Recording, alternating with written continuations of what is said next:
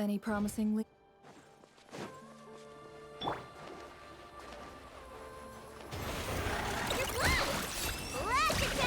Lush as the moon, by the frost moon of old. Can't hide the truth. No more lies. Be silent. Ding dong, rubber bomb. Receive my blessing. It all like The riddle remains unsolved. For the everlasting forest. Branch into song. Lash attack. Do you fear the dark? To dust.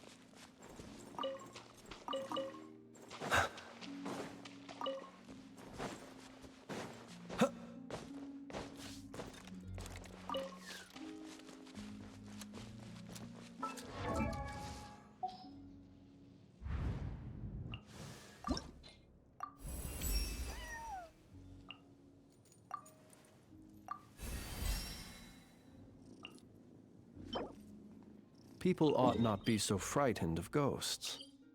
They are merely...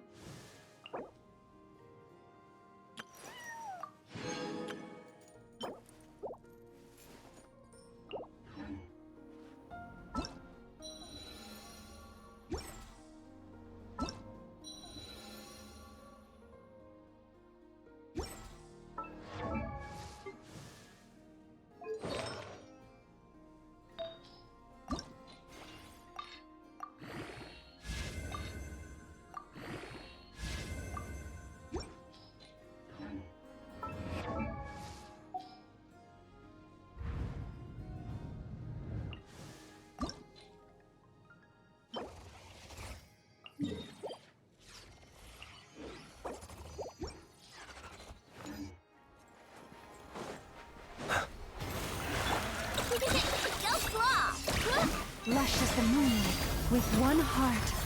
Observe, be silent.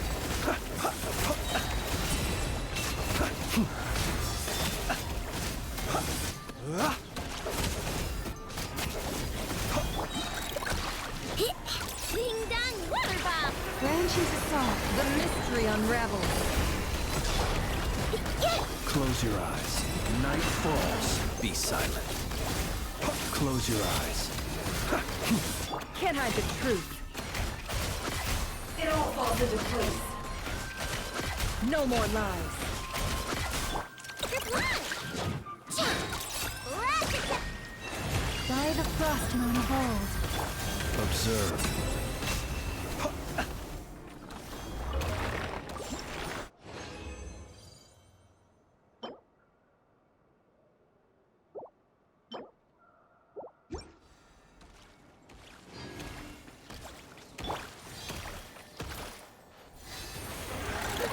Go claw. Lush as the moon. Close your eyes. Look, the rainbow. Chihuahua. Yeah. Seek within. It all adds up. No more lies. With one heart, we... Rat-a-tat. Looks like playtime. Receive my blessing. Go.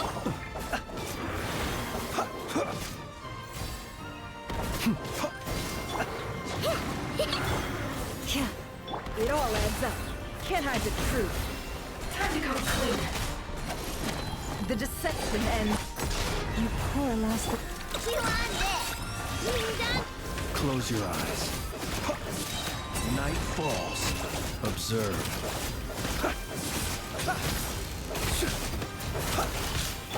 No more lies. For the everlasting forest. Rat-a-tat. It all adds up.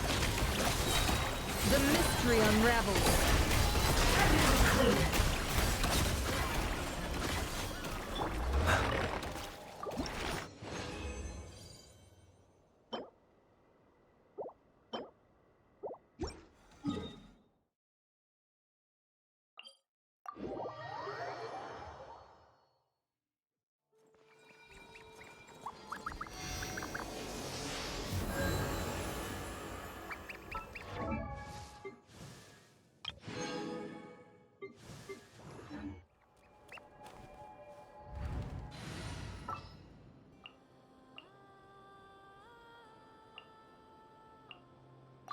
Please select target.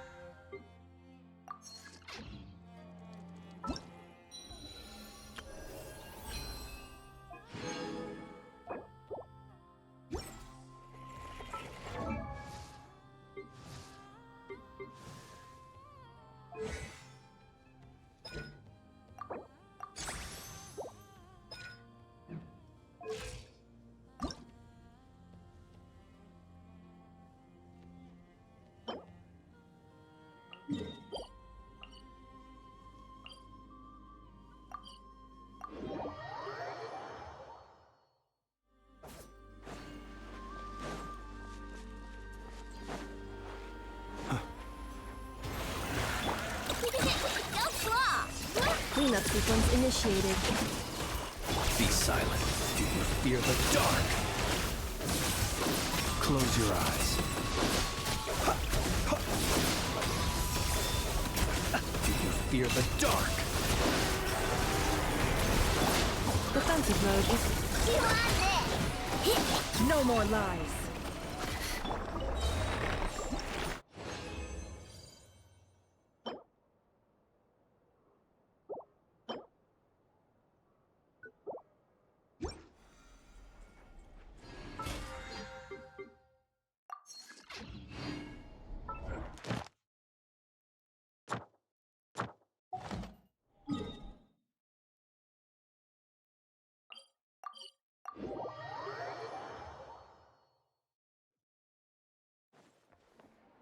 add as.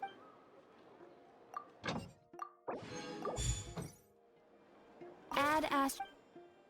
Thank you for.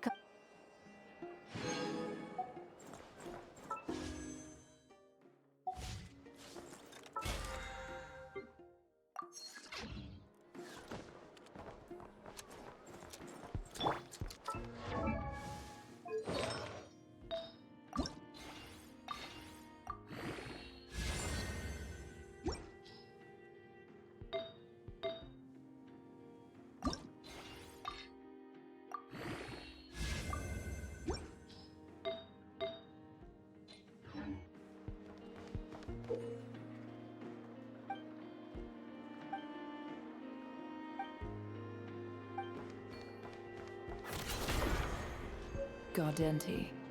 Capable enough, but not exactly the brightest candle in the box. I doubt he has the nerve to stick his neck out. Great wisdom can be found in the smallest of objects. A Liyue merchant this far from home who's taking to not cry like a fish to water. Definitely worth keeping an eye on. Now, dear. This is just a temporary stop along the way. The actual vacation comes right after this. I promise.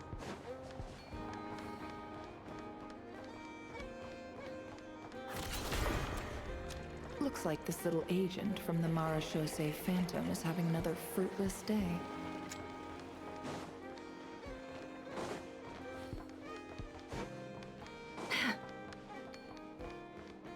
Can't hide the truth.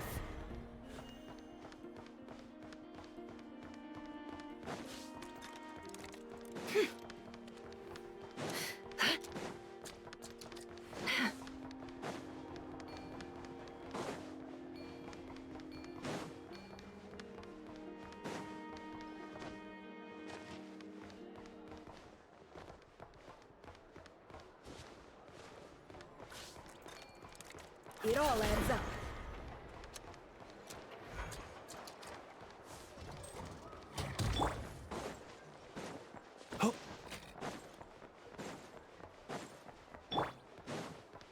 Ad Astra Abyss.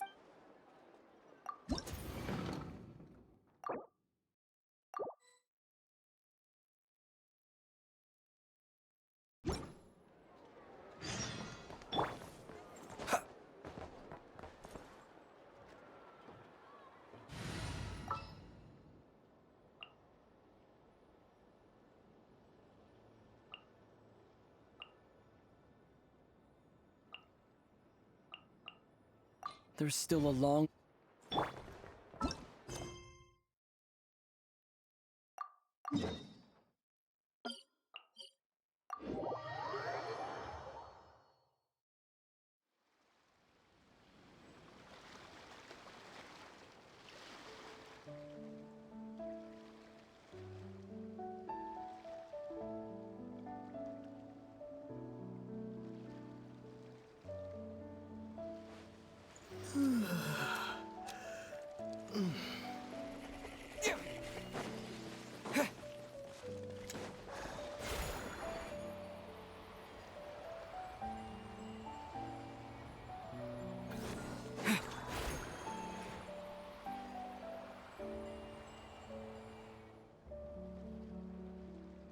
Oh, do you think the others are making good progress? Hope it's all going smoothly. Oh, hey look! They made it back as well! Flint's, Llama! How did it all go? All is well, thank you. Nefer and Yehoda had to stay at the curatorium to wrap things up, so they won't be joining us for now. I ran into Miss Anefa and Miss Aino on the way back.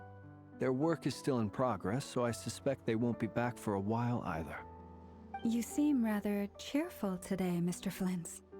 I certainly am. I achieved what I set out to do and came away with more than I bargained for. Fighting alone can get quite tedious, but I had the good fortune to run into a pair of brave young warriors. We meet again.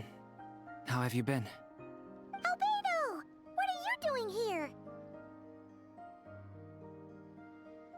That would be a natural assumption to make. It's also the correct one. These two courageously lent me a hand while I was fighting the Wild Hunt.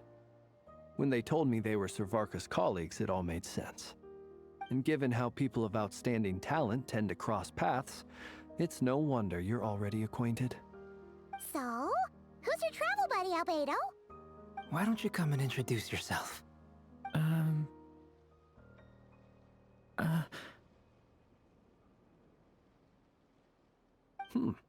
A gentleman of few words, I see, and a rather stern countenance. I presumed you were acquainted with him. Is that not the case? It's nice to meet you. Again. We've technically met before. Wait a sec! You're Minnie Durin! That's right. It's me. I'm glad to see you again. By the way, he says it's okay if you drop the mini. Yeah, I'm not as mini as I used to be. Interesting, isn't it? The first step towards blending into human society appears to be reflecting on whether one's name really reflects who they are. Wow! You look so different! In a good way, of course. It's great to see you looking so healthy. Thank you, Paimon. And although you're as mini as ever, I understand that diminutives don't always convey endearment. I'll be sure to simply call you Paimon, as a sign of my great respect for you. Wow! You're such a smooth talker now. Paimon could get used to this. From now on, you may refer to her as your esteemed guide, Paimon.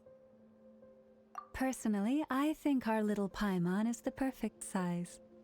When people call her Little Paimon, it's just because she's so adorable that they can't help themselves. If that's not a sign of endearment, what is? You're absolutely right, Miss Lauma. My brother still has a long road ahead of him when it comes to understanding human relationships. Anyway, speaking of long journeys, didn't Columbina, leave with you? How come she isn't back yet? She's been catching up with old friends.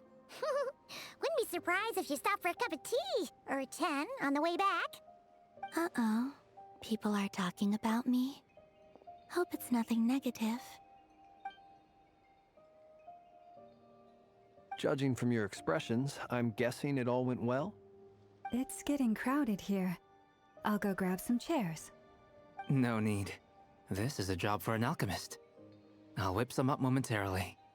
Thank you for your hospitality, ladies and gentlemen, but I was merely escorting my friends back. I'll be meeting Sandrone shortly, as we still have some things to discuss. It's been a pleasure, everyone. But this is where I'll say goodbye. We really appreciate your help. Oh, come on. Spare the formalities. I'm just glad I could help out some true friends. I understand. Well, bye for now, Harlequino.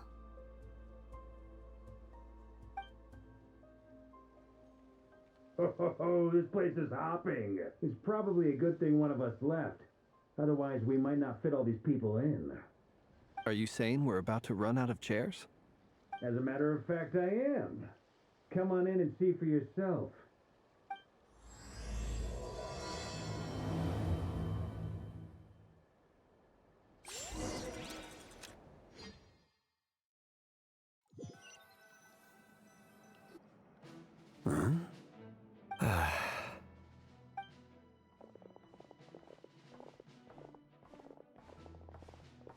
I overheard your little chit-chat outside, by the way. With Miss Columbina's colleague gone, we should be back to the original crew plus the other colleagues I brought in. Though, it looks like we have another new face. Someone else managed to rope in a colleague too?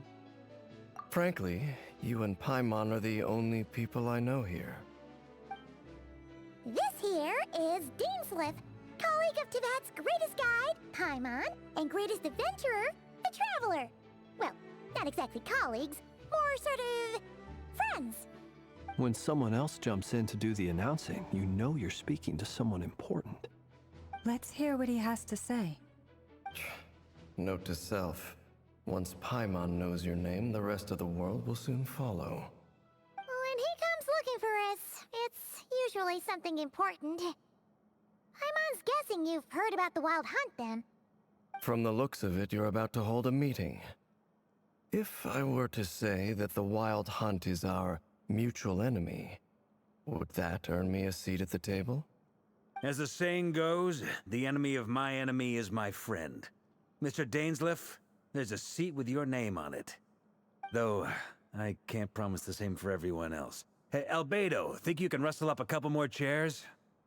After all this time apart, Grandmaster Varka's first order is to rustle up a couple more chairs. I've missed this. Is he being sarcastic? Hey, he's your brother. Why are you asking us?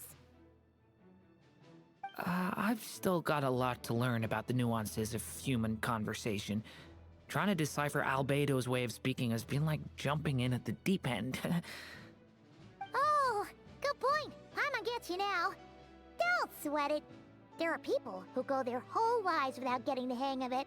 You're ahead of the game already. I wonder what's taking Nefer so long. Perhaps you should go and check in with her. If anyone can hurry her along, it's you. I just got back from the curatorium. Besides, aren't you curious to see what's taking her so long? Miss Nefer doesn't strike me as the type to share secrets. And since gathering intel is her specialty, I'm guessing she'd prefer to keep her methods confidential. Under such circumstances, would it not be tactless for me to impose? Oh, but it's fine for me to impose. What can I say? You have an unrivaled ability to garner people's affection, Miss Moonchanter. Besides, you have far more in common with her than I do. All right then. Impressive. She barely fought back at all. I admire your powers of persuasion, my friend. As I'm sure Miss Lauma will realize soon enough, the trick in life is to always pitch in with other people's responsibilities so that you can be selective with your own. Another trick is to simply hide in the background. Spoken like a true sage. Anyway, looks like we've got some time to kill before the meeting. Let's take a little breather, folks. And feel free to chat amongst yourselves. We'll get down to business once the other two arrive.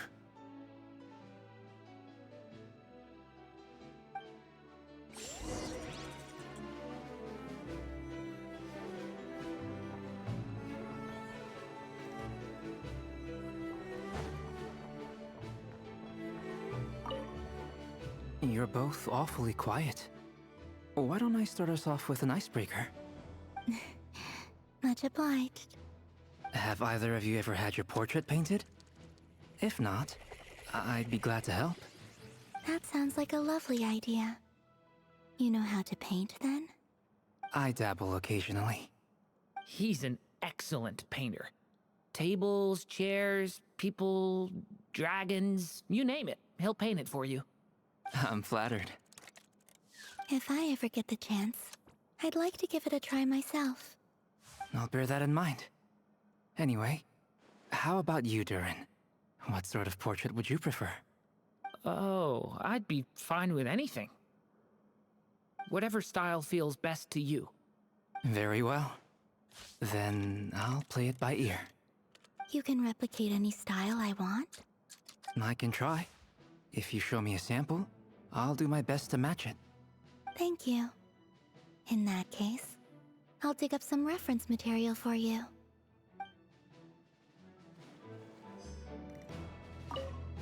You're both awfully quiet. Have either of... That sounds like a... I dabble. He's an... I'm flat. If I ever get... I'll bear that in mind. Oh, whatever style... Very well. You can replicate... I can try. Thank you.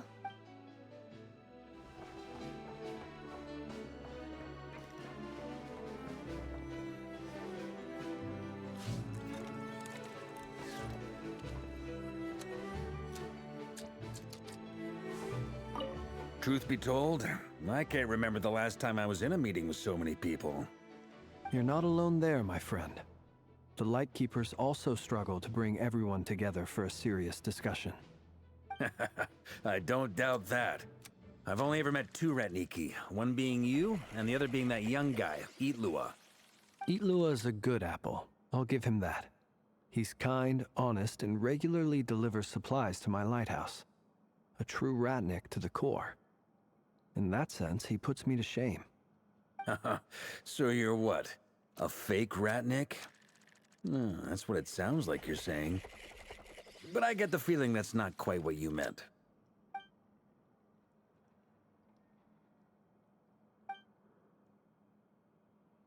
Come on, why the awkward silence? Sorry. I'm not even gonna bother trying to hide it. You've known all along, haven't you, my friend?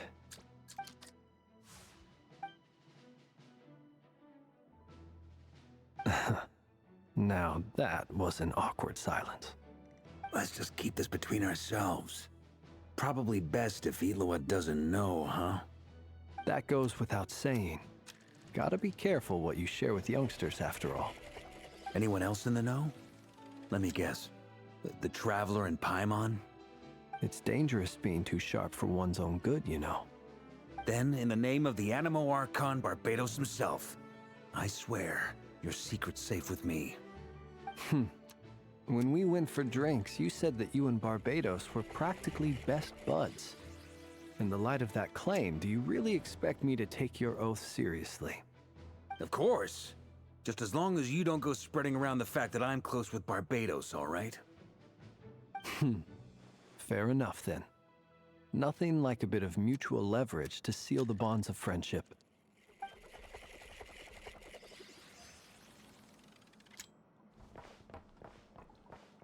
Is there something you'd like to say to me? Yeah! For starters, why'd you just show up here without even giving us a heads up? If you think back to our previous interactions, you may recall that that's hardly out of character for me. You do have a point there. Oh yeah! You'll need to find somewhere to stay the night too, right? Want to tag along with us? You never know. We might get a group discount. Sure. Let's do that. Great! Paimon will handle it. And in return, we can get Dainslift to be our very own personal bodyguard. If that's what you had in mind, you should have said so sooner. I'd be happy to help. Oh, okay then. Paimon was only kidding, but good to know. Anyway, since we're all here together, we might as well watch each other's backs. That's just what friends do, right? Indeed. Thank you.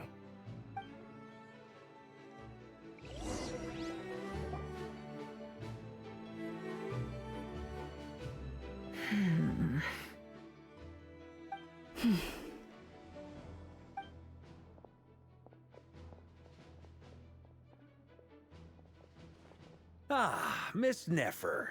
You made it after all. But what about Yehoda? I'm here to give you an update on how things are going on our end. Once this is over, I'll be heading straight back to continue my work. I left Yehoda back at the curatorium to watch over things while I'm gone. Huh. So much for just this once.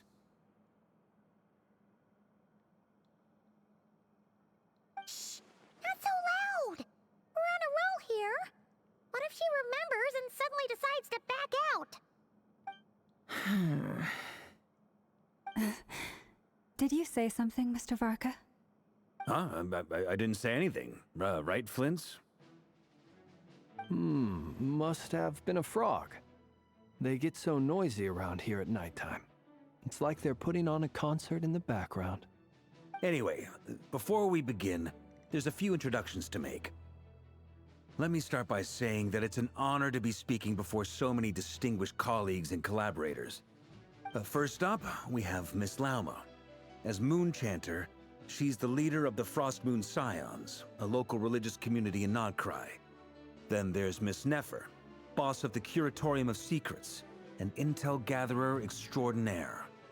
Nefer is leading the investigation into Rerer's background, assisted by Yehoda and Lauma. From the little I've heard, they're making some great progress. Over here, we have Mr. Flint's, a ratnik and guardian of the abandoned lighthouse. In our last operation, he courageously distracted the Wild Hunt to buy time for the rest of us. For those of you who've never met, this is Mr. Albedo, a renowned alchemist and captain of the Knights of Favonius investigation team. By his side is a new face for us all, myself included, Mr. Durin, who has come to lend his aid. Next up, we have the Moon Maiden and former Fatui Harbinger, Miss Columbina. Then we have the Traveler, who's earned more titles than I could possibly hope to list out, so I'll spare you the rundown. And Paimon, the ultimate travel companion and quite possibly the best guide in all of Tevat. Wow! That's a lot of people! Great turnout! Miss Nefer, it looks like you might have another job coming your way, so, congratulations on the booming business, I guess. You think I haven't got enough on my hands as it is? Who's looking for me now?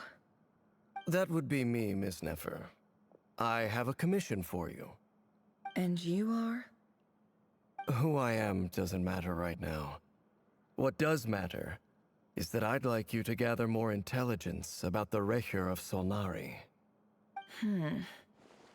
Well, it's not as if we never take on anonymous commissions. But in your case, I'll have to decline. I'm gonna take a wild guess and say your job's probably more hassle than it's worth. Something about you seems like bad news.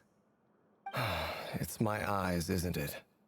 Conrian, I assume. And what's with the mask? Are you trying to hide your identity? In any case, the fact that you're even still alive raises an awful lot of questions for me. My name is Dainsleif.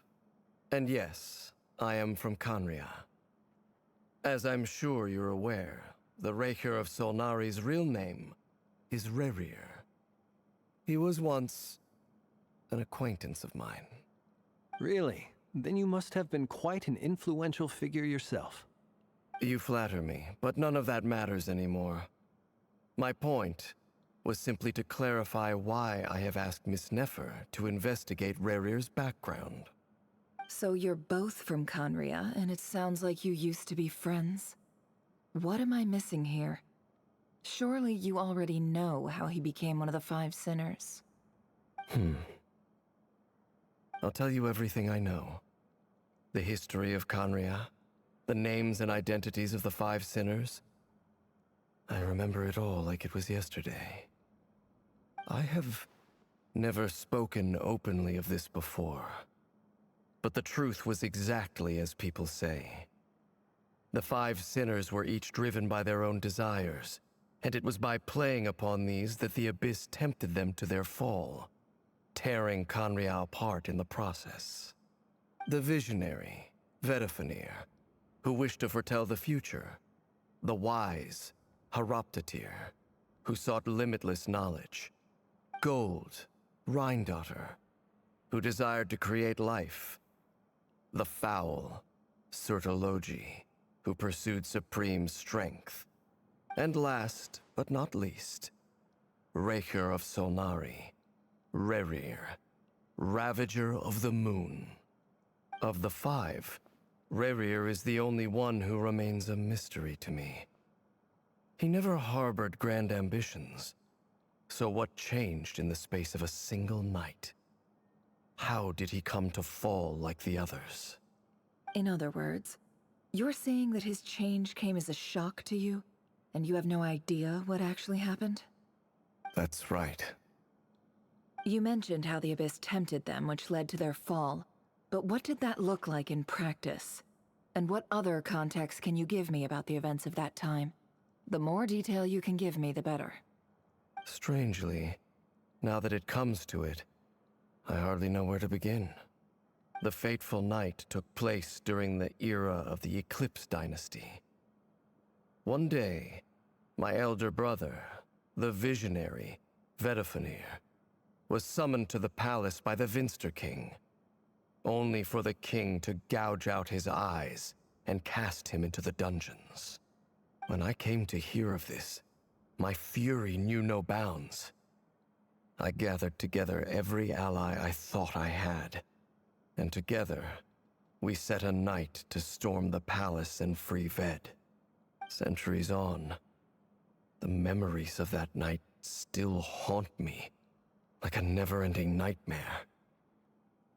We broke through the palace gates, just like we had planned, each striking towards our separate targets. But then, I was betrayed. Even Vedafenir, the very person I had come to rescue, abandoned me and partook of the Abyss's power. So, it's personal after all.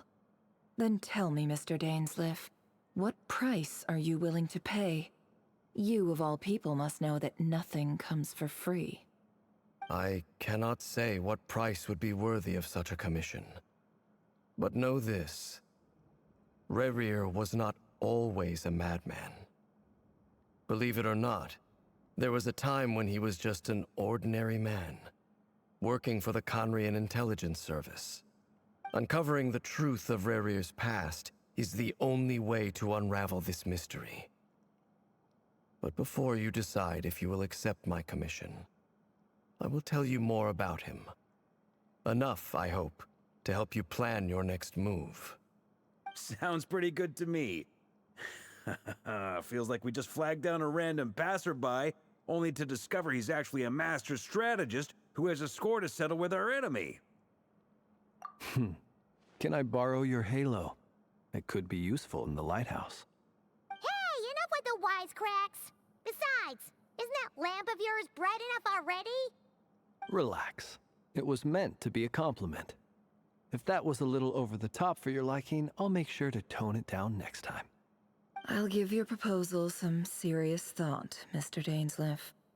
Let's speak in private once the meeting is over. Before that, there's a few things I'd like to share.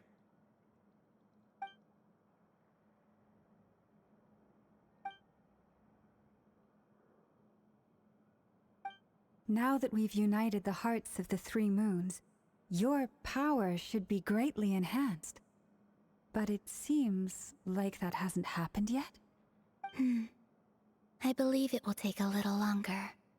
You've done so much for me, so I want to be completely honest with you all. Even though I'm doing a lot better now, the truth is, my recovery will likely be an ongoing process. From the moment I was born, my power has been slowly ebbing away. And that is because Tevat has never accepted me. Even with the moons united as one, it seems my rejection cannot be undone. So far, I have yet to find a solution. It may turn out to be a problem that will plague me until the day I finally leave this place behind. Even so, I will do everything in my power to help you drive out the Raher of Solnari. As Arlecchino put it, this is not about chasing the spoils of victory. It's just a gesture of heartfelt gratitude. Kutar,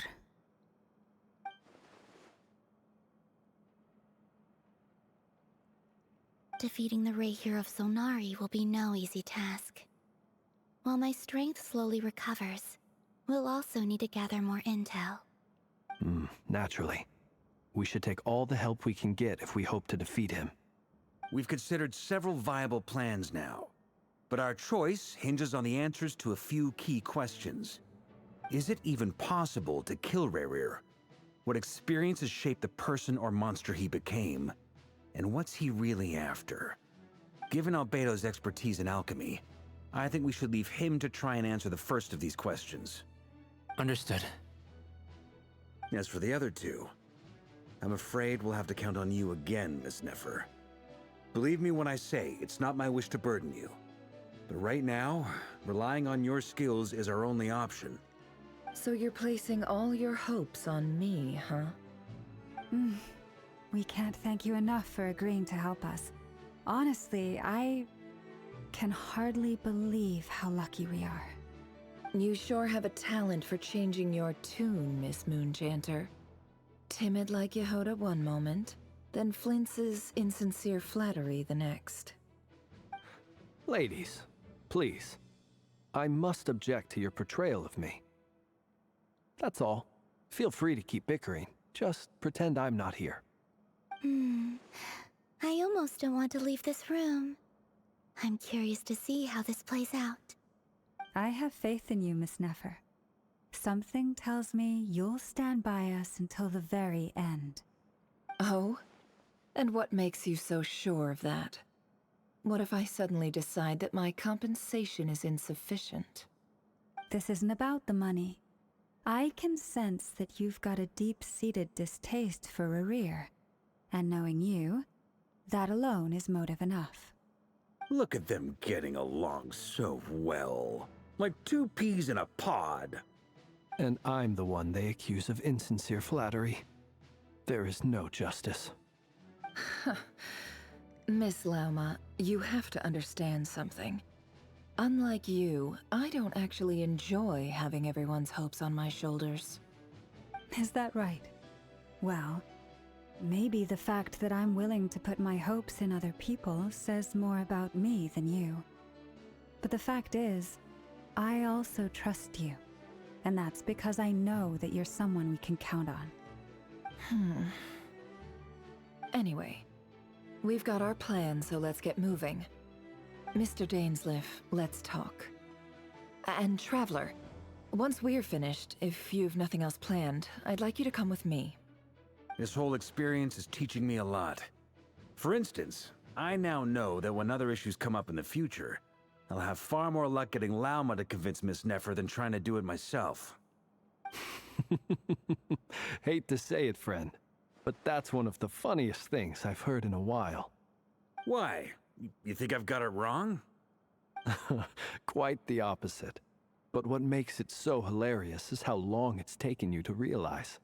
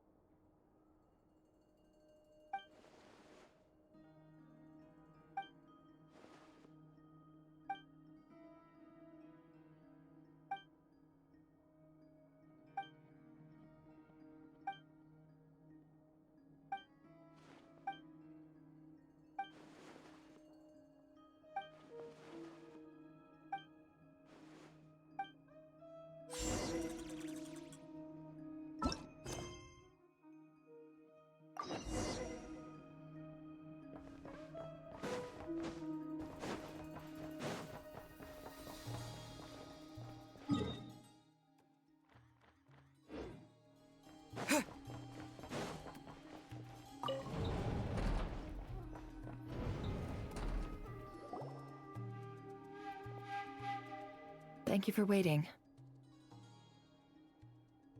It's okay. We actually used the time to help Dainsleif get a room at the hotel. That's very considerate of you. Now, I trust you share my curiosity about Rarier's past, and you seem fairly familiar with Mr. Dainsleif already. We spoke at some length after the meeting. He was the one who suggested I should invite you to join this operation. He feels confident that these secrets will be safe with you. Dane has a lot of faith in us, that's for sure. Likewise. I appreciate that you got right on board without interrogating me about why I invited you. It shows that you trust me to explain everything in due course. That's because we know what you're capable of. We appreciate you too, Nefer. You might have been forced to help in the beginning, but this time, it was your choice. That's one way to put it. Another is this, that once a decision's been made, it's set in stone. After that, my only goal is to see it through. Alright, so here's how it is. I'm going to access Rarier's thoughts again using my confidential method. Now, I'm sure you've seen things like this before on your travels, so you're surely well aware of how dangerous it can be. The reason I've gathered you all here is to ensure my safety during the proceedings. I plan for us to enter the fragment of his consciousness together, and once inside, I will focus on searching for information. Think of this as a diving expedition into someone's brain. If I'm the diver, you are my safety equipment, tasked with keeping me alive while I'm under the surface. Once the ceremony begins, we will all be spying on privileged information. But in the interests of safety, you must remain absolutely silent at all times. We will discuss our observations after the ceremony has concluded. Lastly, any individuals of a weaker constitution are advised not to partake in the ceremony. In any case, Paimon has her own job to do, which requires staying in the room but not joining the ceremony.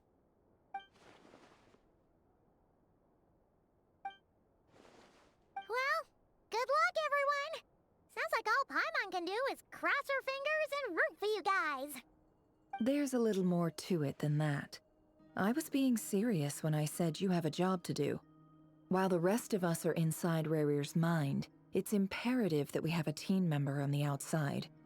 In the event that something goes wrong, you will be our first responder. I don't anticipate any issues, but the extra level of safety will be greatly appreciated. I second that. This is a dangerous operation here, and you're our whole rescue team. That's pretty much the most important job in the crew. So, Paimon's like the lifeguard? Yeah, that makes sense. All right, got it. Good. Please, take a seat. We'll get started momentarily.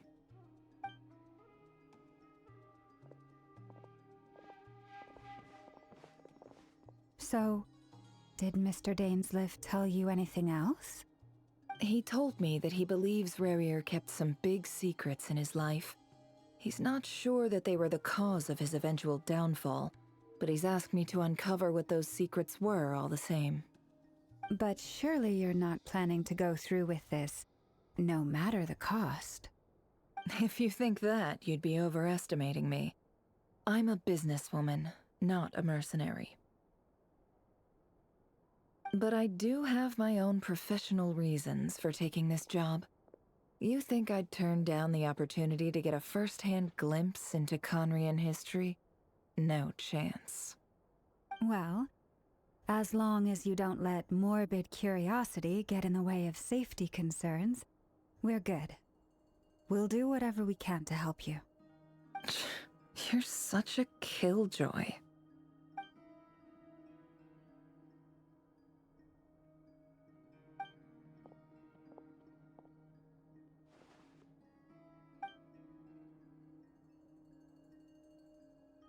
All right, I'm good to go. All set over here, too. Promise, Paimon, you'll be extra careful. All right. Let your whole body relax. We're about to begin. Close your eyes.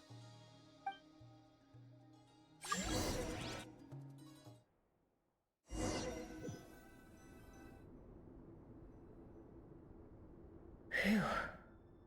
Could this be his office? Pretty standard setup. Bookshelves, paperwork, files. According to Dainsliff, Rarier used to be an intelligence operative. Chances are there's plenty of top secret intel stashed away in this room. Is this where you keep your secrets, Rarier? Can't say I'm not looking forward to this.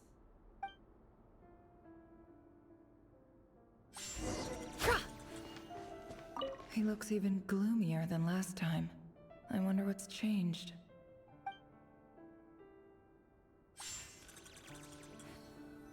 He looks even gloomier.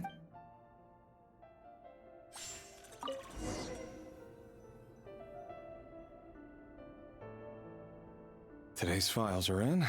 Time to wade through them just like usual.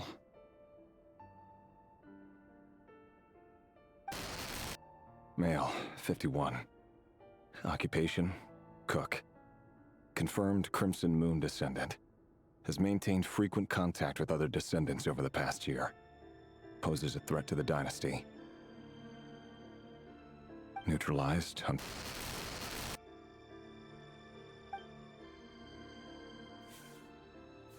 This one should be archived under purged targets.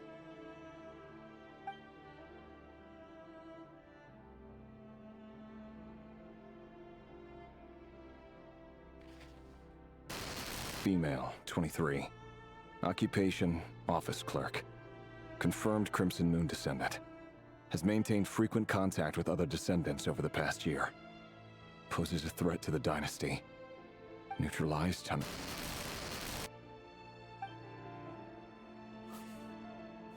Another one for purged targets.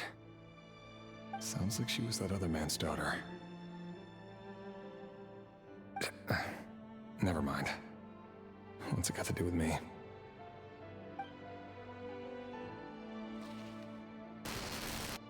Male, 40.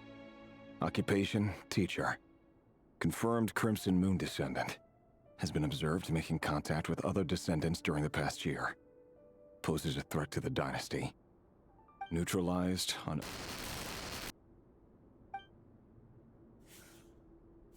Just another nobody for the archive.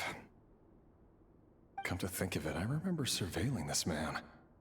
A case like his never would have been considered a priority in the past. Huh. He barely even interacted with other Crimson Moon descendants.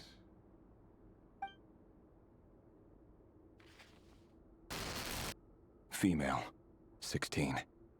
Occupation, none. Orphan and confirmed Crimson Moon descendant. Has been observed making contact with other descendants during the past year. Poses a threat to the dynasty. Neutralized on... Filed. I have no recollection of this girl. None whatsoever. She doesn't seem to be anyone important, but then again, how many of them really are?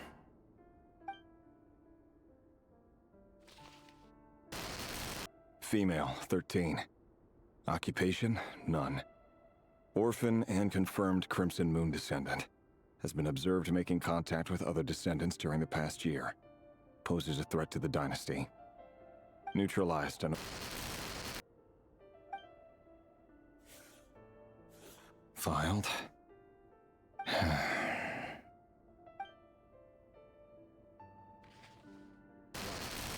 Male, 11. Occupation, none. Orphan and confirmed Crimson Moon descendant. Has not been observed making any contact with other descendants during the past year. Poses a threat to the dynasty. Neutralized on...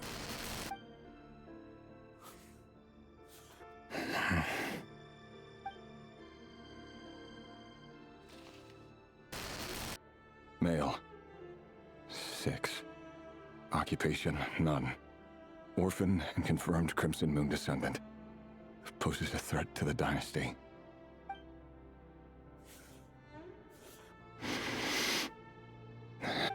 It's funny, isn't it? Your job is becoming both harder and easier at the same time, depending on how you look at it. Sooner or later, the Crimson Moon descendants will be completely wiped out. But as their numbers dwindle, they become harder and harder to track down. That's not how it is. Fortunately, however, most of the able-bodied adults have already been taken care of. The remaining weaklings will be increasingly easy to deal with. No! No. My job is to ensure the survival of the Eclipse Dynasty. And the only way to do that is by eliminating any and all potential threats. It's a perfectly legitimate line of work. Every single one of my colleagues can attest to my fairness. And if my friends were aware of the facts, I know they'd back me up too. Assuming, of course, that they were aware of all the facts.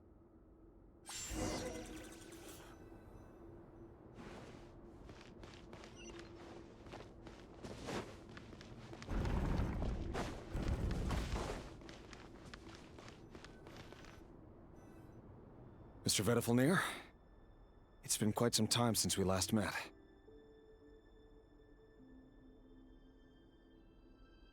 Rerir, I trust you're here because you have something important to discuss. Forgive me. I wasn't tuning out, it's just, I noticed you didn't even phrase that as a question. As if you knew I was coming. Tell me.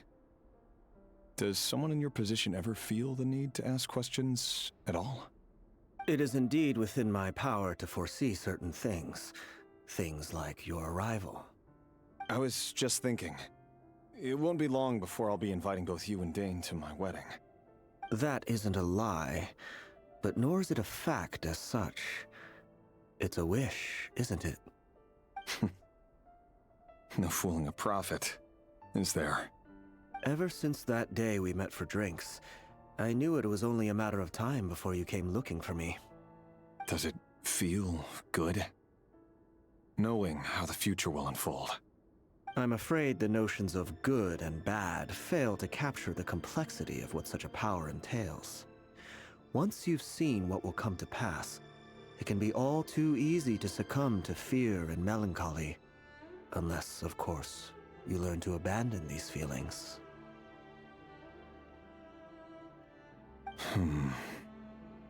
You fear my silence, and long to hear the words I left unspoken that day. That's right. You must have noticed my reluctance to broach the subject, and the reason is simple. Because the truth could never have lived up to your hopes. For both our sakes, such words are better left unsaid. The burden of prophecy was never meant for your shoulders. So who exactly do you deem worthy to hear your prophecies? None but our exalted king? Or rather, our king as he once was. You're closer to his majesty than I am. You must know better than anyone how much he's changed. You say that as though it is to my benefit. Yet precisely because of that, I dare not speak rashly. A king can turn out to be the most virtuous of rulers, or a tyrant more terrible than the most vicious of dragons. You are so wise and far-sighted, yet still you would have me live in fear of the unknown? You make a fair point. Especially given my silence alone was all it took to send you spiraling downwards. Very well then. Let me offer you some advice. And I say this not as a prophet or a visionary, but simply as the brother of your friend. For many reasons, there is very little chance of your marriage ending in happiness. If happiness is what you seek, you should find another fiancé.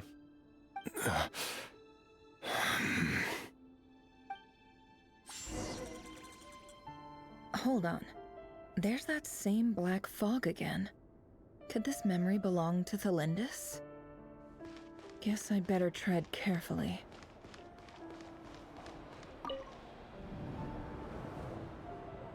Wait. Hear me out. This time we finally got a clear look at his face and learned his true identity.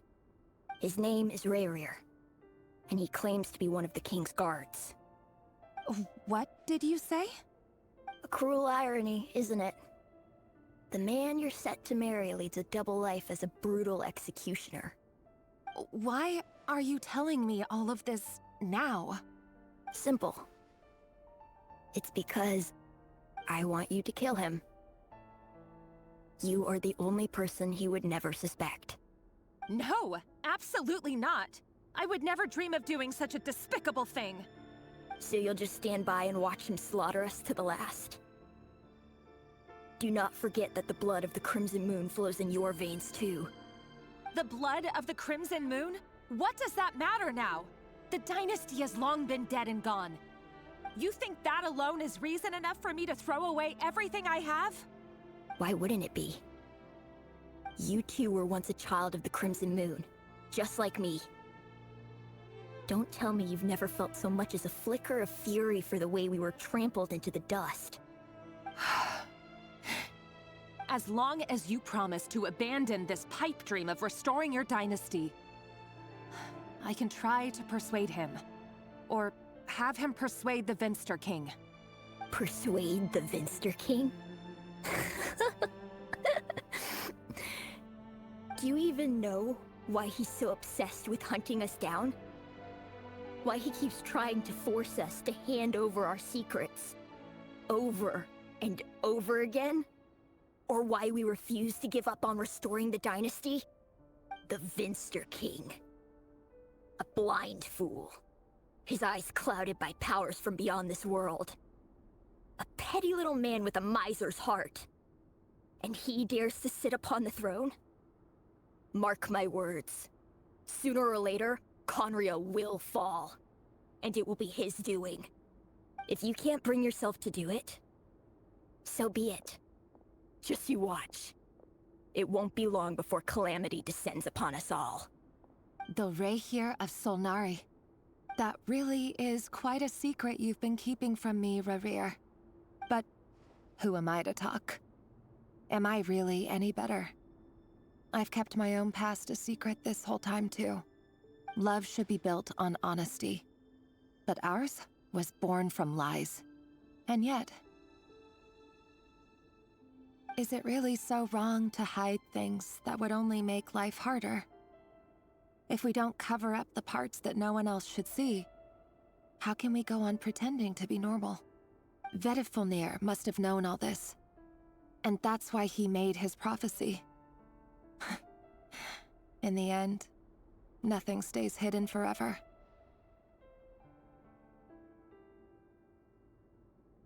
But I won't just sit by and watch this disaster unfold. I'll do everything in my power to protect what I cannot afford to lose, no matter who I have to face.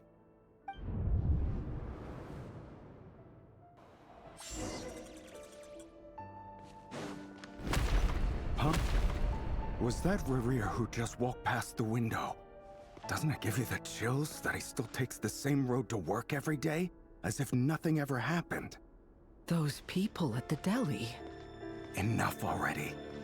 They're clearly pretty taken by their own disguises, so just smile and play along. Pull the rug from under beasts like that, and you'll risk having your throat torn out. Deli? Oh. They're talking about those people from the opposition. Right. I'd almost forgotten they used to run a deli. People of no consequence always vanish so easily. And no one even remembers them.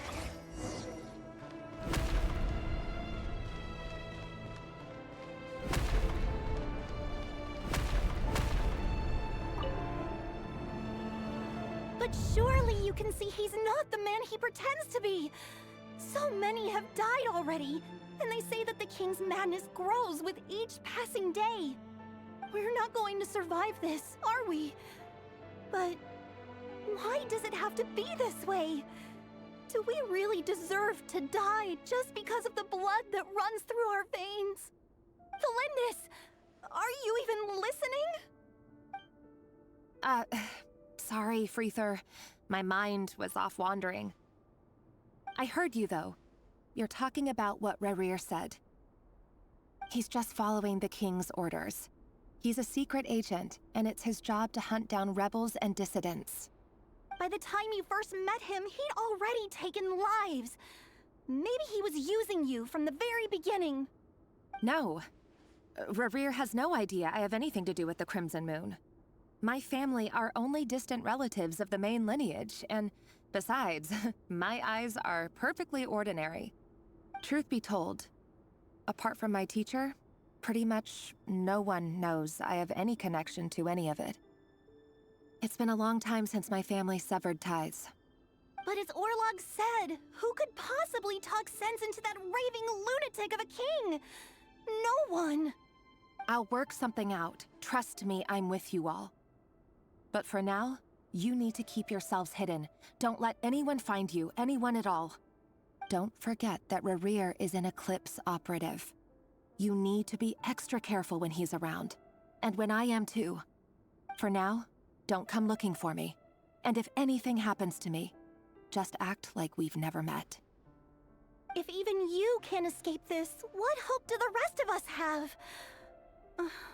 But after all this time together, surely he wouldn't lay a hand on you. I won't speak in his defense, nor can I give you a clear answer to that question. But I'll do everything I can to put an end to this. Here, hold on to this. If an opportunity to escape presents itself, take it. You'll be glad you took some spare change. You call that change? But what about you? I've got a job, and there's still money coming in. But you can't go anywhere right now. Please think about yourself for once.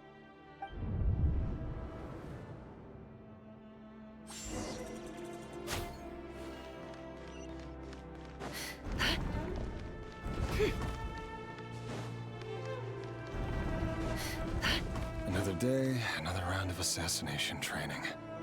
Training ground is just beyond this hidden passageway. When you kill a person, doesn't it bother you when you end up covered in their blood? Why would it? Aren't we all just walking blood bags? But not everyone is accustomed to hunting down others like prey. You've been a hunter for so long now, you seem to have forgotten that most people don't just go around killing one another. Leave me alone.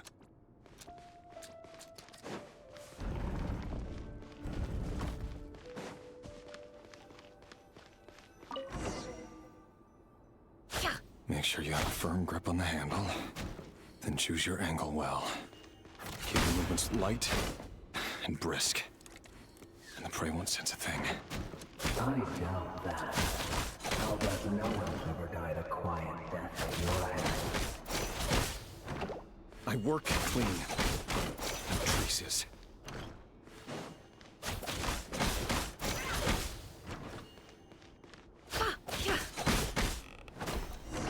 That doesn't leave it open for the The king just happens to need you right now. Or someday he doesn't. That won't happen. He's changed. Ever since he fell into the spell of that power. In the beginning, he only let you take out a handful of it. Now... The ones I've dealt with have always been guilty. And I've carried out my work flawlessly.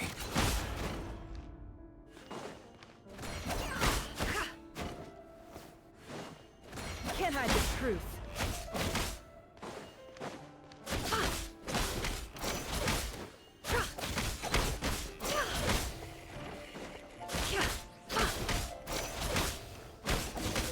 You know why Felindis didn't accept your proposal, don't you? Was it because she didn't trust you? Or something else? Enough!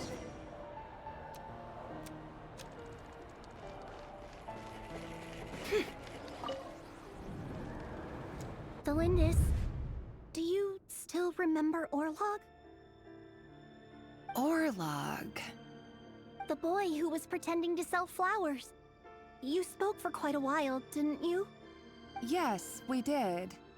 What about him? He was arrested 2 days ago. Chances are he's already dead. He... I just don't get it! After everything he's done, why do you still stand by him? Or does it mean nothing to you that people keep dying? No, that's not... Just hear me out. I need to go now, Thelindis. They're looking for us. You take care too.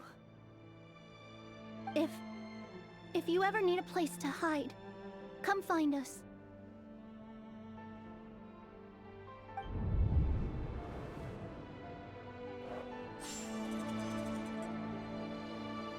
Yeah.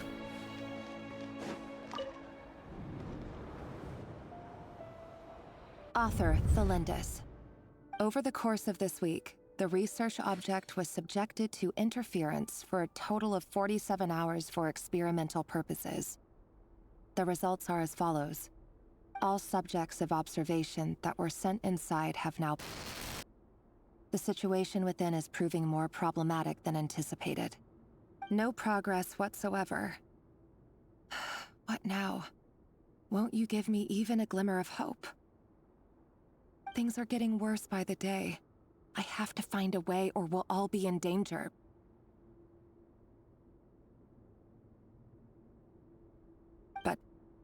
But I... If all this research comes to nothing, what then? Sooner or later, it'll be my neck on the line. But could he really bring himself to kill me? No. Surely he wouldn't have the heart.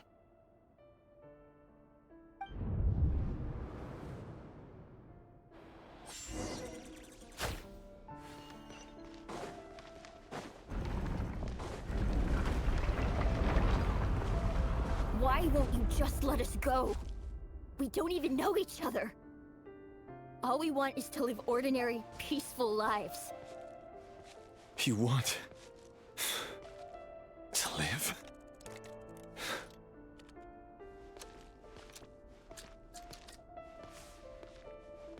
Yes. I just want to go on living. Is that really such an unforgivable crime?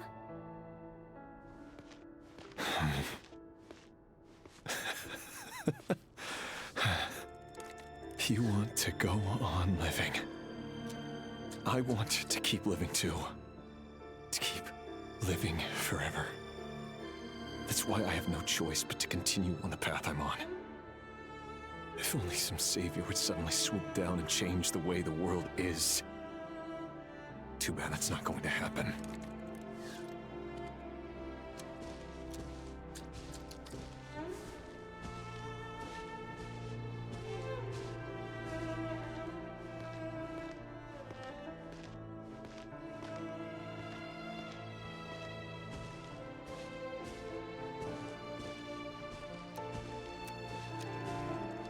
Imagine that.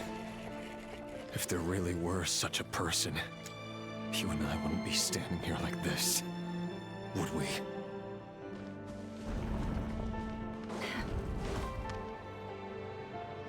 Today's files are in. Time to wade through them just like usual. No, I don't get tired of it. It's my job. And not only am I lucky to have it, I'm good at it too.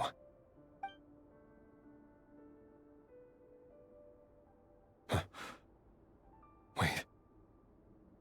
That's... Thelindis? No. No. No! Why? But you bear no mark of the Crimson Moon. How could you possibly have anything to do with them? It cannot be!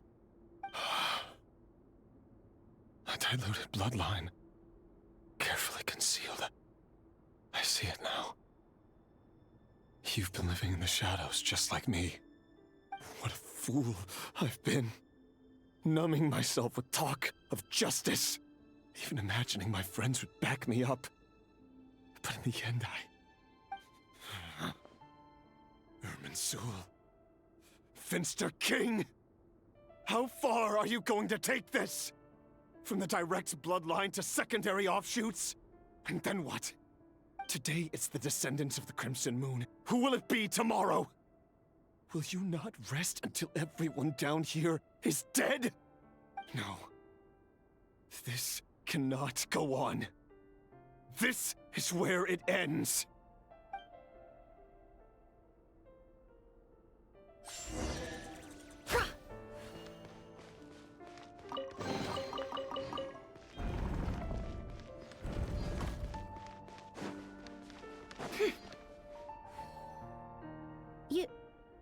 You're really letting me go? I am. As long as you can guarantee that no one will find you. Don't worry, I'll be extra careful. No one will know I was here. But what about you? Me? If you let me go, you won't be able to complete your mission, will you? Good point. In that case, maybe you should stay. No, please! I just want to see the outside world again. To... Go on living? Yes. I know you're a man of your word. So please, just let me go. If I let you leave, what will become of me? Just kidding. Go, now. But remember, don't let anyone know you were caught. We'll be seeing each other again very soon if you do.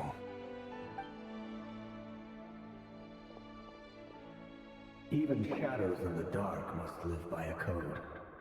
But you can't save everyone. You've been whispering in my ear for days now, Vedifalnir. What are you trying to do? Break me down? I only say this because you long for an answer to your problems. Let her go, Rerir, or you risk losing everything. I will not abandon Thalindis. Then you'll need a little more vigilance and a lot more power. The world is changing, Rerir.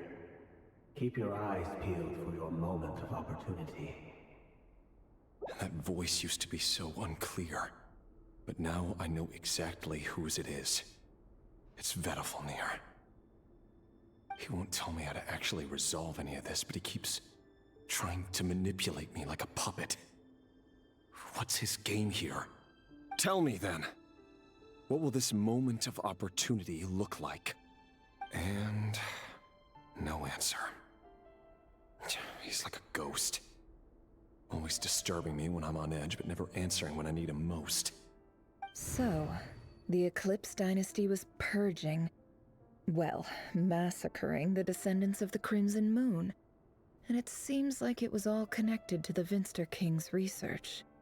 The King's obsession with abyssal power left the future of Conria hanging in the balance. No wonder every aspect of Rerir's life was so unstable.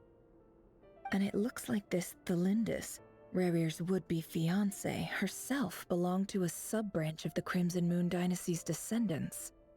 It almost defies belief that a couple like them could hide the truth from each other for so long. If the Vinster King hadn't intervened in such a drastic way, they might have gone on deceiving each other for the rest of their lives. And why does Vedifalnir, Dainslif's older brother, keep talking in Rerir's head? This guy kept more secrets than I ever imagined. The human mind is like a vast desert of shifting sands.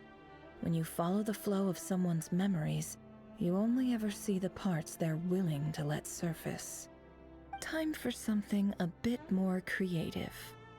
We've been inside Rerir's mind this whole time, building up a picture of his psyche.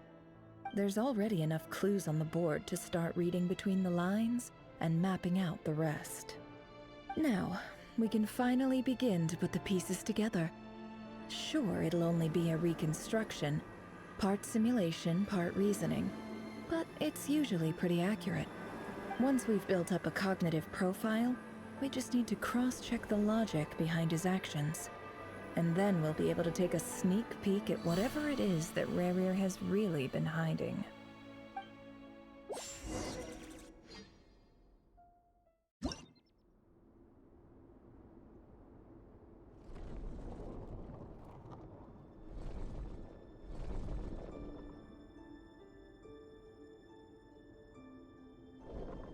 Rerir, are you there?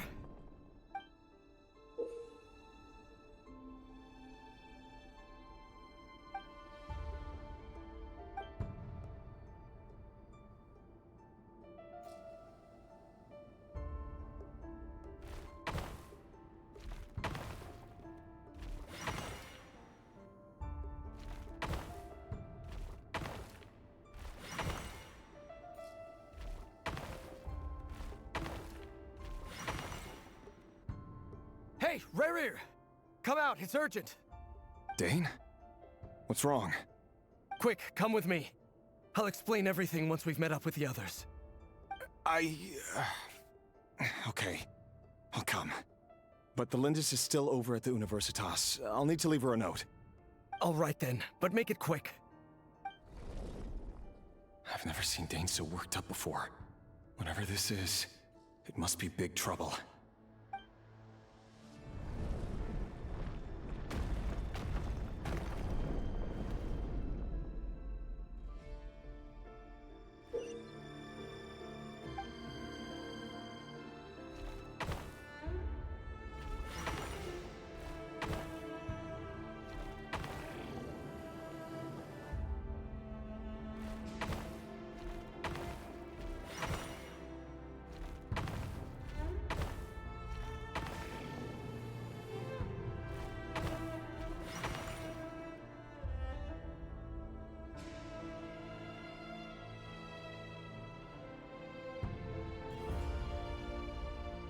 Well, this is a nice change, meeting you all at this hour.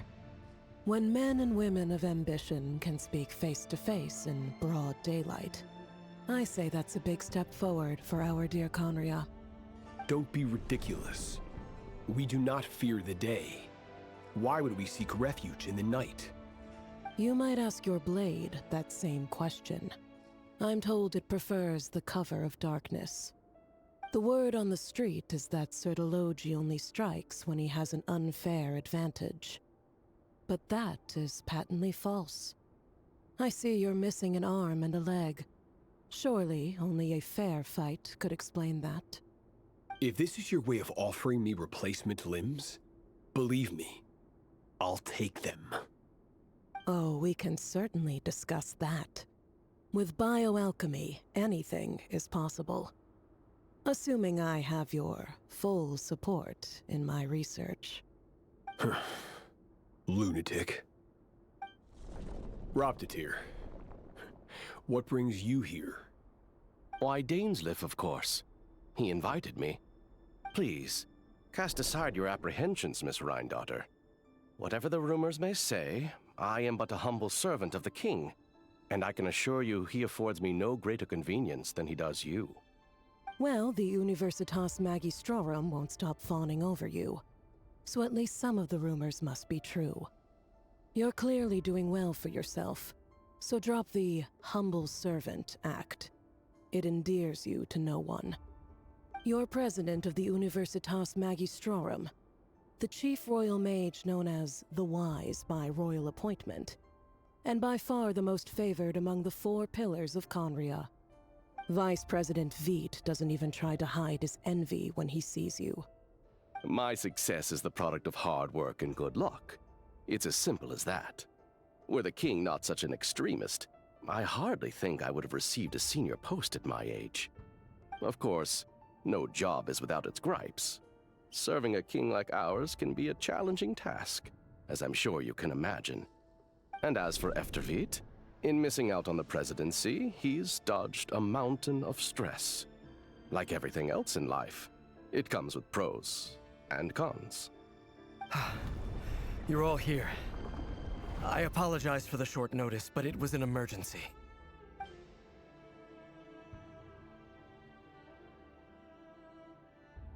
You must be Rarir.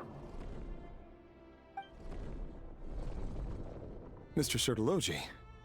Yes, I handled your case file during your sentencing. Nothing personal, of course. I'm pleasantly surprised that you remember me. You're clearly a person of substance if you've been invited here. But Dainsleif, you'd better have a very good reason for convening this little gathering. It's my brother, Vedafenir.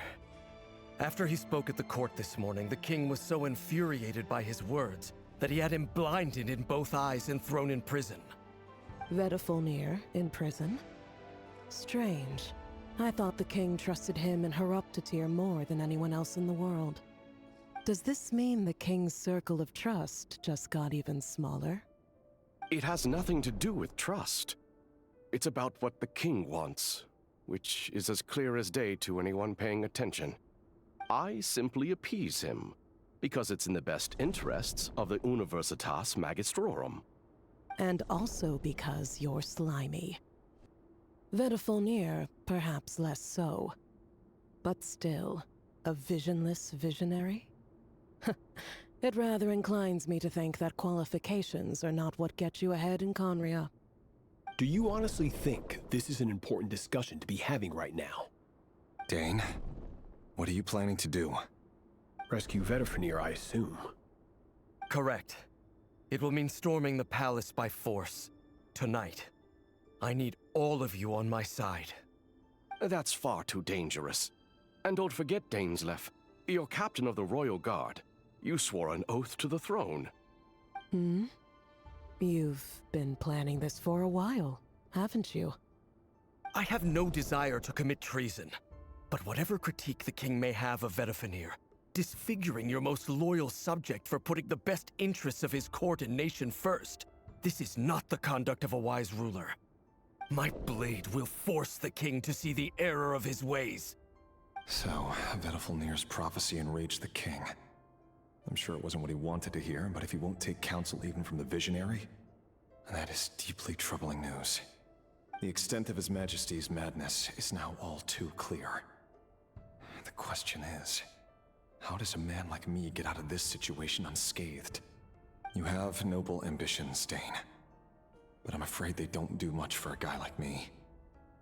I'm not interested in saving the world. All I want is a letter of pardon. A letter of pardon? For whom? Thelindis? The chances of the Vinster King issuing a pardon for anyone connected to the Crimson Moon seem vanishingly slim.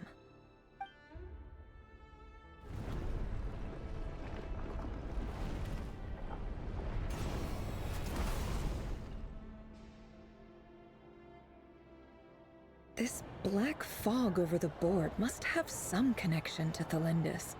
But why is it taking this form? Does it have something to do with Rarir's past? Another mystery I'll need to unravel.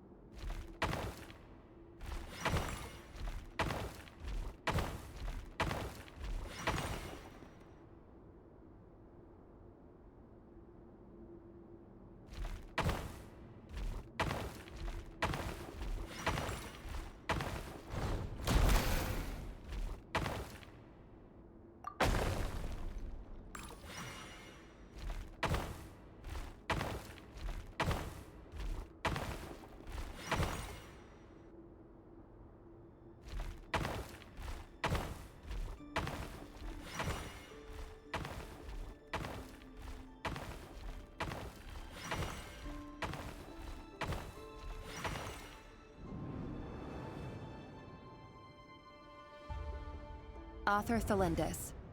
Over the course of this week, the research object was subjected to interference for a total of 60 hours for experimental purposes.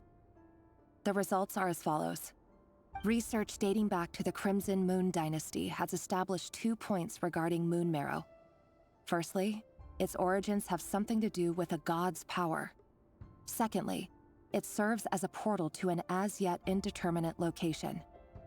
Moon marrow can thus be defined as a spatial gateway. However, there are a number of hurdles to overcome before we can answer the question of where it leads to. To start with, opening the gateway requires a specific power source, which the relevant literature indicates. An enormous amount of power is then required to keep the gate open.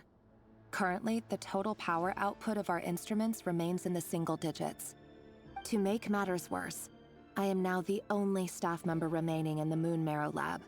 The Universitas Magistrorum recently decided to move most of its personnel into abyssal energy research, which has stymied all Crimson Moon-related projects. This is not a wise move. I have always maintained that placing all our hopes in a single source of power is risky, especially one as poorly understood as this. As well as making ourselves overly reliant on a single resource, we are neglecting other promising technologies. I apologize if this comes across as disrespectful. But as a Moon Marrow researcher, I desperately want to see the world beyond the gateway. If we really made it there one day, what would we find? And how would we go about taming the unknown? My imagination is endlessly fueled by questions such as these.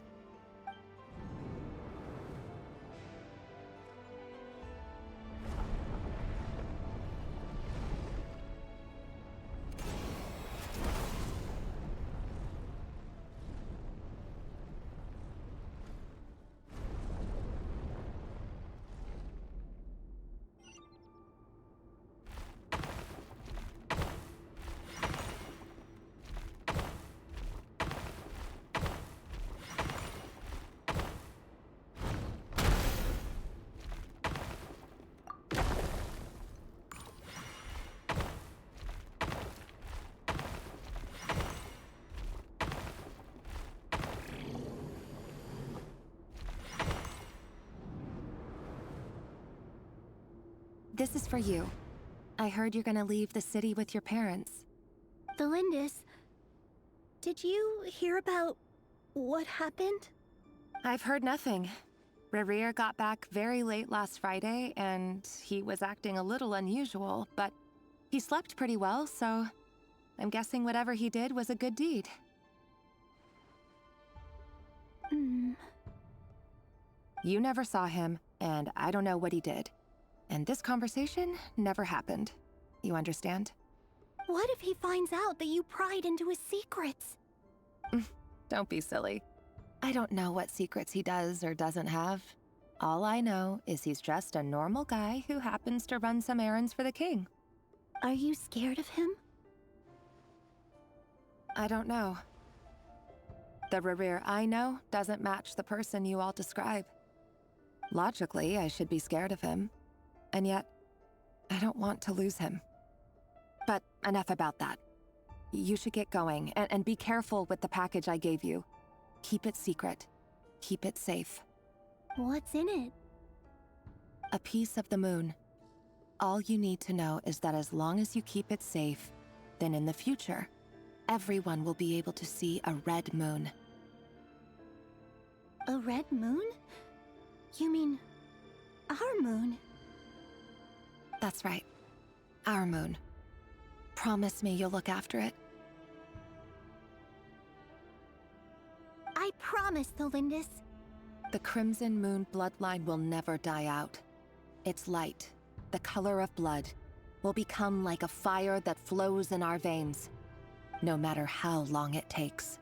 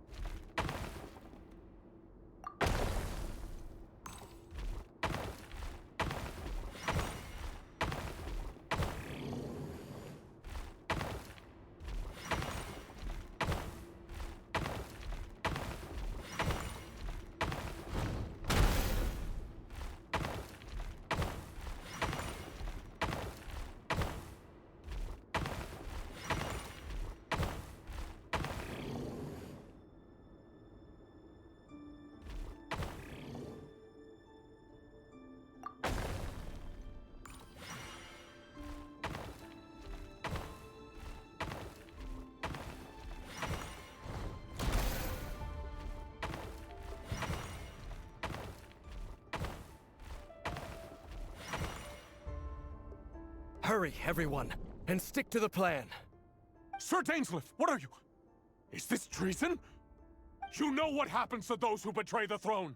Please, don't do this! It is the king himself who has betrayed the throne. He has betrayed all of Conria. If you have any love left for justice in your heart, you should join me. It's showtime. Dane and his group will handle the troops in the palace. Then Hroptatyr and Rheindater will disarm the security measures.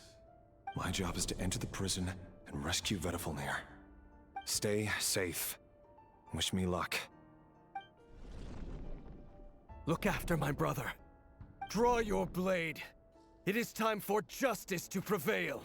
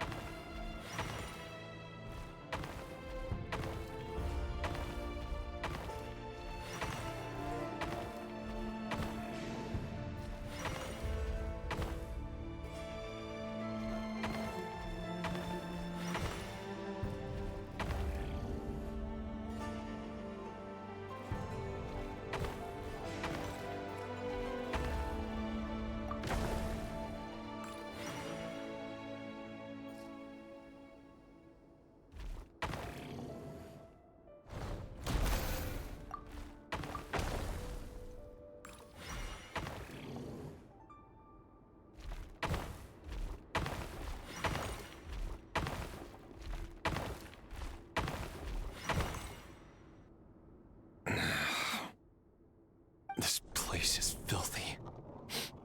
And the smell is abominable. Clearly, the king doesn't allow his prisoners a single shred of dignity. This is dire. Found you. Hello, Mr. Vedifalnir. Ah, it's you. Surprised? Oh, wait. I guess surprise isn't an emotion that prophets feel very often. I certainly felt some surprise in the moment when I was blinded. Surprise at the king's sheer ignorance. Surprise at just how unfairly this world responds to words of earnest remonstration. I'm curious. What did you prophesize this time? It wasn't a prophecy. It was a word of warning. Someone had to say it. The king has forsaken all reason in pursuit of his obsessions. I simply told him that if he continues on this path, Conria will surely fall. But he didn't listen. Worse still, he stabbed you in both eyes and locked you away. Dane asked for my help. The court is in complete chaos now, but I'm sure you predicted that. Everything is transpiring as I foresaw, yet I am powerless to change it. Fate is an immutable force. I can but lament as the inevitable unfolds. I do wonder whether giving a man the power to see the future does nothing more for him than slowly crush his spirit. Forgive my curtness, Vedifalnir, but the king did not suddenly turn on you today. His suspicions have been brewing for a long time. You can't have wisdom beyond the reach of your fellow man without attracting his fear and suspicion. There are things the king does not want to see. So, he doesn't want you having visions of them either. He blinded you because he thought this would make the visions stop. He wasn't entirely wrong. I did indeed lose my power to see the future. Right up until... Until what? Just now. I believe I saw something new. Well, tonight could go a lot of different ways. 5 of us banded together to storm the palace, also we could rescue you. This will go down as the most tumultuous day in Conrian history.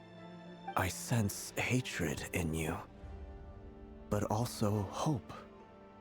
A desperate hope that with the tyrant deposed, that will be the end of the story. But this is not the end. It is the beginning of a new chapter in a whole new story. There are many men of honor and courage in this world, Rerir. But you are not one of them. You're not here for justice, are you? You're here for yourself. Is that a dagger? Interesting. Why not the polearm? It was always your weapon of choice. With your abilities, I don't doubt that you were able to recover some of your sight. But I also doubt that you want to make an enemy of me right now. Of course not. We're on the same side, aren't we? We could be. But I need you to be honest with me, Vedafilnir. At this point, you're my only hope for the future. You mean your future? With your beloved, Felindus? Yes. And I know there are bigger things at stake here. A dynasty, a nation, maybe the entire world. But forgive me, I care first and foremost about myself. I can't abandon the one I love to save myself. I just can't do it. But you see a broader picture of the future than I. You see the solutions to the biggest problems of our age. So tell me, what is my solution? What's the answer? In matters of fate, answers are either right or wrong. What will be, and what will not. Maybe you are willing to pay a certain price in the pursuit of happiness, but unfortunately, fate does not negotiate. That is the cruelest thing about fate. It is unmoved by your sacrifices. That can't be true. I know it's your voice that I keep hearing in my head, urging me to see how the world is changing, to seek more power, so I can protect the things I love. You show me disaster, but you won't show me how to avoid it? Why? Why are you doing all this? My voice. In your head.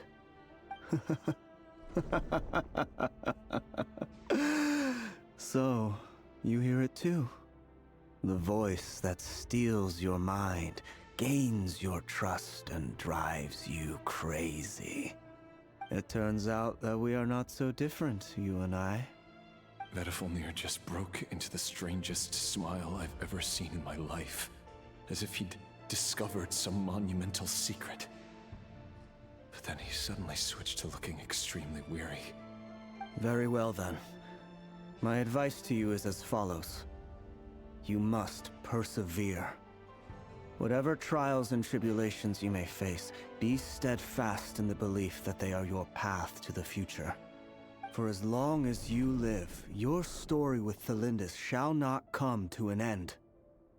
That is the only chance you have of fighting back against fate.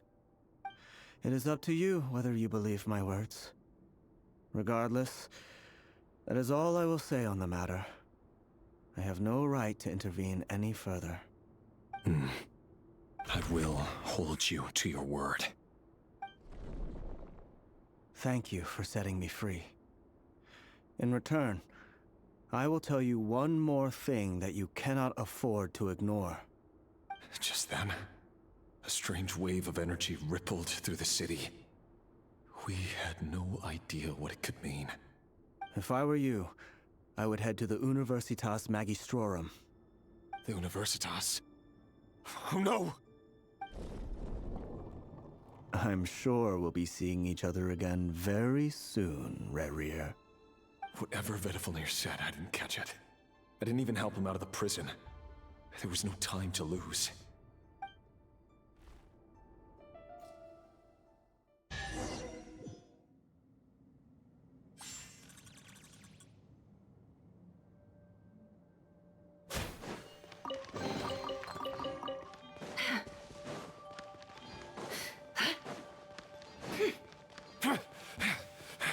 Monsters? Is this what my daughter's doing? With the Universitas Magistrorum? Out of my way! The Universitas. That reminds me of a rumor I once heard. Allegedly, the king installed secret mechanisms in the palace and around the city. No one knows where they are or what kind of power they hold. But if they were ever gonna activate, it would probably be on a night like tonight. Help! Help! Hold on! Don't let them anywhere near you! Save me! I can't! Ah! That sounded like an explosion. So, the rumor is true? The king really went through with it? What other means does the king have at his disposal? They must run on power from the Abyss. And given it's a major center of Abyss research, anyone over at the Universitas will be in grave danger. I have to hurry!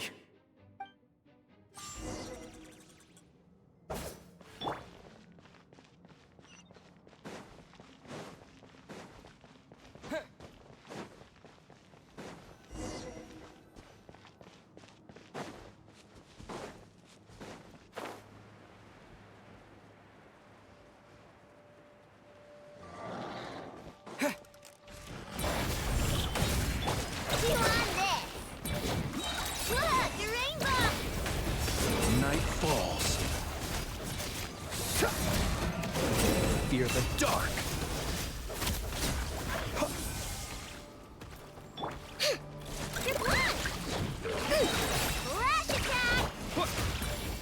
No more lies. Can I the truth? Seek within. Close your eyes. To dust. Observe. Go claw! Look, the rainbow! No more lies.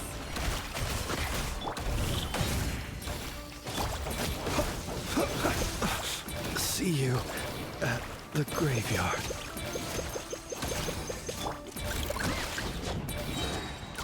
Lash attack! Be silent. Observe. Fear the dark.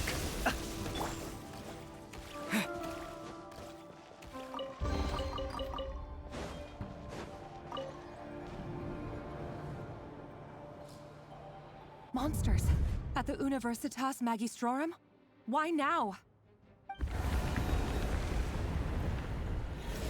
Oh no! They're coming! It's no use. The table won't hold out much longer. The weapons. Where are the weapons? Of course. All the lab equipment was upgraded after the inspection last week, but the new weapons haven't been allocated yet. I'm done for. Is anyone there? I need help! Ah!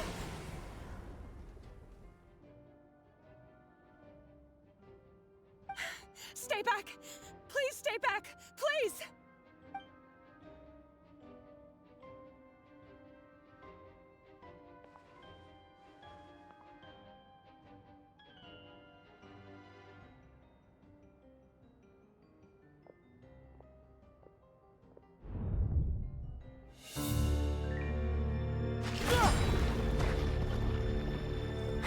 What's that? Reverie! So the rumors about your work are true. What? No! Listen, something happened at the palace tonight. We have to leave! You don't need to lie to me anymore. What do you mean? I know why you're worried, and I will respect the decision you've made. But it's okay, because I found a solution. I know how to end all this. You can have it back. The normal life you so desire. But until then, I'm afraid our wedding will have to wait. Cylindus? No, don't do it! Cylindus! Cylindus!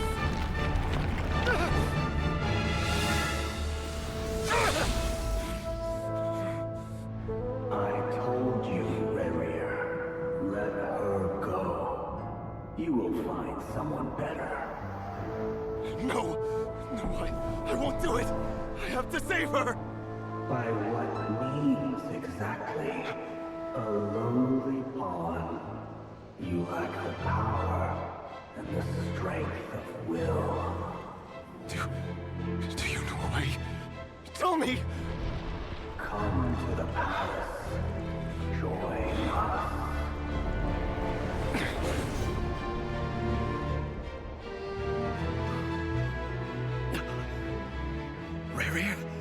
goodness, we...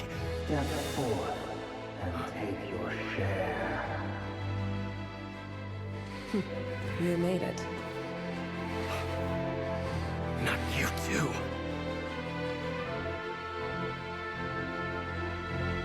Hatred or grief, despair, desire. We all have our own.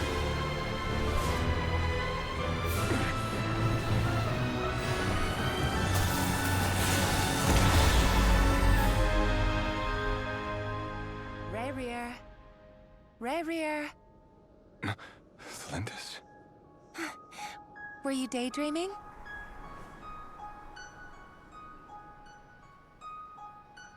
You still remember, Rayrear? That question you asked me a couple of weeks ago? Oh. You mean the proposal? Yeah. I'm wondering, where do you think would be a good place to discuss it? Maybe in the garden? Or were you thinking a fancy restaurant? It's your choice.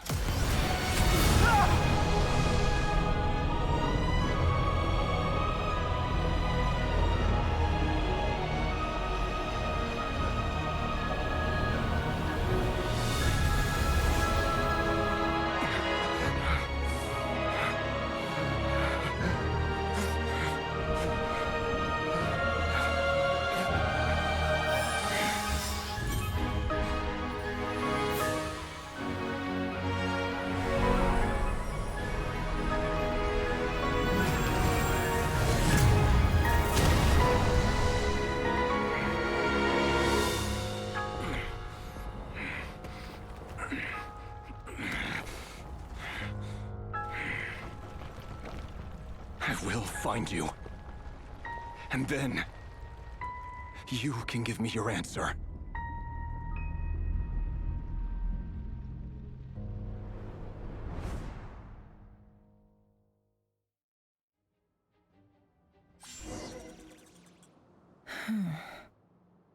So that's how the Raker of Solnari was born. A monster created by circumstance is a monster all the same. Viewing other people's thoughts for too long can get uncomfortable. Right now, I'm feeling a strong sense of loathing. In a nutshell, the story of Conria is what happens when the truth falls by the wayside. Everyone tells little white lies, and before long, you have a huge pack of lies that destroys everything. Phew. Time to get back. His past is filled with sorrow, but the tale of any fallen civilization is one of endless tragedy. Cruel as it may be, that was Conria's fate.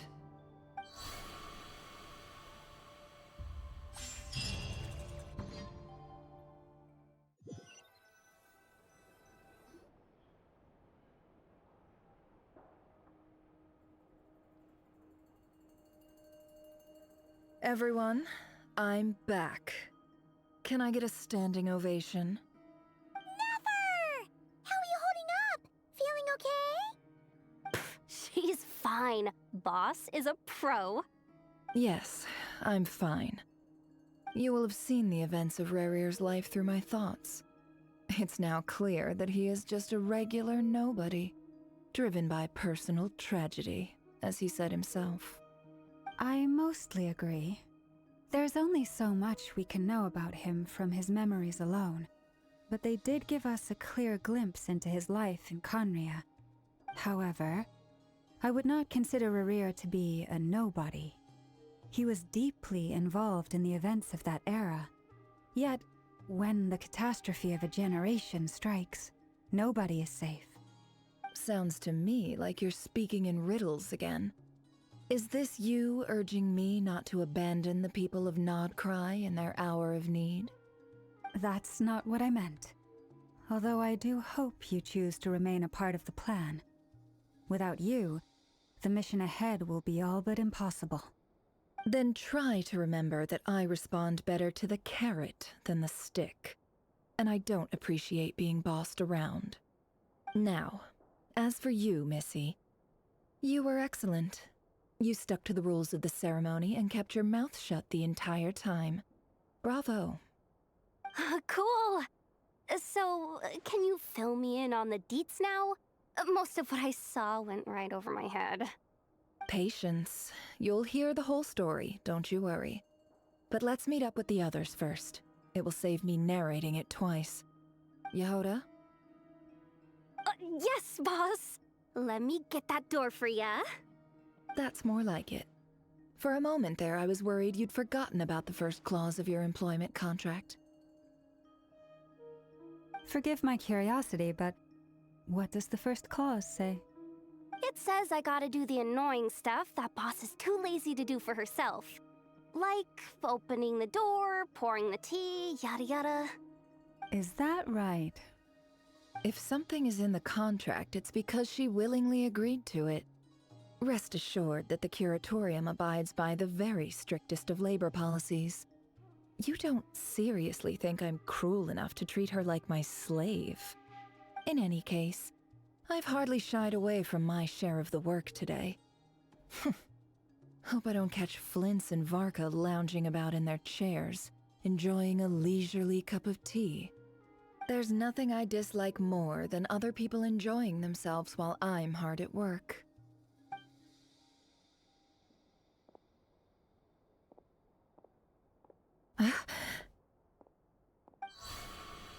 Oh no.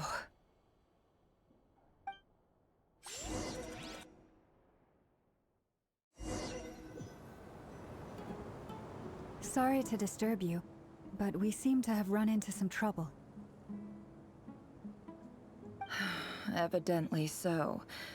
Don't worry, I'm not about to leave you to fend for yourselves. I'm not that kind of boss. And it would go against the Curatorium's labor policy. I'm sorry? What did you hear me say? I wasn't talking about labor policy. Wait. How long have I been standing here? Not long. You just appeared by the door a moment ago.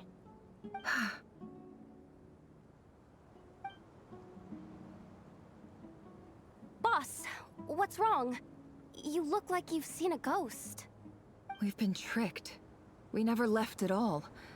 Somehow I hallucinated that whole scene back inside the office. Hallucinated? But how? How indeed. This place should heed my will alone. All thoughts and actions that occur in here are just a result of pawns moving across the chessboard in a carefully calculated manner. And nobody has access to this chess set but me. So you control everything in here? More or less. But yes, it's a special technique of mine. Has anything like this ever happened before? Only once. It was the first time I used the chess set. Is there any similarity between what happened then and what's happening now? I suppose my thoughts are a little turbulent, which was also the case my first time. Is there anything I can do to help? The first clause of your contract clearly states that I only need your help with things that I'm too lazy to do myself. Meaning, you're not feeling lazy right now? Meaning, this is not something Yehoda can help with. The chess set is a personal treasure that I alone understand. I must be the one to find our way out of here. Boss, it's fine. Really. Let me do something useful. Oh, listen to you. Whatever would I do without you, Yehoda? What? Really? Yes, really. Where would I ever find another employee as obedient and servile as you? God forbid anything ever happens to you. Oh, okay. Well, anyway, I was thinking of fetching some water. There's gotta be a source around here somewhere. I suggest everyone finds someplace comfortable to take a rest. We gotta conserve our energy. Even though all this chess malarkey doesn't exist in a physical sense, mentally speaking, it's all real. And so is our tiredness and fatigue. You don't want to dismiss mental fatigue. Just because it isn't physical doesn't mean it's any less serious. But anyway, I got your backs, so don't worry about a thing. Don't I have the best employees? Jealous much?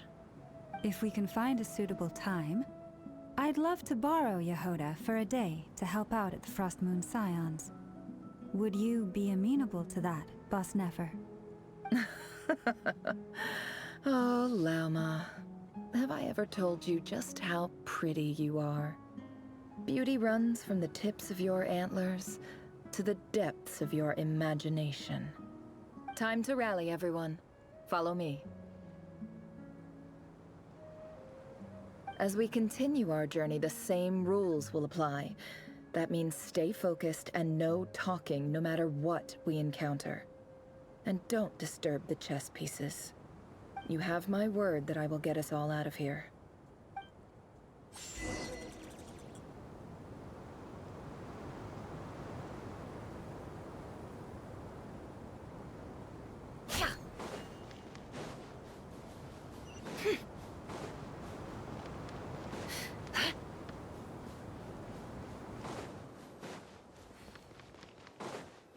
This place looks familiar. That's not a good sign. There's someone up ahead. Time for a little chat.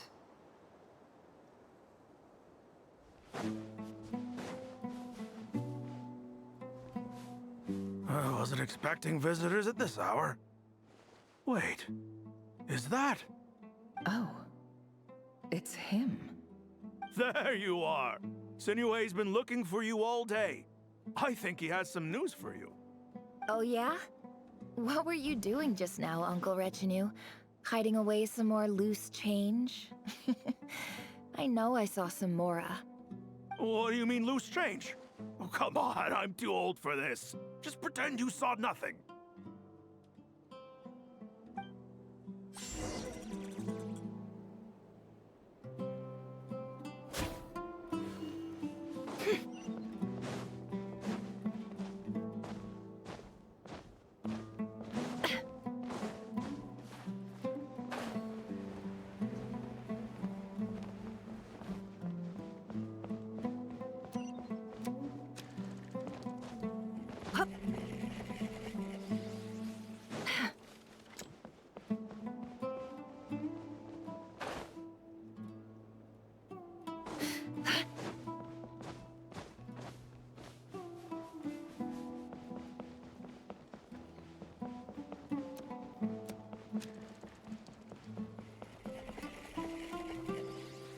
Hey, kid.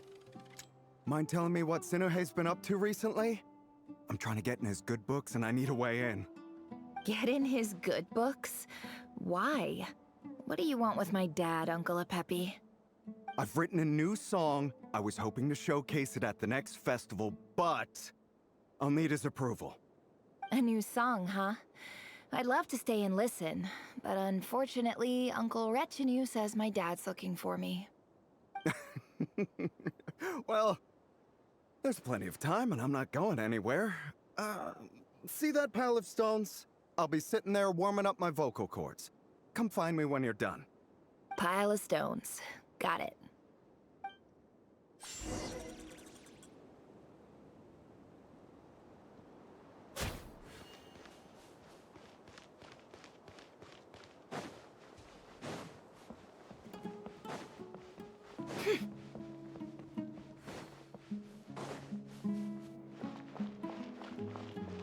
Hi, Dad. Uncle Retinue said you were looking for me. Ah, there's my little princess. If you'd gotten back just a little sooner, you could have shared the spoils of war with me. Spoils of war? Who were you fighting against, Dad? It was just a figure of speech. The aftermath of a sandstorm is no time to be waging war. I was talking about our war against thirst. I went out to fix our water supply problem, and now I'm back. Which means... We have a well again! That's right. I found a new one and brought back as much water as I could carry. It should last us for a good while. If it wasn't for these blasted sandstorms, our wells wouldn't be caving in. You wouldn't be spending all your time out searching for new water sources. As the chief of our tribe, I'm supposed to be leading us out of hardship and poverty, onto better things. You know how prosperous our ancestors were. I've told you all the stories. And look at us now, squeezed into these hovels. No one would choose this, if it wasn't for the endless wars over the years. But things are looking up. I started working with some folks from the academia a few months back. They gave me some contacts in return for my assistance in the desert. So you're the academia's helper now? Special ambassador, they call it. Think of it as a partnership. It's nothing bad, okay? We've been isolated here in the desert for too long. Seeking opportunities elsewhere is the best thing for us, and the fastest way to progress. So, do you get anything good out of being a special ambassador? Of course. My luck's improving all the time. One day, I swear I'm gonna lead us out of this place. We'll find somewhere new. Somewhere better.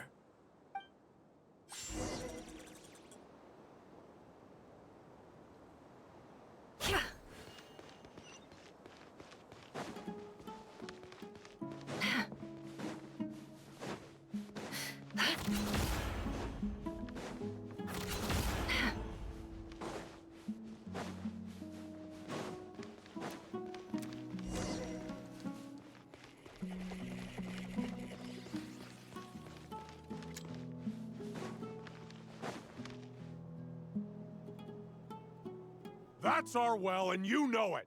You stole from us. Well, you've gone from chief to thief, and now you have to face the consequences. Did you really think you could take our water without permission and get away with it? You're either brave, stupid, or both. And that special ambassador act? Yeah, nice try. We spoke to the academia. They said it was all news to them. You're a liar and a cheat!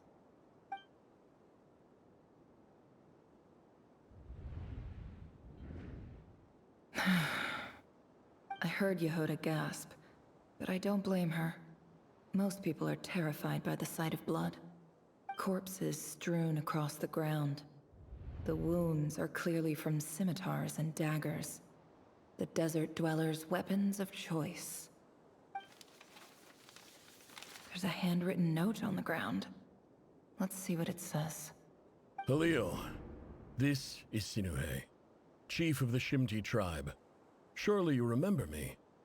I was the one who helped you and your colleagues avoid the quicksand in the desert. This is my second time writing to you. I assume my last letter must have gotten lost in the mail, as I didn't receive a reply. I hope this one makes it to you safely. I'm writing to you because I need some help. That sandstorm the other day completely blocked up our well, forcing me to look for another water source in Iab and Unut territory. It was a matter of survival. Praise the gods. The well of the Iab tribe was intact. It was my last resort. I drew what water I could and left, but not without being spotted. I fear they will retaliate. You told me to write to you if I ever needed help. You said you'd be my ally in the academia.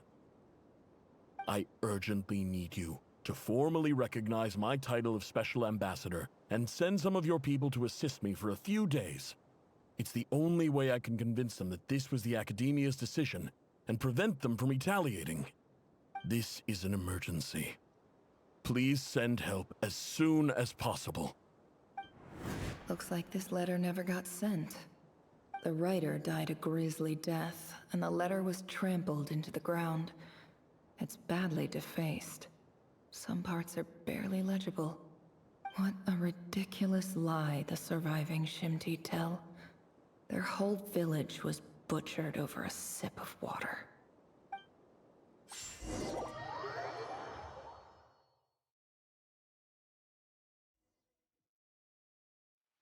Ah, officer. Welcome. Welcome to our humble village. I thought you would at least have the courtesy to provide some respectable libations. This is the finest wine Aru village has to offer. I promise.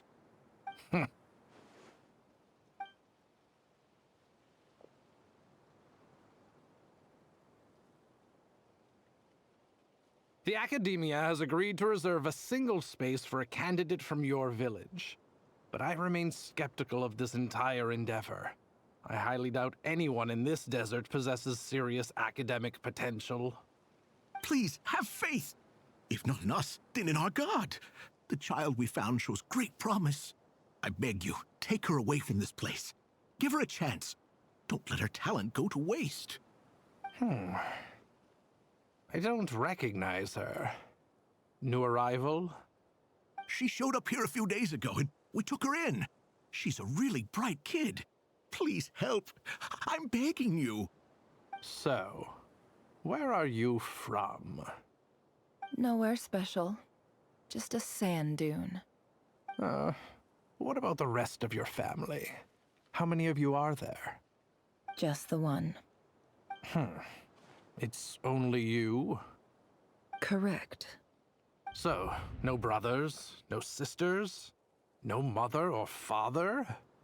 Any who have slept on a bed of sand, I call my brothers and my sisters.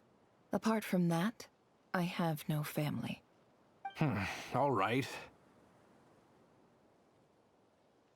Get over here. Sign your name on the form.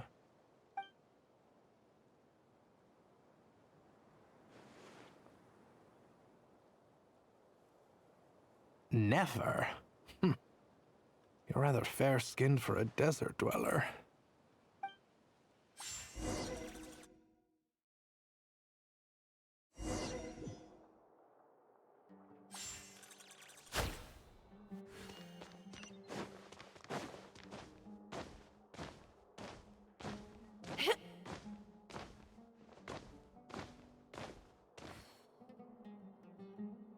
Nefer, this term's assignments have been issued already. Please read through the materials thoroughly, conduct your own additional research, and then write an essay on the topic. Yes, Professor, I'm aware. I just had a couple more questions I wanted to get your perspective on. Oh? Please ask away. Well, I saw the other students' problem sheets, and I couldn't help but notice that my assignment is much easier than theirs. Do you really think I'm a weak student? A weak student? Goodness, no. Quite the opposite. You have a sharp mind. Almost too sharp. I think what you're saying is, a weak student wouldn't have noticed the discrepancy.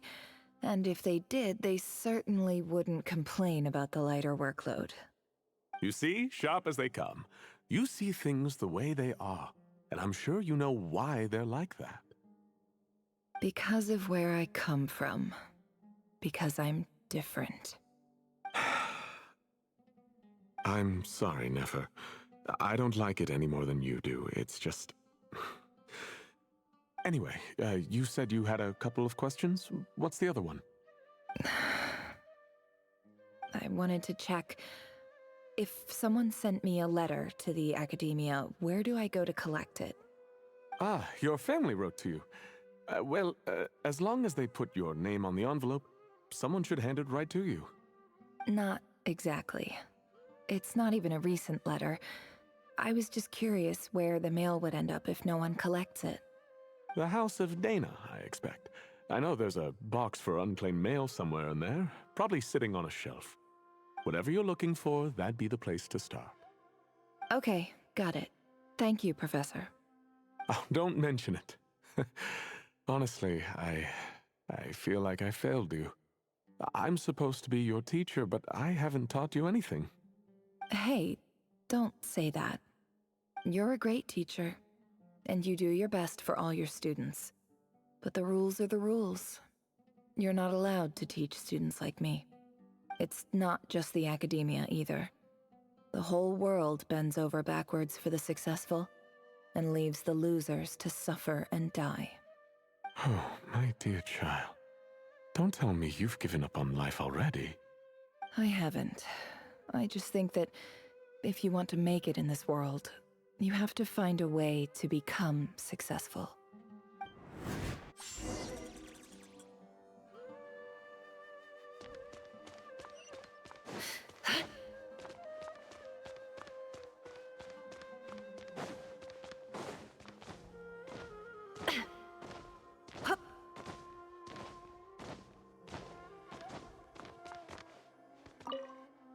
This must be it. A big cardboard box full of unclaimed mail. And probably some letters that ended up here by mistake, too. Let's take a look.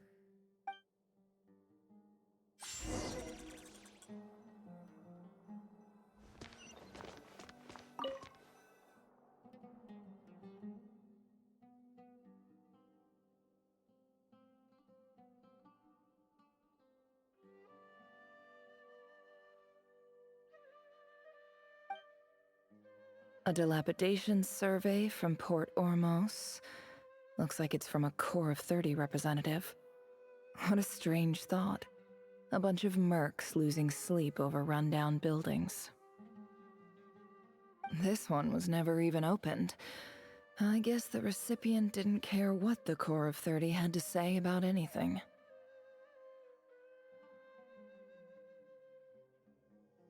Who was it addressed to? I don't recognize the name, but it must have been a Kasharawar professor.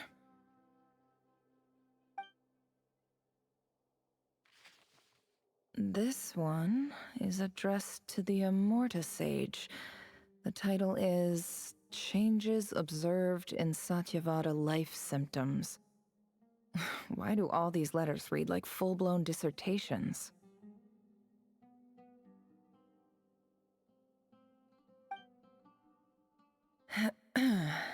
Guided by the incense, we became lost somewhere in the forest.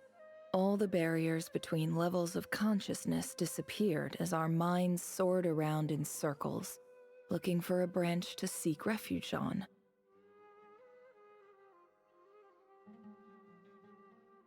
In clinical terms, these symptoms fit the description of incense poisoning. The Immorta Darshan strictly prohibits the use of hallucinogenic substances, but I believe there are still people getting away with it.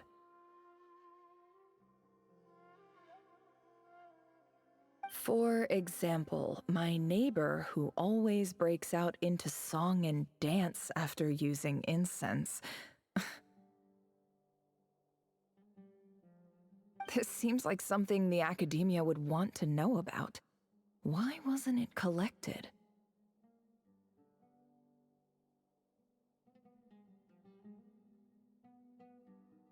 Wait, what's this written on the back? It's so small. The note says, "The sender authored this letter while under the influence of mushrooms. I would send it back, but no return address was provided. Stamped by the Grand Conservator of the House of Dana."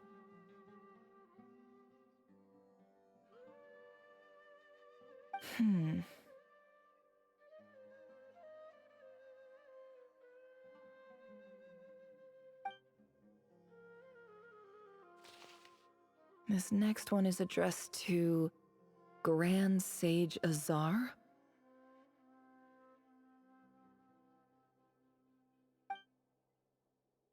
A few words of protest regarding recent changes in Sumeru's educational policy. In recent years, the academia has taken on a small number of students from the desert region, as per the policy to this effect. However, it appears to me that these students have not, in fact, been provided with educational opportunities that are, in any meaningful sense, equal to those enjoyed by their peers.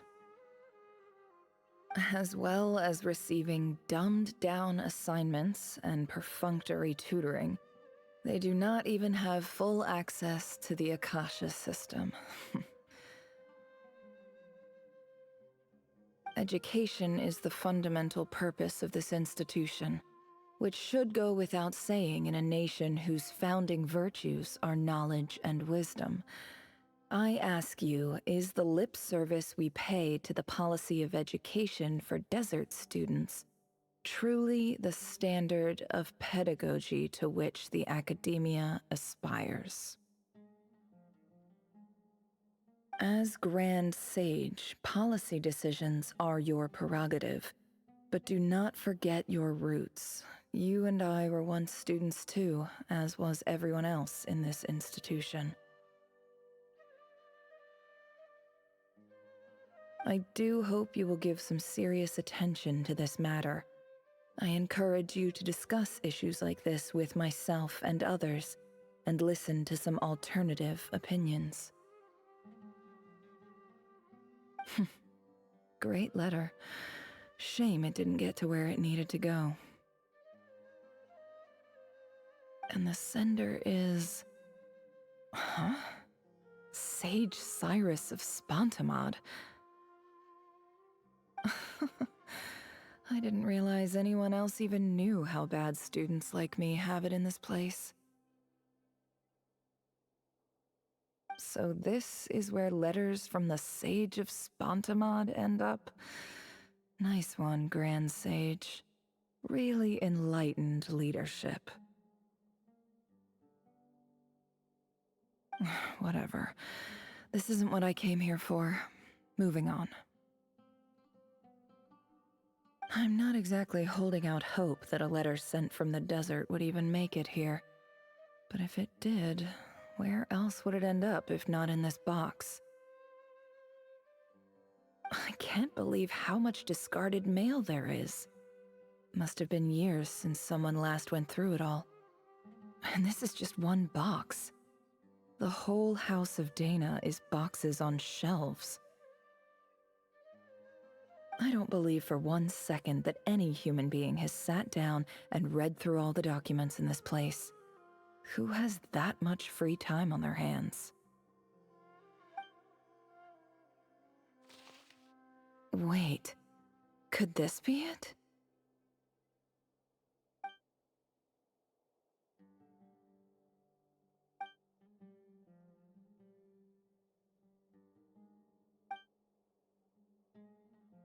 Greetings, Halil. My name is Sinuhe, chief of the Shimti tribe.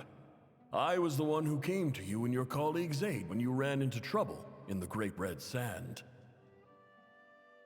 I don't know how well you remember it now, but I brought you to safety and gave you some water and other supplies. You seemed very pleased and told me your name. In my tribe, learning a person's true name is serious business, and I therefore see you all as friends. You were kind enough to leave your contact details, so we could stay in touch. The Shimti tribe lives a harsh, nomadic existence in the desert. You were sympathetic towards my plight, promising to make me a special ambassador of the Academia and help us find a way to make a better living. This brings me to my reason for writing.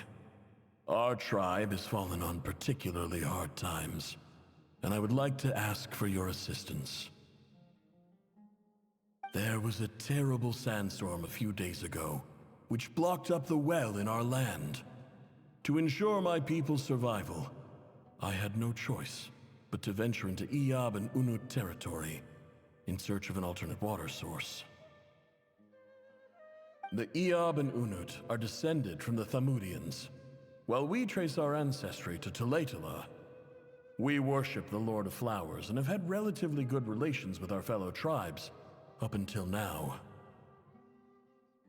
I found a well belonging to the Iyab tribe. They declined to help us, but I really had no other option, so I took some water to keep me and my tribe alive. My actions are certain to incur their wrath. When we met, you assured me that you would be my ally in the Academia. I would like to take you up on that offer, because I really need your help. I wonder if you could send an Academia representative to meet with me. That aside, the last time you were here, you mentioned that the Academia had started accepting students from the desert, and I told you a little about my daughter, Nefer. We have next to no resources here in the desert, and my power and influence are limited. Would you consider enrolling my daughter at the Academia? She is a smart girl I know she won't disappoint you. From the outset, the Academia never took you seriously. Those things they promised were just empty words. I doubt they even remember the name Sinue. And you were so emphatic that your luck had finally changed for the better. You swore you'd lead us to a better place one day. You spoke with such conviction, like you were the most powerful chief in the whole desert. You liar. You lied about everything. You promised the world and delivered on none of it. And who fell for it? Just me, by the looks of it.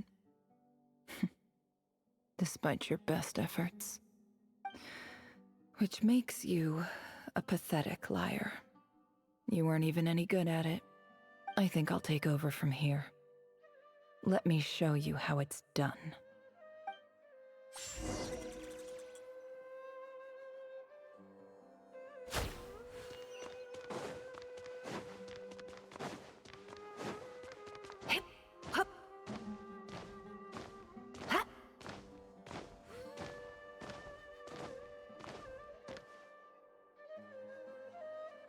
I just came to say goodbye.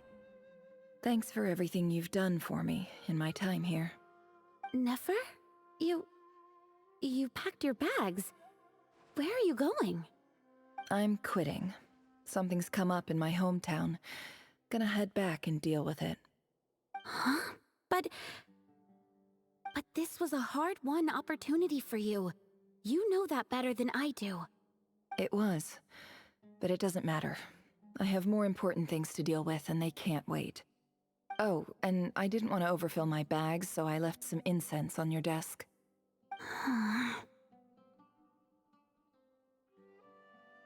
What's wrong?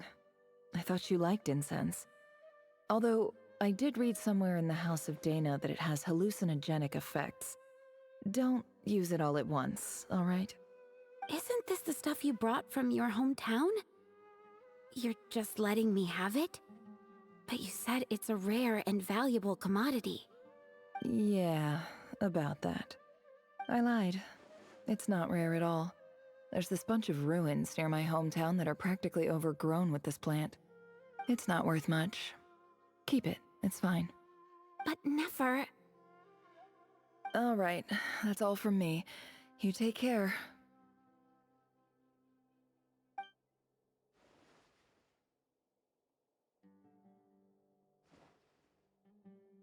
Don't forget me, okay?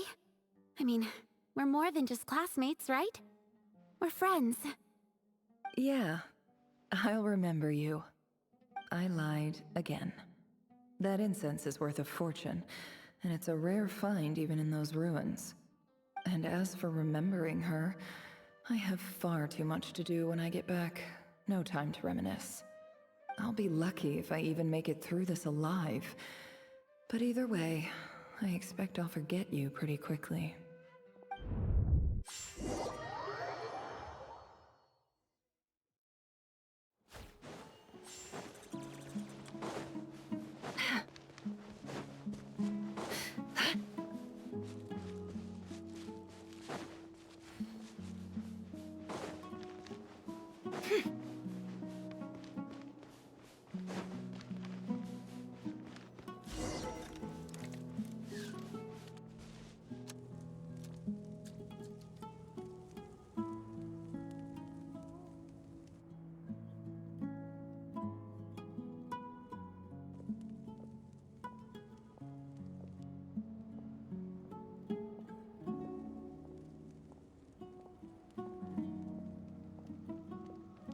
It's a pleasure to meet you, Mr. Arif. So, what does the Academia want?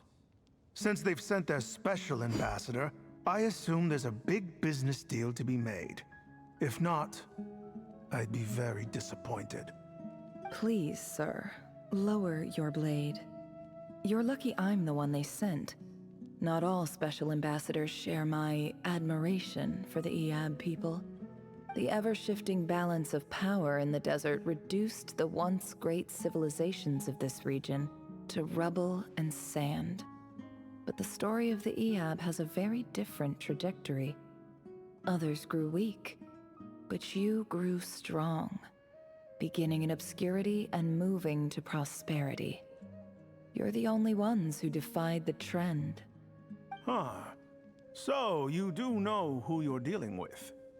This well is the perfect symbol of your strength, is it not? It used to belong to the Unut, but it looks like you have control over it now. You're not wrong. But I'm sure you didn't come all this way just to flatter us. Of course not. I came to bring you some very good news. Some information that recently came to light, which might just be your ticket to freedom. Records uncovered by the Vahumana Darshan show that a certain well currently under Eab control is built on top of some ancient ruins. These ruins are of great archaeological interest to the Academia. I checked the map carefully on my way over here, and I'm confident that this is the well in question. The Academia is offering 50 million mora in return for excavation rights. 50 million? No, wait. If these ruins are as important as you say, 50 million's a little low, don't you think? Don't get greedy, Eab. We know far more than you think. We know that you seized this well by force. Wasn't that the first step in your rise to power? To drive away the Unut and steal their water supply? So what if it was?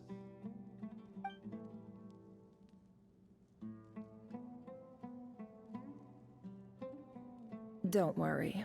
As unscrupulous as it was, it's something we're willing to overlook. The Academia is only interested in dealing with the de facto power holders in the region. I hope I am making myself clear. And I hope your words are the truth.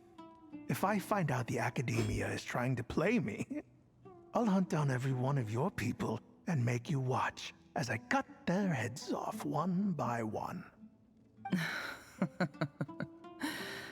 I assure you, Chief, that would not be in your long-term interests. You don't want to make an enemy of the Academia. You see how I'm dressed, don't you? I appreciate that you've never been to the rainforest, but surely even you recognize an ambassador's attire when you see it. And what does a barbarian like you have to lose anyway?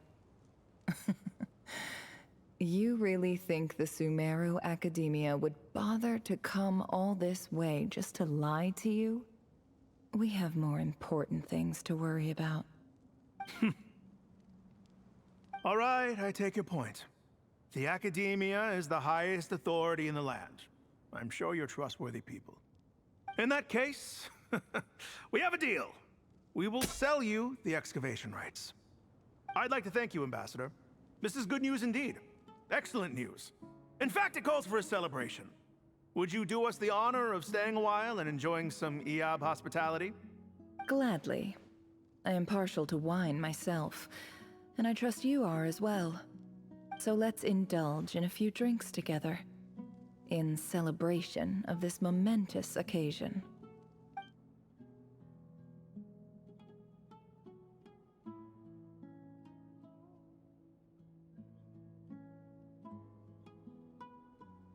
Chief!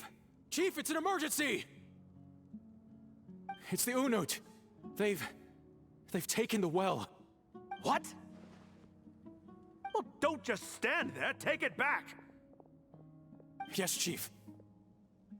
I have every confidence in the Eab's military superiority, and yet...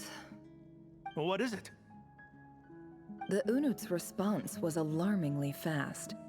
The day after we reach a deal, they seize the well? This can't be a coincidence. Perhaps there is a traitor in your midst. I don't think so. I am obliged to remind you, Chief, that the Academia will only deal with the de facto power holders.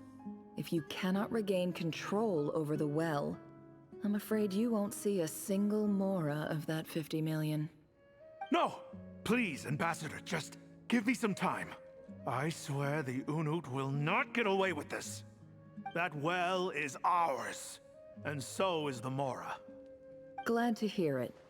I will wait here for an update. If there is a traitor, I will find them. In the meantime, make yourself at home. I'll report back as soon as I have an update. Much obliged. Wow. All it took was a few words and I've got him wrapped around my finger. What an amazing feeling. So, in summary, Ambassador, the Academia would rather negotiate with our tribe instead of the Eab, yes? The Eab are ruthless murderers who don't listen to reason. And now they have the gall to interfere in our research projects in the desert region. So let me ask you, Chief. If you were the Academia, what would you do? Kill them all, of course. Precisely. The Academia does not tolerate those who stand in our way. The Eab have held back our academic pursuits for too long, and our patience is wearing thin. At the same time, there is simply no way that the Academia can be seen to be intervening in desert affairs. I'm sure you understand where I'm coming from. We have our own rules out here. If the rainforest dwellers raised arms against a desert tribe, it'd start a bloody war. Right. We can't confront them ourselves, but we can support their enemies. The Unut have always had strained relations with the Eab, which makes you our natural allies. Natural allies. Weren't the Eab your allies once? You were quick to send them after us to protect your interests back when we stole that water. And now look at you. You're at each other's throats. Let me be clear. The Academia wishes to collaborate with the legally recognized rulers of the desert in this matter. We are asking for excavation rights to that well, and our offer is 50 million mora. Say no more. I believe we have an understanding. Good. Then I suggest you get to work. Get us access to that well, and the mora's yours. You see, Dad? Lying is easy when you know how. People will believe anything.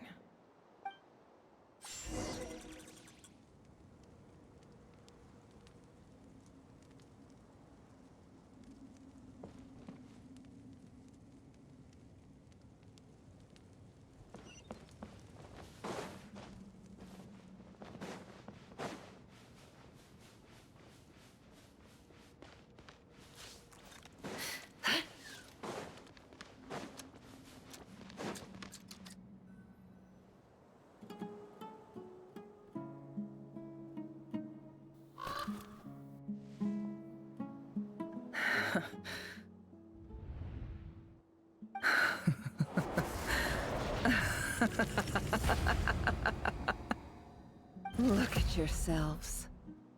You may be vile, savage monsters, but your butchered bodies bleed like any others. You're no different. You're nothing special at all. The monsters who destroyed my home, they're just ordinary, petty human beings. What a joke. I think we're even now. Maybe I've even done the desert a favor. It's a better place without all these people around. Oh, Sinuhe, my gullible fool of a father. Perhaps if you'd been as ruthless as I was today, our tribespeople would still be alive. In this dog-eat-dog world, a chief needs to be tough to survive. But you couldn't do what had to be done. So I did it for you. Nefer, it's okay. All of this is in the past now. I believe I remember you promising to remain silent. Yeah, but even so... Yehoda, is there anything you can do to ease the tension?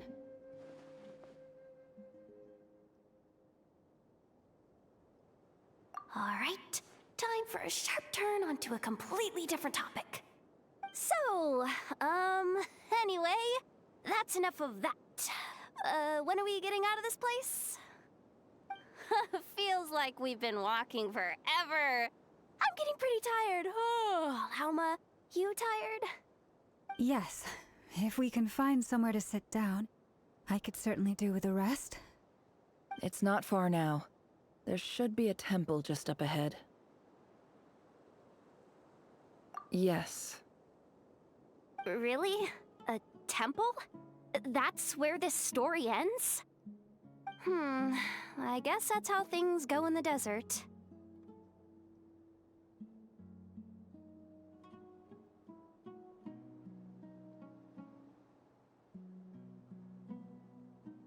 Desert dwellers can never escape their destiny. Or so everyone says. I never wanted to believe it, but looking back now, I'm as desert as they come. You mentioned a temple. What's waiting for us there? My biggest trade secret of all. Ah. Then I'm guessing it's where you got your power from. The power to peer into other people's minds. I didn't know you were clued up on any other religions. I'm no expert in the history of Sumeru, but since you come from the desert, I would imagine it has something to do with King Deshret.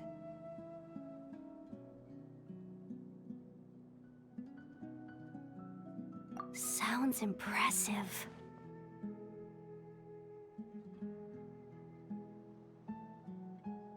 Ah, I know who you mean. General Mahamatra Sino. The spirit of Hermanubis dwells within him. That's Boss Neff for ya. She knows everything. Sino's hardly a figure of obscurity, but I know about Sethos too. What about him? Is he a big deal or something? Well, he's not a small deal, let's put it that way. Please, this is the bare-bone basics. Save the flattery. Thanks for your patience, everyone. I'm sure it's been a lot to take in. With any luck, that's our exit just up ahead.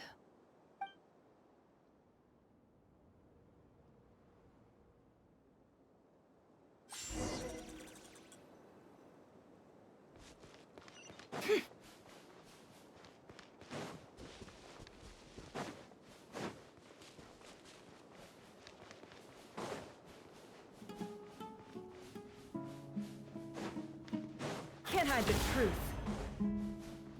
No more lies.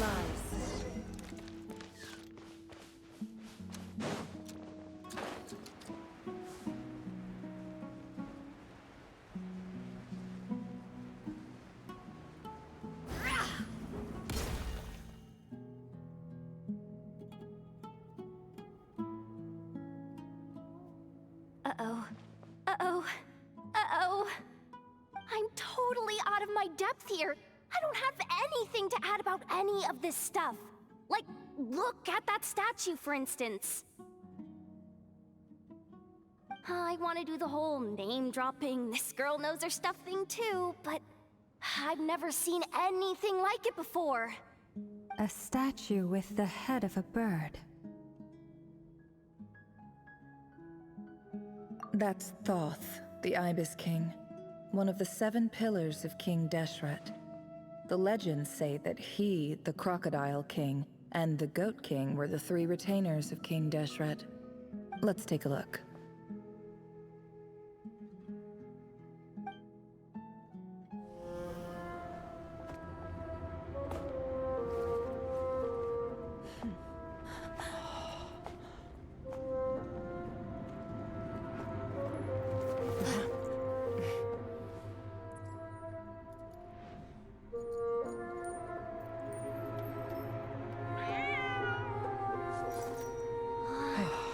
It's just Ashru.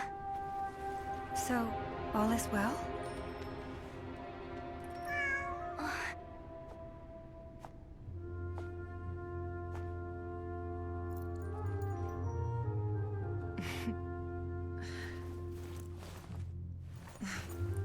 Typically speaking, at this point, the world disintegrates.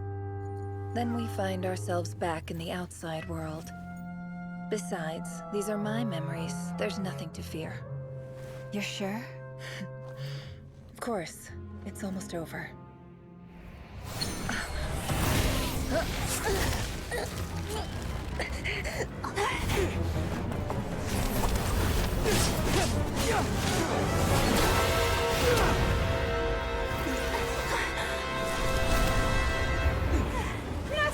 Hold on!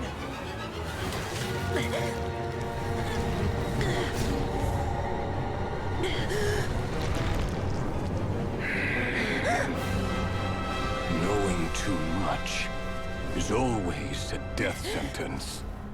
Speak for yourself.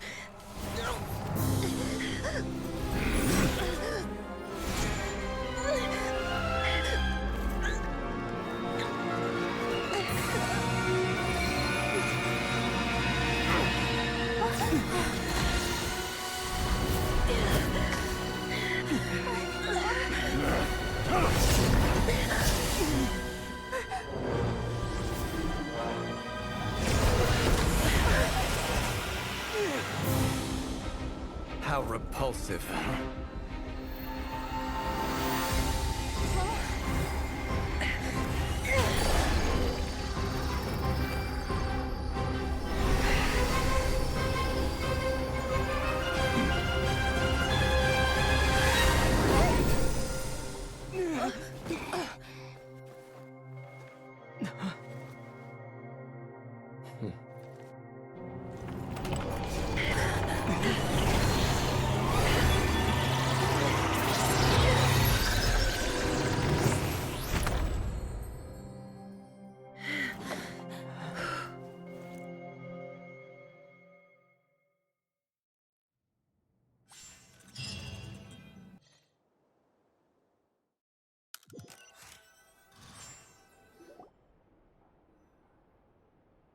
Timed that pretty well, didn't I?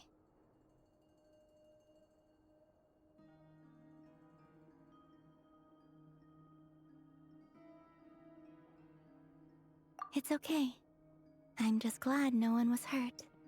Paimon noticed you doing something too, Dainsleif. Were you helping get them out? Of course. When I asked Nefer to conduct this investigation, I was not naive to the dangers involved. I had a duty to ensure your safety. Good to know your sense of justice is still intact after all these years. I take that to mean that you saw the truth. That comes as a great relief. I certainly did. And thanks to your help, I also managed to trap Rerir inside the chess set. Whoa, really? How'd you manage that? Well, to be honest, I sensed that something was wrong long before we made it to the temple. By using this fragment to probe into Rerir's past, well, the monster formerly known as Rerir, it seems I alerted him. I was tracking him, then he caught on and started tracking me too. Can't say I'm surprised. But how did he track you through your thoughts alone? That shouldn't be possible. Rerir was a secret agent who reported directly to the Vinster King. He is an expert at finding a trail and hunting down his pursuers. No wonder. He infiltrated the chess set, read my thoughts, and built a new virtual chess set inside of it. That's why we weren't able to leave at first. Speaking of your chess set, it's quite a remarkable item. Would I be right in thinking you have some connection to King Deshret? You overestimate me. I only have a connection with one of his underlings, the Ibis King. You all saw how this came to be. A long time ago, the Iab massacred my tribe, the Shimti, in our home village. A few years later, I enrolled in the academia, where some new information came to light. The Unut and the Iab fought a bitter battle over the rights to a well, all for the sake of a non-existent 50 million Mora. The Iab ultimately won that confrontation, but their victory came at the cost of almost every warrior in the tribe. The final blow to the Iab came at the victory feast, when an Unut assassin beheaded their chief right before my eyes. The remaining Iab fled and have been scattered to the winds ever since. Having gotten my revenge, I returned to my hometown, where to my surprise, the nearby temple was still standing. There it was, seemingly immune to the relentless hostility of the desert, while my tribal home lay in ruins. As I stood there gazing at the temple, I noticed a cat just outside. This cat, as it turned out, was home to the spirit of the Ibis King. He led me to a gate deep inside the temple, and there he made a deal with me. This chess set is my gift from the Ibis King. The chessboard within is made to the same specifications as the one in the mausoleum of King Deshret, and represents his power of piercing analysis. With this chessboard in its container, I gained a certain ability to perceive hidden secrets.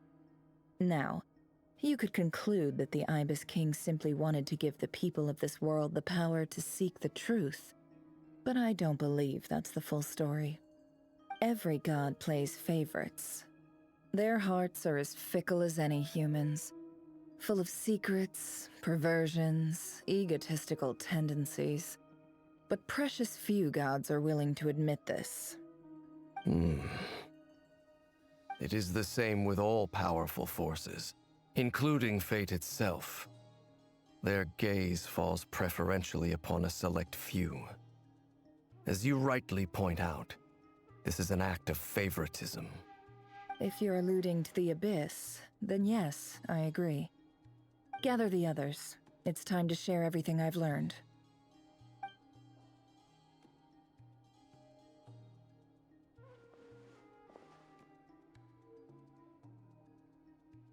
Thank you all for being here. As promised, I did some further investigating into the Raker of Solnari's background. I am pleased to report that the investigation has been most fruitful indeed. The Raker of Solnari, real name Rerir, was once a Conrian subject who served the Vinster King. I will now share the important details of his story. Please save any questions or comments for the end.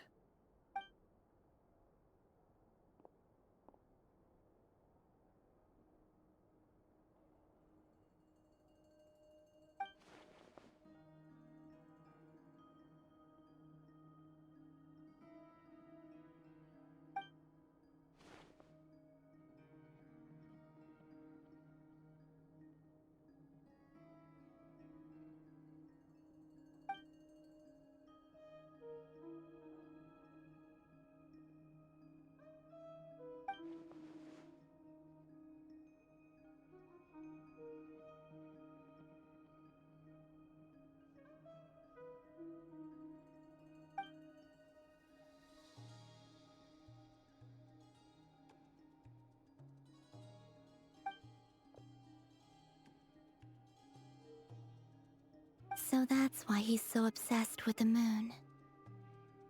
A tragic tale, to be sure. But it does not excuse his many transgressions. No matter how much Rerir suffered in the past, the fact remains that he is what we know today as the Wild Hunt, wreaking havoc upon innocent lives in Notcry. He becomes more dangerous with each passing day. If left unchecked, it is simply a matter of time before all of Tevat suffers the consequences. This is a threat that the Knights of Favonius cannot ignore. A question for Miss Columbina. Forgive me if this is presumptuous, but have you ever seen the spatial gateway that appeared in Rerir's memory? Never. But I have heard stories of something called the Moon Gate, and this seems to fit the description. Miss Lauma, any thoughts on this? In the lore of the Frost Moon Scions, the moon is believed to hold many secrets. Some sources speak of ancient knowledge, others of a gateway to the unknown. The term Moon Gate is one I have heard before, but as is the case with all of our legends, there are no records of any first-hand witnesses. We cannot know whether it truly exists. Then back to Miss Columbina. As a moon goddess yourself, do you have some idea of where the moon gate leads to? Not at this stage, sorry. I do hold the power of the frost moon, and my strength is recovering well. I can sense that the gate would open at my command, but... But there's more to the power of the frost moon than that? Yes.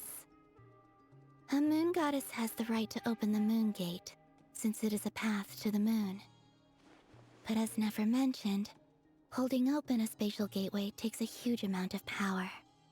And right now, I need to conserve my energy to fight the Rayhir of Solnari.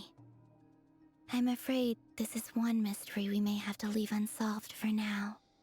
I agree. Better to save your strength. But if you'll humor me for a moment, I have a bold conjecture of my own regarding the world beyond the gateway. I highly suspect that neither Tholindis nor Rerir made it through unscathed. The evidence pointing to this is the fact that the Rayhir of Solnari exists in the form of countless fragments. With the abyssal power he wields, no ordinary foe can touch him, let alone tear him to shreds. And yet, the wild hunt proliferates wherever his scattered fragments lie, drawing hordes of monsters to many different locations across the land. So your theory is that Rerir was physically torn to shreds by some powerful force? Hence, why the Wild Hunt is a distributed phenomenon, rather than a unified one? Makes sense to me. Explains why the Wild Hunt is so pervasive, and why he's been trying to piece himself back together. He was whole to begin with, and he wants to be whole again. Without the power of the Abyss on his side, he almost certainly would have perished the moment he was torn apart. But the Abyss, much like a curse, has kept him alive. I could not agree more. The power of the Abyss is most surely a curse. It is a compelling explanation, and one that accords with my present understanding of Abyss creatures. Whether the life form in question is primitive or advanced, if a curse has extended its lifespan unnaturally, it will continue to survive in spite of everything. This raises some interesting questions. I will run some experiments and see if there is any validity to my suspicions. That being said, regardless of whether my research bears fruit, I would like to thank Miss Nefer for conducting such a thorough investigation. Already, it has greatly enriched my understanding of the entity we face. My pleasure, Mr. Albedo. I too hope that the information I have shared today proves useful as we look to formulate the next stage of our plan. Hey! What is it, Dainsleif? You look really upset! It's just... when I think of the man I once knew as Rerir, I struggle to understand why things had to turn out like this. The two of you used to be friends, didn't you? I don't know if these words will bring any comfort, but my heart goes out to you. Mine too. We can never know all the hows and whys of the way things are. The moon and stars are full of untold secrets and lies, and the skies are host to many more mysteries than these alone. Yet, none of that can begin to compare with the complexity of human life. Those are the first comforting words I've heard in a long time. Thank you, both. Well, I think this is a good place to end today's meeting. I'm sure Nefer needs some time to recover. She's been through an awful lot today. That's very thoughtful of you, Lama. Of course. Sounds good to me. Take some time to rest and digest before we reconvene to nail down a plan.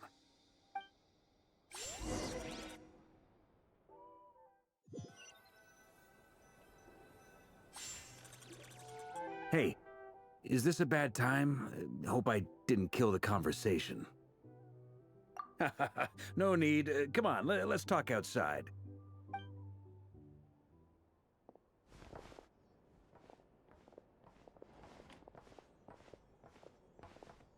Anyway, Nefer went back to the curatorium to get some rest. But before she left, she shared some things with me that I thought you should be aware of.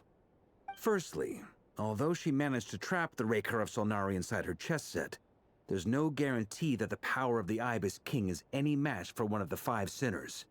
Their powers are beyond our comprehension. It's only a matter of time before he finds a way to break out. We have to come up with a plan and take care of him before that happens. Honestly, Paimon figured that might be the case. So, how long have we got? Well, I asked her that same question. She talked for a long time, but for the most part, it seemed like she was trying to convince me how precious her chess set is. What a long and storied history it has. It felt like some kind of sales pitch, you know? The kind where you end up handing over Mora against your will. Anyway, after all that, she finally answered the question. 2 days, at most. 2 days? Holy moly! Can we even recruit enough help in that time? That remains to be seen. Which brings me to the second issue. Dainsleif is obviously conflicted about this whole thing. But given how little time we have, there's no way we can pull this off without his help. You have some history with him, right? Do you think maybe you could talk to him for us? Great. I appreciate it. All right, on to item 3. So, Albedo, Durin, and I put our heads together and came up with a plan. Can't promise it's gonna work yet, but at least it's a start. We figured we'd bounce the idea off you first. We'll explore it further once everyone's recovered. Oh, Paimon's dying to hear this. All right, so here's what we're thinking.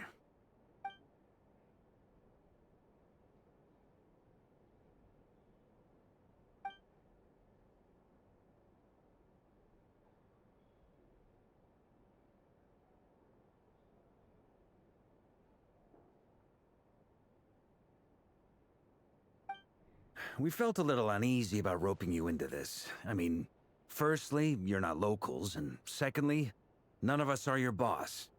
You're well within your rights to refuse if you so choose. Roping us in? Why would you even say that? We know the stakes here. It's all of us against the Rayher of Solnari, or none of us stand a chance. I choose my words very intentionally, I'll have you know. I like to think there's an art to striking a down-to-earth tone even when the stakes are through the roof. Sir Varka, I have a few thoughts about this plan. I'm all ears. I think we can be more flexible with how the roles are allocated. In my view, the most sensible lineup would be like this.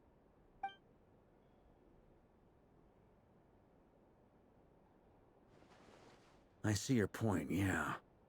But if that's how we're going to approach this, you'd better make sure you're ready. To be clear, I don't doubt your abilities. Far from it.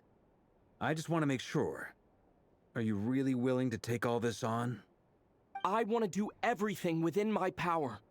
The Rayher of Solnari is a truly fearsome opponent, and if I do my part, it'll greatly reduce the risk for everyone else involved.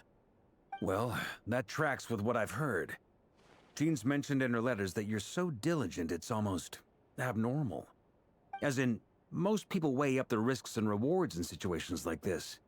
But you seem to just march towards danger without a moment's hesitation.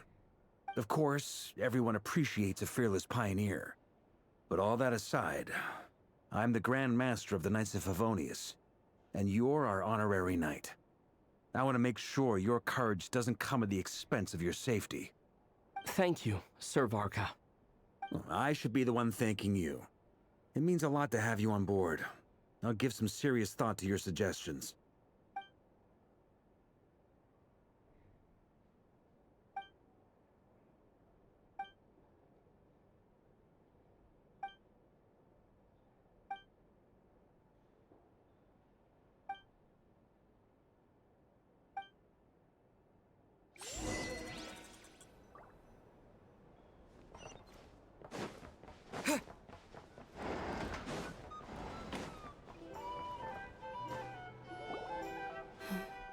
This is a thorough plan, but I do have one last question before we take action. How can we be sure that our enemy won't leave the designated area? Great question. Albedo's been hard at work analyzing Rayher and the Wild Hunt's behavioral patterns. His conclusions are as follows. Firstly, from the earliest known confrontation until now, Rarer has never displayed any ability to manipulate the dimension of space, so it's unlikely he has any power in that domain. Secondly, he seems to have a particularly strong vendetta against our group. If we put him in a fight-or-flight situation, he'll choose to fight every time. Thirdly, finally, and most importantly, he is consumed by hatred, both for the moon and for his enemies. Turns out, we tick both of those boxes. We have a reincarnated moon in our ranks, and a spy who accessed his private memories without permission. He'll be baying for blood, not looking to escape. As someone who's had their fair share of interactions with the Wild Hunt, those all seem like valid observations to me. Understood. Then I will defer to the verdict of the group. Well, everyone, that's the plan in full detail. Albedo and Durin are carrying out their part as we speak. Plan approved. Scheduling. Okay, any firepower you need, I got you covered. Let's light this baby up. The Frost Moon Scions are behind you as well. And the rest of you?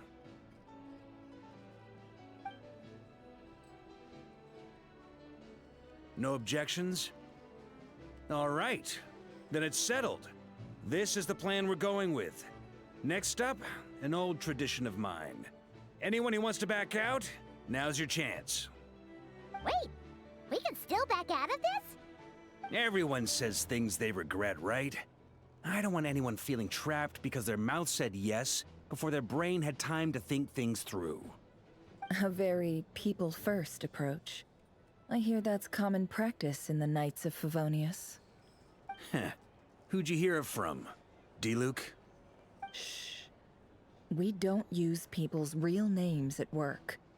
This contact will be known only as Owl, please and thank you. This plan can only work if everyone does their part. Flint's and I will absolutely support it. We shall indeed. You'll be glad you accepted our help. Also, you are the last person I expected to see here, Miss Dory. It's not often I get called Dory in a work context. My peers usually call me Lord Sangamabe. So, the longer your name, the higher your net worth. Is that the idea here?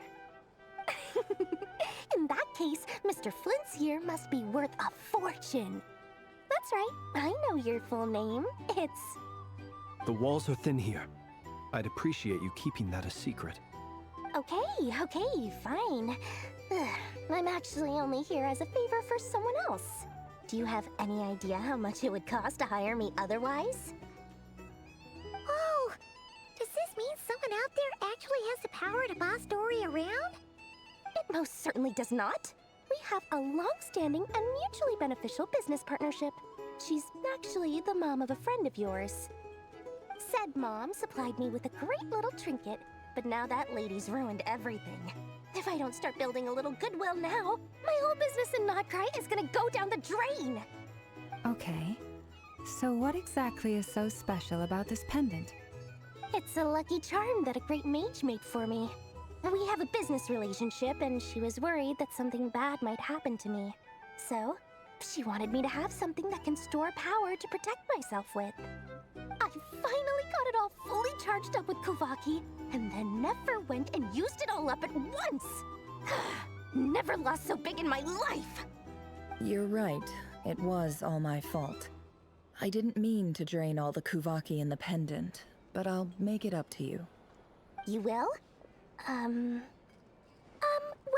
in that case, how about you give me your chess set, and we call it even? I knew you'd say that.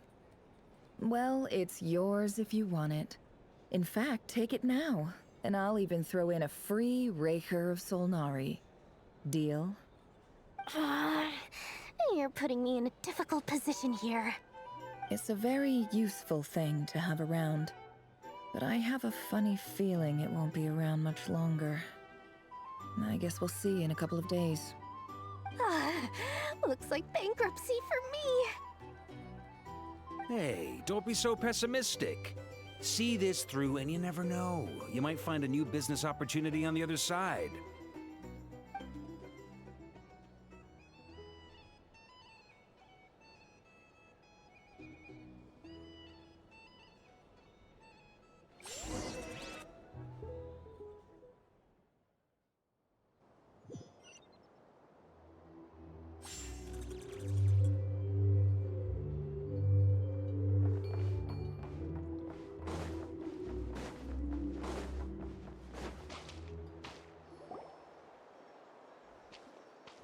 Dory!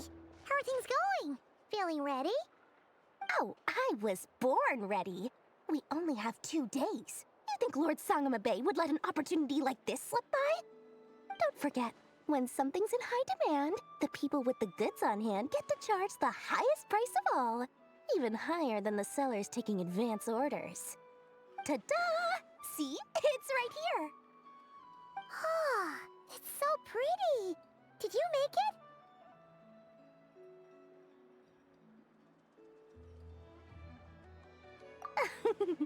No, I have a supplier. We go way back, so he made me a very attractive offer. Aha! No wonder you were talking about Lucky Charms at the meeting. You've been getting Kaveh to make them for you. That's not the full story. It actually started a while back as a project between me and the Dendro Archon. Mage Alice once warned me that this world won't stay safe forever. There may come a day when everyone faces a great crisis. I passed this on to the Dendro Archon, and she secretly brought together a research team made up of Sumeru's top scholars to invent a technology that could keep people safe. I won't go into the details because it's all very complicated, but if you want to know more, you can ask the Dendro Archon about it sometime. Anyway, point being, it was the Dendro Archon who asked Kaveh to build this little contraption. As one of the top Kashara War talents, he was the obvious choice. Took him long enough. He stressed over it for ages. Must have gone through at least a dozen designs before producing a final product. But that's Kaveh for you. Marak delivered it to me a couple of days ago, along with a letter from Kaveh. Could I ask why I'm sending this technology to you? What's your proposed use case? Has it been approved by the relevant authorities? So nosy. My fault for sending him the research permit to begin with. Surely Nahida must have told him you were involved in this project. He was probably just nervous because you're always so secretive about your business. Could be, could be. Anyway, I just replied, let's hope there never has to be a use case, because it would involve grave danger. Fair enough. But it sounds like he was just being cautious. He probably felt responsible as the one who made it. Or maybe he was asking as a favor for his housemate. He's done that before. Not sure why, though. His housemate doesn't seem to really care that much about this kind of stuff. Either way, all's well that ends well. I'm just glad to finally have my hands on the product. I wouldn't want to be without it, given the potential dangers that lie ahead. Huh? What does that look mean? Paimon's just super surprised. This must be the first time we've ever seen you actually get serious about something.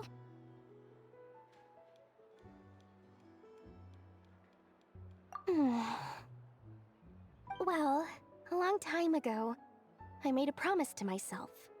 I promised that I was gonna live every day of my life with a big beaming smile. Obviously, Mora plays a big part in that. But there are always gonna be times in life when you have to give something back. That could mean paying back a debt, returning a favor, or showing some kindness. Alice has been a huge help to me over the years. She was the first investor I ever had. And I want my investors to know that Lord Sangamabe is the best in the business. And more than that, no one knows what the future will bring.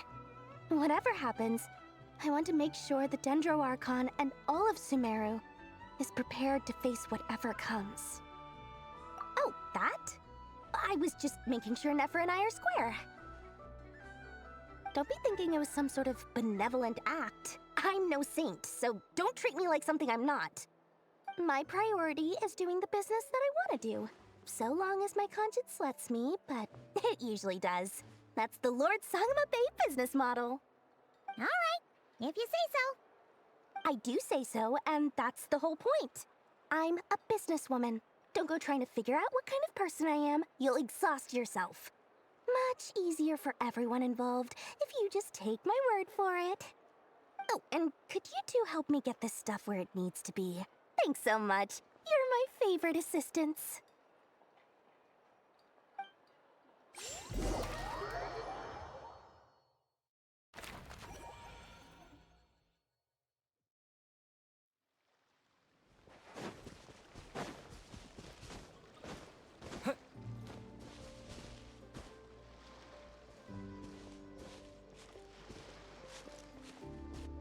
Traveler, Paimon, it's good to see you.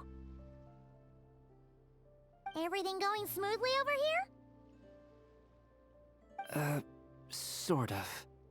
As you're probably aware, Varka, Durin, and I captured some abyssal creatures from the Wild Hunt.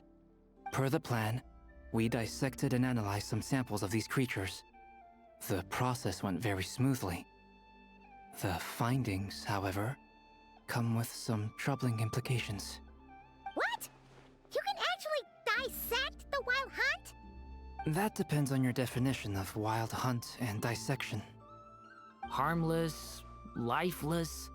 These words are accurate descriptions. The Wild Hunt is an interesting phenomenon. In and of itself, it doesn't seem to possess anything akin to a human personality. But taken as a collective, the medium through which the Wild Hunt is summoned does appear to have a soul. Master griped a lot about the wise Horoptotire, and seemed somewhat fascinated with the foul Certology. But she barely mentioned Rerir at all. I don't think that was because of his lower social standing, though. Anyway, it's a pity. I should like to hear her thoughts on the nature of the lifeform he has become today. It's a strange mix. The furious energy of an abyssal being channeled through a fractured physical existence. A consequence of being torn apart by an unknown power. Perhaps the only explanation for his survival in this state is that he sacrificed a degree of individuality in exchange for a continued existence. Oh, sorry.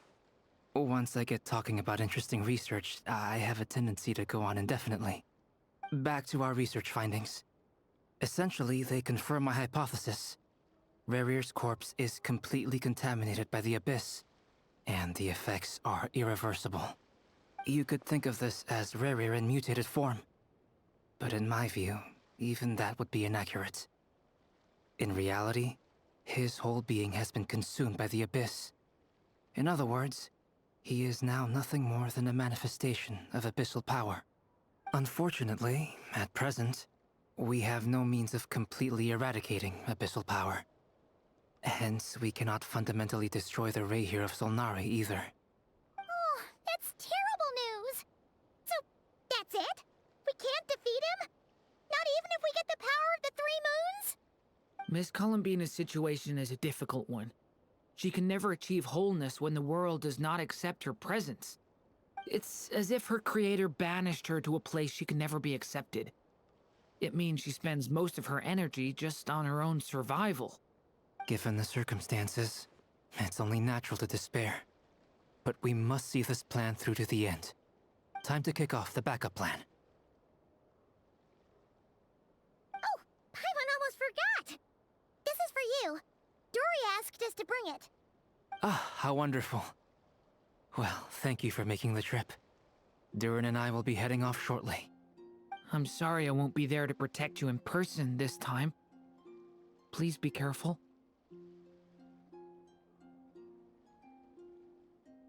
All right then. Stay safe.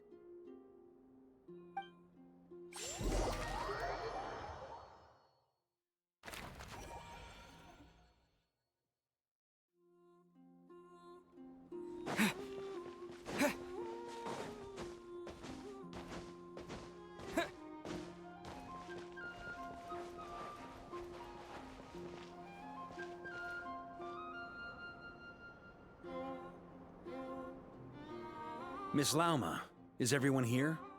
Yes. The fate of my flock is in your hands, Grand Master Varka. Please keep them safe. My lady, what are you saying? Within the next 24 hours, we will face the biggest crisis the world has ever seen. This is not a burden that we deserve to bear, but I believe that we reap what we sow in this life. So I intend to act. I must do what I think is right. For me, that means fighting for the future of Nodcry. This gentleman is the Grand Master of the Knights of Favonius, Varka, Knight of Boreas. In my absence, please follow his lead. Hey, everyone. Guess I should introduce myself. Well, to start with, I know my way around a battlefield. Biggest strengths are honesty and hard-workingness. Anyway, point is, I don't intend to let Lauma down. I'm gonna do everything in my power to keep every last one of you safe and sound.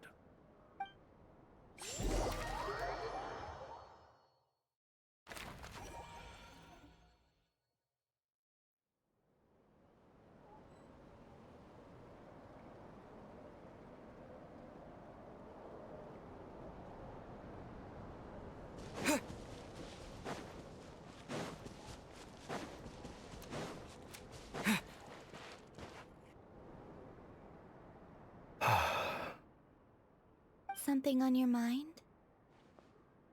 Miss Columbina, was it? I believe that's how the others addressed you. That's right. Names are funny things. Have you always been called Dainsleif? Yes. I take it your own name has a more complicated history. I have a different relationship with names than other people. To be honest, I'm not even sure that Columbina is my name. At least, not in the same way that Dainsleif is yours. But it's what everyone calls me, and I go along with it. A lot of my life has been that way.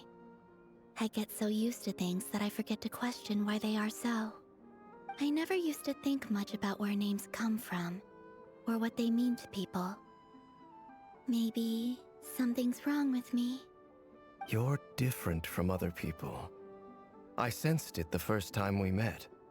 You're more perceptive than most.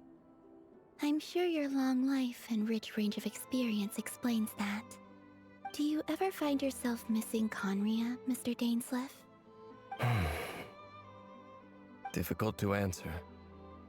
I have dreamed of the past many, many times. Sometimes I'm fighting tooth and nail. Other times I'm lying on the ground, defeated. I don't recall any happy moments from that time. It has been too long. Is that because hatred survives longer than love and affection? That would not be for me to say. I make no excuses for the grudges I bear. But whatever the reason, I remember little that was beautiful or sentimental. Thank you for your help with the Rerir situation. Without your efforts, I never could have learned the hidden truth of his story. You're welcome. I know he's your friend. Friend? He betrayed me. And I never really understood what he was going through in life.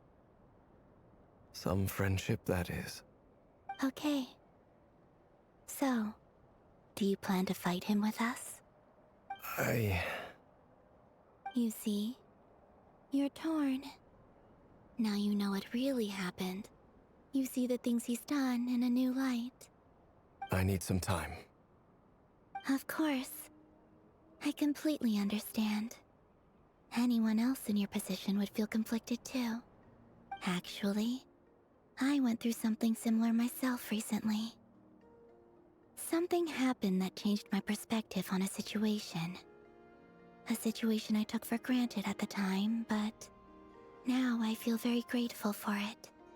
You mean the Harbingers who still support you, even though you've left the Fatui? Yes. I always thought they were only helping me because Harbingers are forced to work together.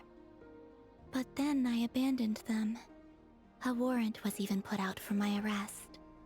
And even now, they still support me. Which means I was wrong about them all along. Clearly, they view you as a friend. I feel a little guilty now. I regret not seeing her help for what it was, and not treasuring it. I see the guilt that you're feeling now, because I feel it too. Hopefully, talking about it will do us both some good. Have you noticed that the Traveler and Paimon are over there? I think they've been listening. Huh. Shall we say hello? Sure. Hello. Ah! They caught us!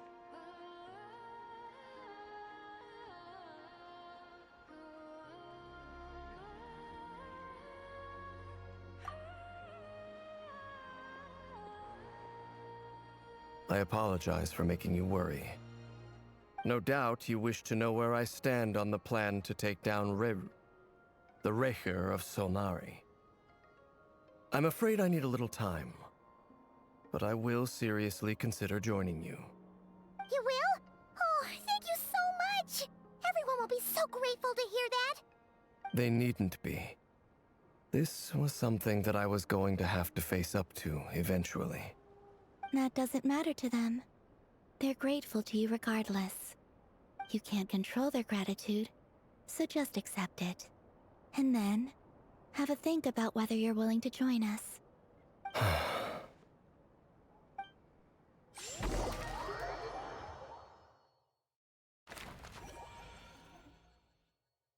It's nearly showtime! Let's go rendezvous with the others. You know the place.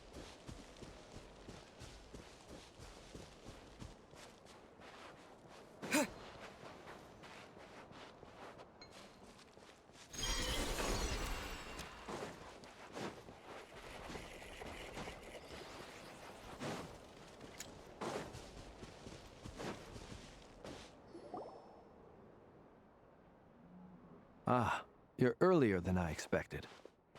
Hey, Flint's! Been waiting here long? Not too long. I came a little early so I'd have some time to think. Are you nervous about the battle? Quite the opposite. I'm reminiscing on my past battles. When I was awakened by the Ratniki, I had not touched a weapon in many years. I felt like the battlefield was not where I belonged. But after waging war against the Wild Hunt for so long, I came to realize something. A life of absolute peace is simply not a possibility for me. My restless flame indicates that somewhere inside of me, there is a deep yearning to root out the evil in this world. Oh, that doesn't sound like such a bad thing. Well, in the past, when I was a Fae whose primary concern was hibernation, it was hardly ideal. But it certainly serves me well here in the present. And I am delighted to be able to join forces with you in this endeavor. Looks like I'm not the first to arrive. Ah, Miss Lauma. Did you sleep okay last night? I struggled to settle down at first, because of the nerves.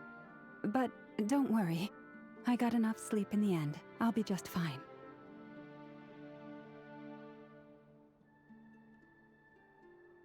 Please, I'm just doing my part.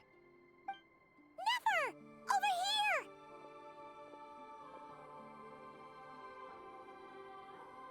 here! Aino asked me to relay a message. She said Anefa will be on high alert and keep a close watch over all secondary districts where defense is required, providing support as necessary. Meanwhile, Aino herself will provide range support to us directly, using her latest invention. Excellent. My thanks to all involved. The chess set's looking a little unstable. It won't hold him much longer. We should be prepared to engage at a moment's notice. No sense sitting around waiting. Let's make the first move while we still have the option. I agree. Paimon, find a safe hiding place. I will.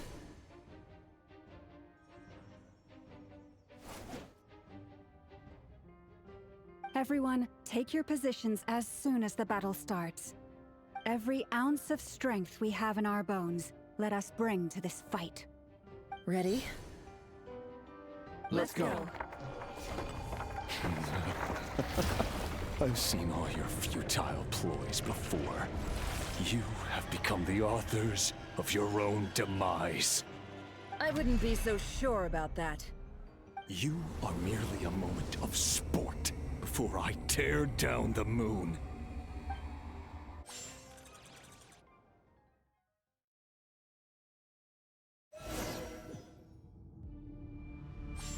Stay on your toes.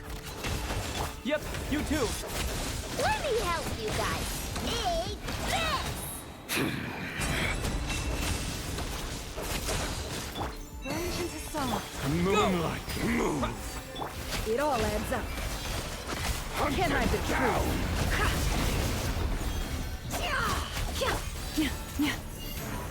Forest, protect us. With one heart, we pray.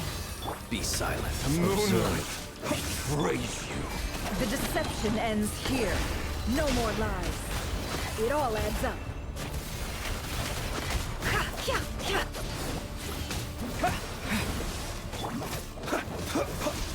Close your eyes. Be silent. Receive my blessing. Moonlight, praise you. Can't hide the truth. Futile hunter. Seek within. Moonlight, praise you. You poor lord. Pathetic. Observe. Night falls. Hunt him down. It began with the moon, and so shall it end. The moon will protect you. Branch into song.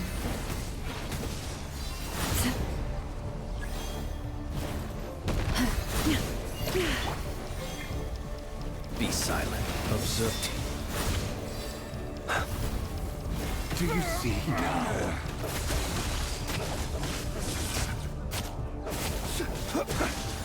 Fenifon, when will it be as you foretold?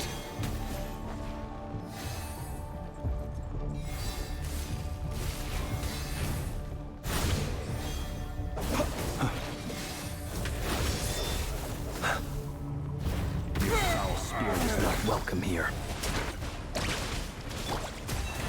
For the everlasting forest. The night cometh.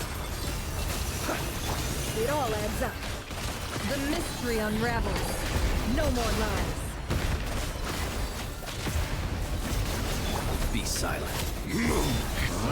Futile. Lush as the moonlight. Go! Moonlight, praise you. By the frost moon of old. Are you quite finished? Observe. Be silent. Hunt him down. Night falls. Close your eyes.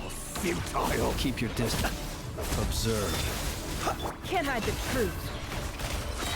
No more lies. Seek within. Go! Receive my blessing. The moonlight. Be silent. To dust. Steady now. Observe. Do you fear the dark? Water jet! Bombs away! For the everlasting forest. Lush as the moon. Moonlight. Futile. Can't hide the truth.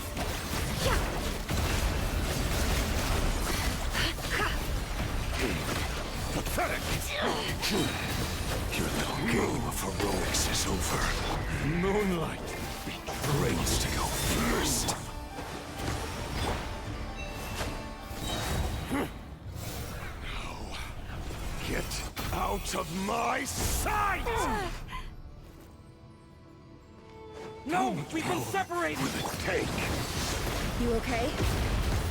Never! Where are the others? Stuck outside the barrier. guess he really doesn't like us. I told you before, knowing too much is always a death sentence. Be careful what you wish for.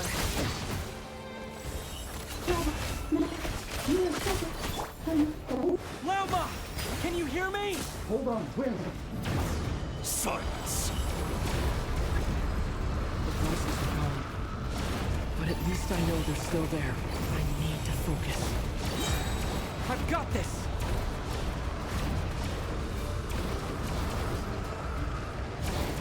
Water jet!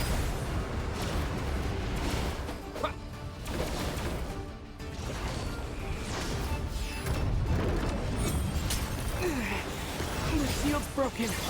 I can't keep this up. Don't push your luck. How much power will it take?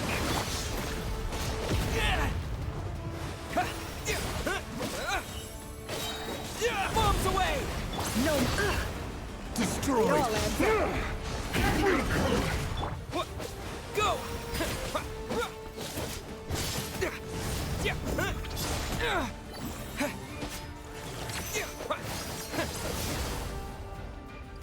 Go! Wipe out! No more lies. The mystery unravels. It all adds up. Go!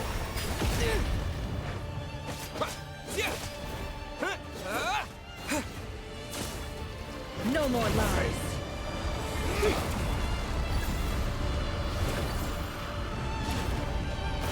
Curses. There's no other way.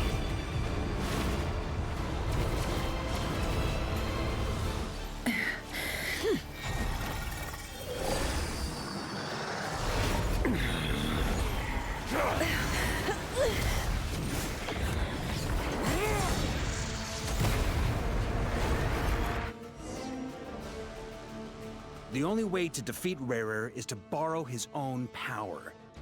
That means Columbina will have to disappear while you two bear the brunt of his attacks. You have to hold on. Find a way to keep him focused on killing the two of you.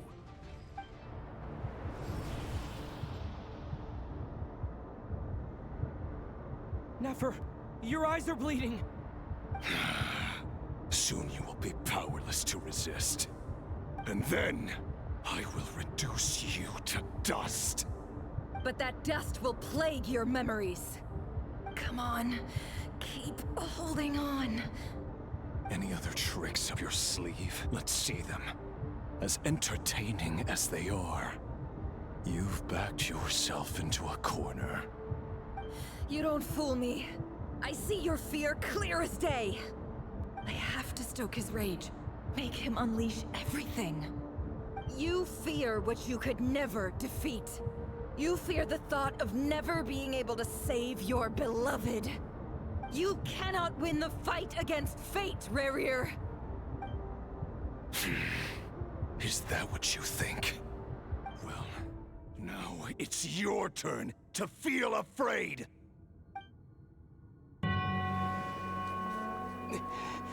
You fear the sound of your own name?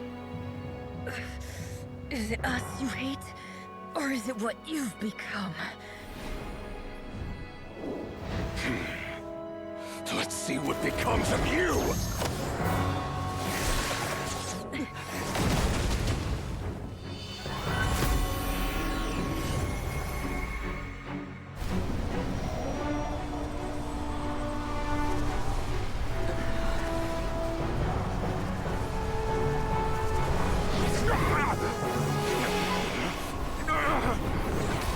What's happening?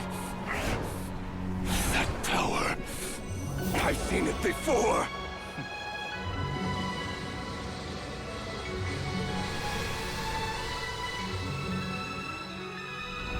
His power is on another level. We'll need to use an alchemical array to convert his power into a usable form. Then quickly channel it into Columbina, rendering her powerful enough to compete with him. I'll join you. I can help. If I release enough abyssal energy into a confined space, it'll create a potential difference. allowing us to extract a huge amount of elemental energy. Next, I'll synchronize with everyone's minds using pyro, then give you temporary access to their abilities and fields of view. But it won't last long. Can you see? Well enough. So, we have a student of Gold Rheindotter in our midst. How about that?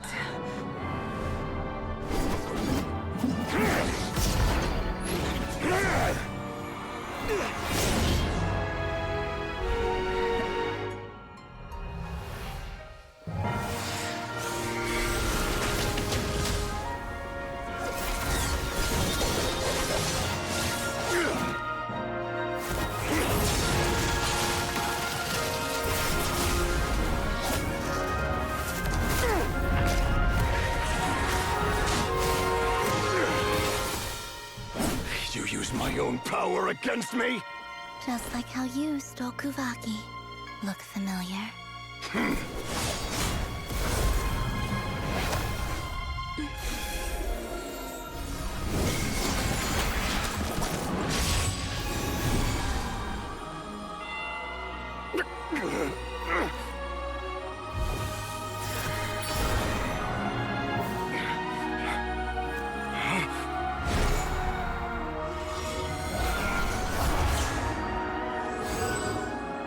Don't you realize? You don't have the power to hold that gate open. I don't, but someone else does. Goodbye, Rerir.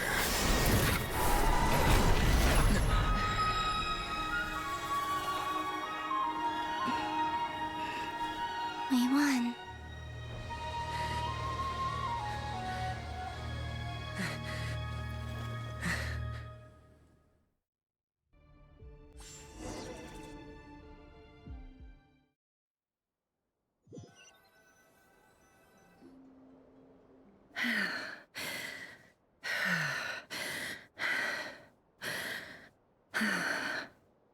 Nefer, how are your eyes? They're fine. Apart from the blindness, of course. It's not too late. Let me handle it.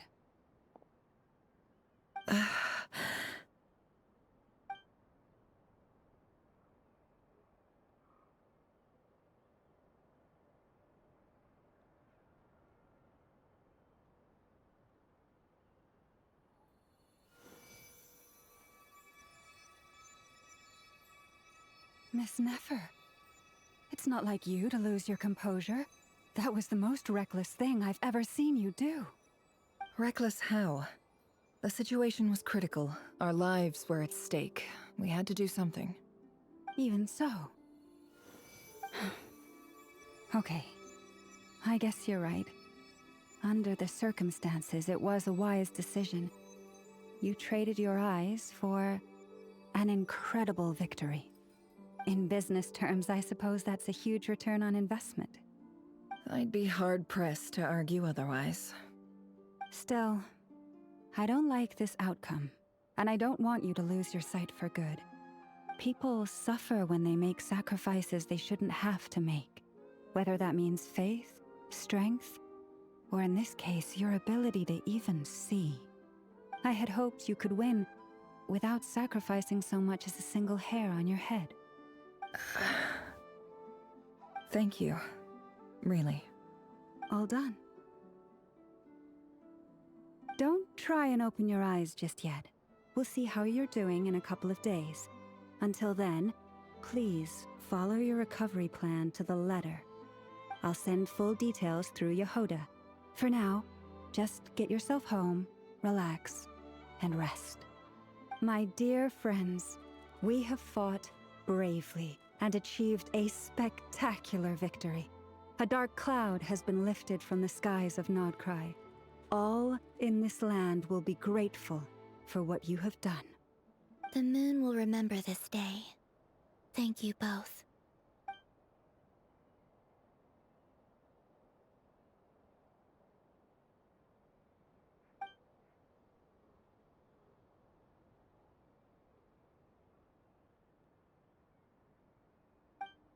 There's something I want to let you know.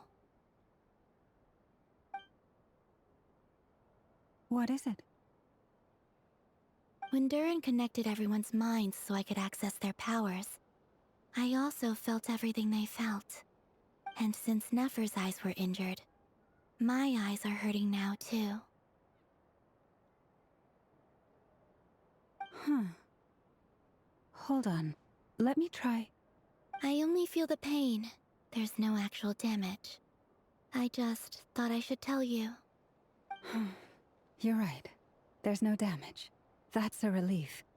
But I must say, I'm surprised to hear the Kutar share something like this with me. In the past, you never used to open up about yourself. Things are a little different now from how they were. I'm learning to share how I truly feel with my friends. Friends? You have no idea how glad I am to hear that.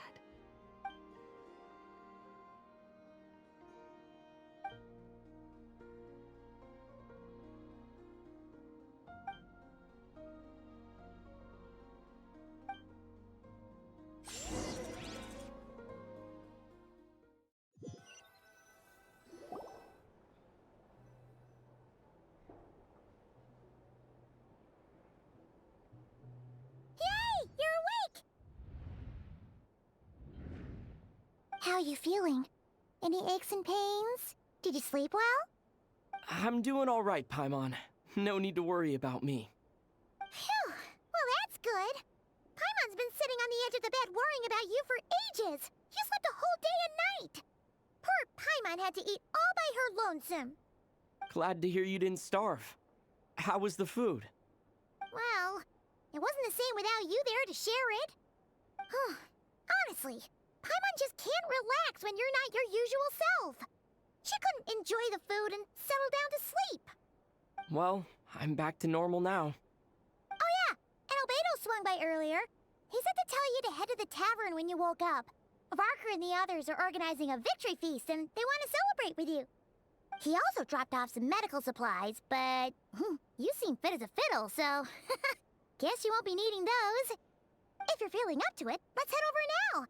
Wouldn't want to keep them waiting.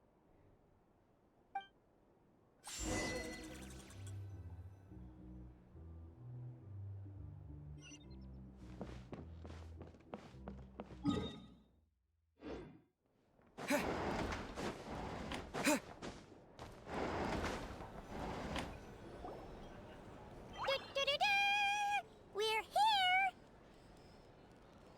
Oh, Traveler and Paimon! Perfect timing! We were literally just saying how there's no way we're holding this victory feast without you. Any longer, and we would have postponed it till tomorrow. How are you feeling today? Much better. Thanks. Don't worry about me. Relief to hear it. If that changes, just let me know. Happy to check you over at any time. Yep, we're here for you. Anything you need, just let us know. Oh wait, where's Nefer? How are her eyes doing? Nefer's right over there. I'm sure she'd love to catch up with you.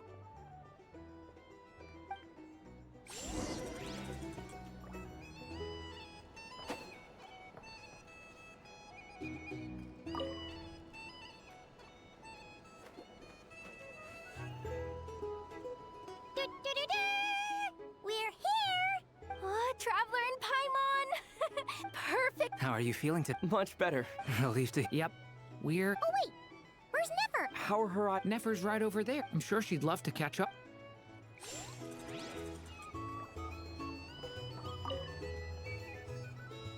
Hello, you. Recovered from the battle?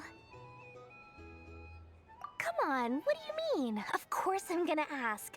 I care about my friend's well-being. And we are friends, aren't we? Get yourself a drink. You've more than earned it. In fact, today, your drinks are on me. Lord Sangama Base got you covered. Wow, really? What about Paimon? Has she earned it too? Has she? Please? Well, you haven't been through quite as much as the Traveler, but... what the heck, sure. Yay! Wow! Drinks on Dory! What a historic day. Hey, keep your voice down, or everyone else is gonna want in too. Have you heard anything I've been saying recently? Doing business in Nodcry has been an absolute nightmare. If I'm buying for everyone, I'll... Okay. Paimon will speak more quietly. Jeez. That's more like it. Don't you forget, Lord Songama Bay doesn't just go around buying drinks for anyone and everyone. If you're here to sign up with the Fatui, make sure your paperwork is all in order. You drink less.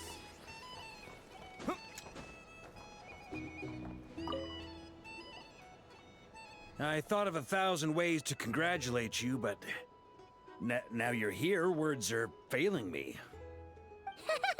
The honorary knight stuns them speechless once again. Well said. The honorary knight showed us all how it's done. The other knights tell me that Mondstadt was the first stop on your journey. All of us are truly delighted to count you as our friend. I'd like to thank you for supporting the Knights of Favonius, and also for helping us save Nodcry. Nonsense! Of course I'm gonna mention it. This is more than just business. It's a relationship. And there can be no relationship without showing gratitude where it's due.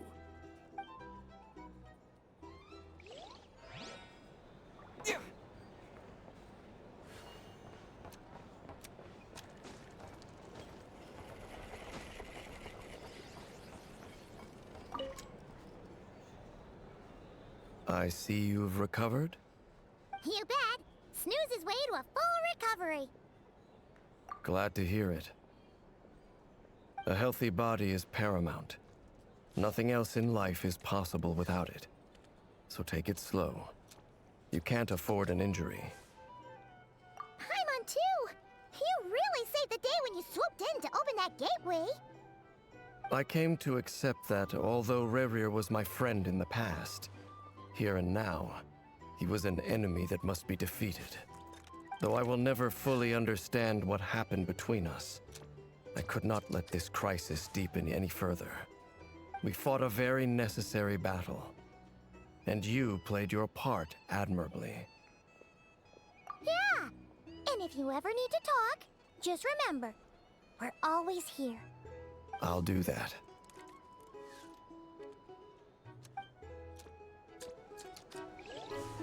These are bounties. If you want to negotiate prices, go find a flea market.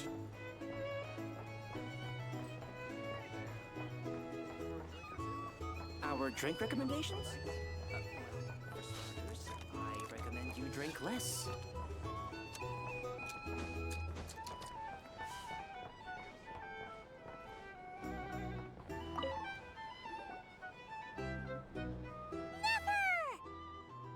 Traveler, Paimon, are you recovering well?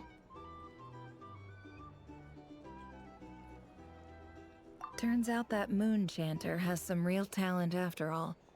My eyes were mostly recovered after just a couple days rest.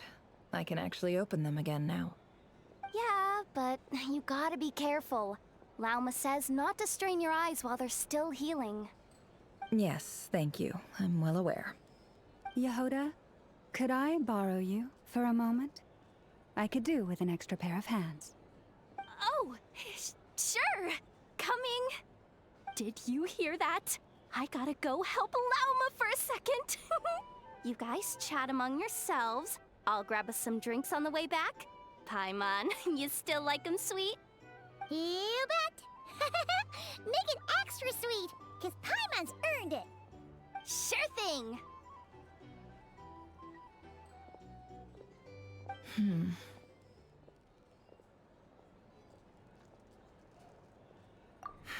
The Raker of Solnari. Kind of a snake, don't you think? No, definitely a snake. A poisonous one who spewed his venomous hatred everywhere. Anyone who seeks revenge out of hatred for other people has become a snake. That's something my dad used to say. Perhaps. I'm sure it sounds like a very wise and open-hearted perspective to your ears. But me? I think hatred is a perfectly justifiable emotion. What else is left when everything you depended on in life gets stripped away? Something's gotta fuel that drive to keep on living. If you're worried about me, you can nip that in the bud. I'm not someone who gets stuck in the past. It's just... I suddenly feel like I was wrong to call my father a liar. He was just a fool. That's why the Academia turned their back on him, and why the other tribes ganged up on him. Oh, Father. How much better things could have been if you were a skilled liar. Look at the Ibis King. Thoth is a fiendishly cunning liar.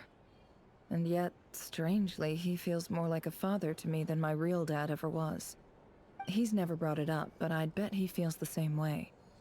Why else would he give me the power to perceive the truth, while at the same time training me in the art of deception? Well, King Deshret banished him to Aru, which is essentially a prison, and posed 3 questions to him. He promised that he'd have his freedom if he could find the answers. His response was to take on a physical form and approach me, hoping that I could become his envoy and search for one of the answers on his behalf. Did he really think I'd fall for that? He's stuck there. He can't make me return what he gave to me. So that's enough for you to decide he's nice, is it? He's a prisoner, and he was scared. So he decided to perform some good deeds to win people's approval. He lives in fear because he's a deceiver. How is Rerir any different? You can't work as a spy your whole life and expect a happy ending. It's preposterous. Yet I can't say I don't understand it. Liars live in the darkness of their own making, but it's still human nature to want to go on living. They say that a liar's soul is the most worthless thing in the world. What do you think?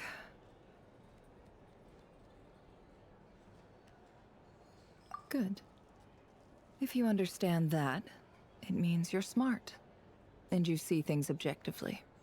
If you ask me, the soul of a liar really is worth nothing, because all they care about is themselves. For example, when something good falls into my lap, I don't go sharing the news around. Stops other people trying to steal it from me.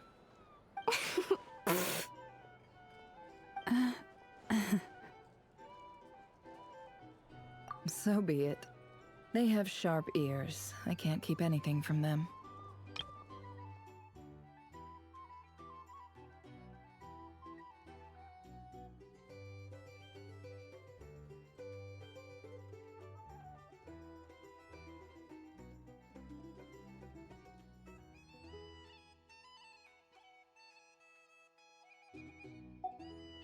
Oh, is that what it looks like? Well, you all know my past now, and I can't simply eliminate everyone who knows too much. So I guess I just have to put up with you, for the foreseeable future at least.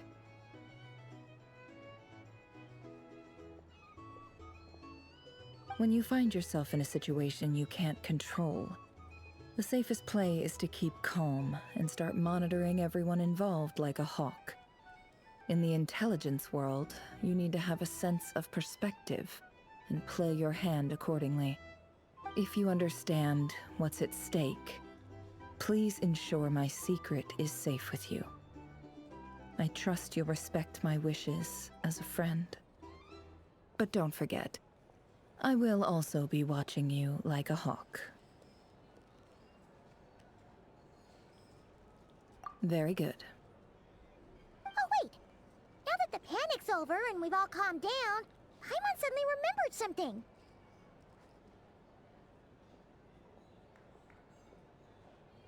After all that build-up, our mystery ally never showed up even once!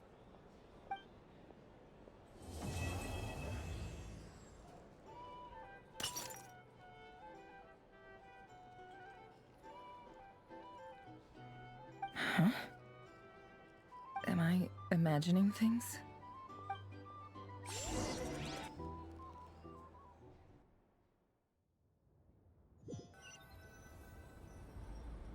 So, that close colleague who stayed behind with you?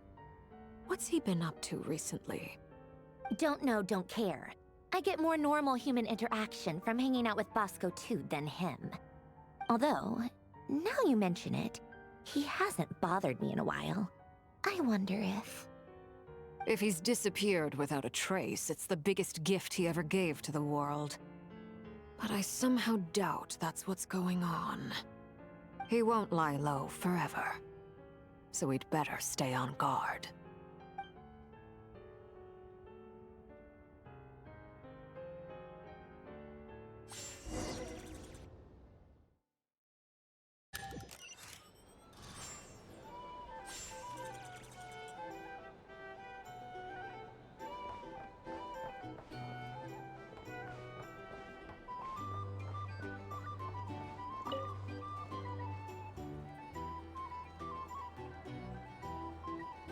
Ah, Lord Sangama Bay. How lovely to see you. I must thank you for the device you provided. It was an enormous help. Would I be right in thinking that it was developed by the Academia? Why come and ask me when you clearly know already? I mostly came to thank you. That's more like it. A little gratitude goes a long way with Lord Sangama Bay. Play your cards right, and you might even stand a chance of becoming my long-term supplier. The chance to work with such a kind and charitable investor as yourself would be a great honor for the Curatorium. Huh? Charitable? Who said anything about charity? First time hearing about it. Let's see. The first plot of land you purchased in Nodcry, your desert interests, and... Stop! What do you think you're doing? Exposing my investment history! It's nothing to hide from. They're all perfectly legitimate investments. And some of the land you purchased was with the intent of building a sanctuary? Yes, I heard about that too. How did you... You're a curious case, Lord Sangama Bay. You don't like people finding out about your good deeds, do you? But I'm afraid no matter how hard you try to keep things under wraps, where there's a will, there's a way. You did it for Sumeru, didn't you? It was empty land that was gonna go to waste otherwise. I figured if I built something there, it might at least get some use in an emergency. Disasters are capricious things. They strike without any warning. I've lost family to a disaster before, and I don't want to lose any friends or business partners if I can help it. My elder sister used to dream of finding a sanctuary. Somewhere with plenty of food, water, and medicine. Where everyone could live happy lives. It was something I looked into, but after discussing things with the Dendro Archon, I decided on a more effective strategy. The tech people handled the tech, and Moneybags provided the Mora. It just made the most sense. It's a pity that so few people know the truth about you. Everyone says that you view everything in terms of Mora, and all you care about is growing your own wealth. So, what's the problem with that? Everyone wants to be rich. It's human nature. So yes, I love Mora, and it's nothing to be ashamed of. But surely you have dreams of your own, beyond just making Mora. You don't get it, do you? My dream is to invest in other people's dreams. And, you know, make a nice little slice for myself along the way. Just thinking about it makes me happy. That sweet, sweet sound of Mora. Thank you. For the device? And the pendant. Oh, that. I was just returning a favor. Don't worry about it. Seems like we've both been away from home for a very long time. Yeah. So long that I barely remember what my family even looked like. That would be your mother, father, and sister? Yeah, though it's been years since my sister passed away. It's not like I want to forget them, obviously, but Memory can be even more ruthless than the most calculating business person. Beyond a certain point, if something isn't helping you, it just gets rid of it. My sister can't help me now. Slowly but surely, her face is fading from my mind's eye. It's become a vague impression. Not everything will fade. When loved ones pass away, the beautiful memories are the ones that last the longest. Yeah, that's true. If you ask me, that's the one silver lining in all of it. Well, that, plus, I'm sure that life is much better now than it was back then. Oh, absolutely. I have tons of Mora, a big beautiful house, business is booming, and I'm as happy as can be. You've got a lot going for you too. Boss of the Curatorium of Secrets? I'm sure there's plenty of Mora to be made in that line of work. I appreciate the vote of confidence.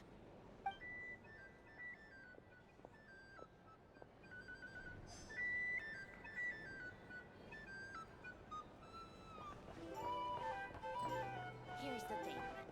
You can't live life without a little spice. Or some information. Either way, I'd be happy to oblige.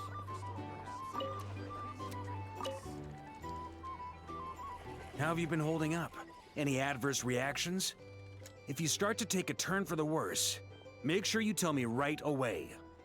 You don't need to worry about me, Grandmaster. I'm fine. I mean, I barely did anything, so... What? You're too humble, young man. You played an indispensable role in the battle for Nodcry. We can't thank you enough for your support. Sometimes, when people praise you, it's because you deserve it. The best thing is to accept it calmly and with grace. It's important to learn how to respond to words of admiration. Let's do a quick demonstration. Albedo, that was an incredible feat of alchemy. The pressure was on, but you worked flawlessly at lightning speed to get the job done. Thank you. I can't take all the credit, though. Durin played a big part in forming the alchemical array. See? Did you catch that? A masterclass in how to take a compliment. Okay, yeah. I did work pretty hard to help prepare for the battle. No point denying that. Hey, you guys! Hey, look who's bounced back. Looking good, traveler. Seems like you've recovered. You won't need to take any more medication. Can I get you a drink? Huh? You know how to order at a bar now?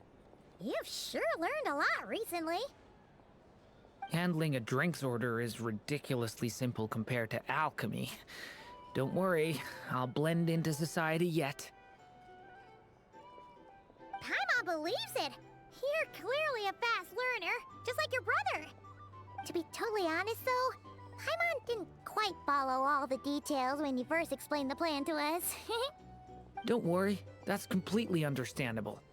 Unless you're a student of alchemy, it's hard to grasp the principle and how the process works. To put it in the simplest terms, we saw how our enemy stole the power of Kuvaki.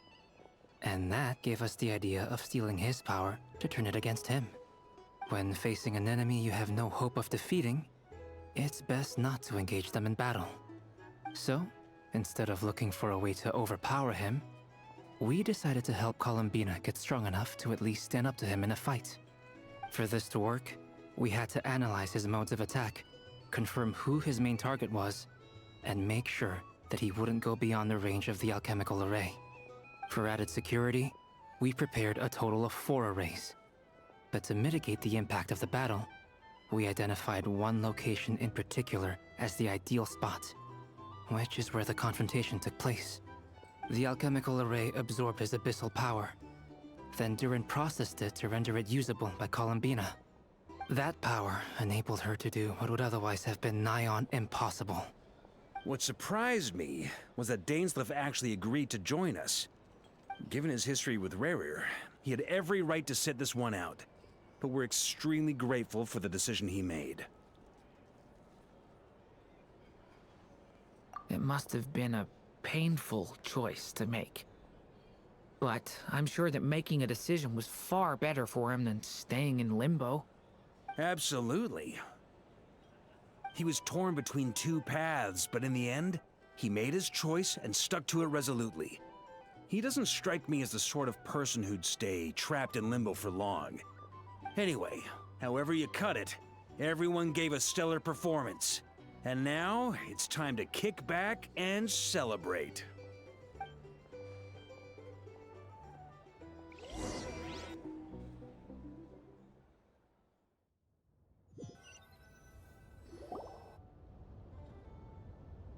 That's the only reason you're here. Yes. I've thought a lot about it. And I've realized that you, me, and Arlecchino should be friends. I think this is very important. So I felt I had to come and tell you. Well, this is a new one. I'm so moved. I can't even hold my teacup. If that's all, you can leave now. Do you not want to be friends with me? Or is it that you prefer being coworkers? What is this, Columbina? Are you deliberately testing my patience threshold? Right now, my politeness module is active. But if you say another word, I swear I'll shut it down. If your politeness module was active, wouldn't you say the word please at some point? Polonia, please see Lady Columbina to the door. Will you still invite me to your next tea party? What? Yes, I think you will. Bye-bye, dear Sandrone.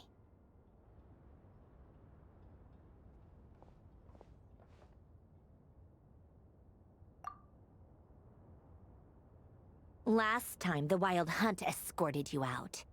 Would you rather I handled it myself this time? We just wanted to, see how you were doing now that it's all over. Why? Out of concern for my safety? I hope you didn't seriously think that the Rayhir of Solnari would be able to lay so much as a finger upon me, given how prepared I was. Mostly because you kind of helped us out, so we just wanted to check you were okay. Looks like all your robots are fixed, huh? Oh, don't you worry about that. Tea time is already a write-off. The visitor before you managed to kill my appetite. If you're in the mood for tea, go ahead and help yourself. Otherwise, it's going to waste. My coasters are still missing in action, though. Use this notebook instead. Whoa! Pretty hefty notebook. Look at all those calculations. You can ignore those. They're just dumb scribblings. I doodle and write in my free time. Sometimes I remember the distant, dreamlike past. Sometimes I imagine the far-flung future. And other times, I grit my teeth and note down all the crazy nonsense going on in the present. Some people do the crosswords in the newspaper. This is my equivalent of that. Trying to predict the future is like daydreaming, and writing about the present just makes me furious. The past is my favorite. If nothing else, it's already set in stone, so I don't have to rack my brains trying to figure it all out. Huh. Although, having said that, the only vaguely interesting memory in my past is probably that guy they call Lord Artificer. Who else? Pretty much all the mecha in Fontaine are his personal handiwork. Wait, are you saying you know him? Like, personally? As a friend? I mean, I guess we were friendly enough. Yep. In fact, I'm probably the only normal person left who knew him at all. We used to chat occasionally back when he was still around. Before he passed away, he asked me to destroy all his manuscripts.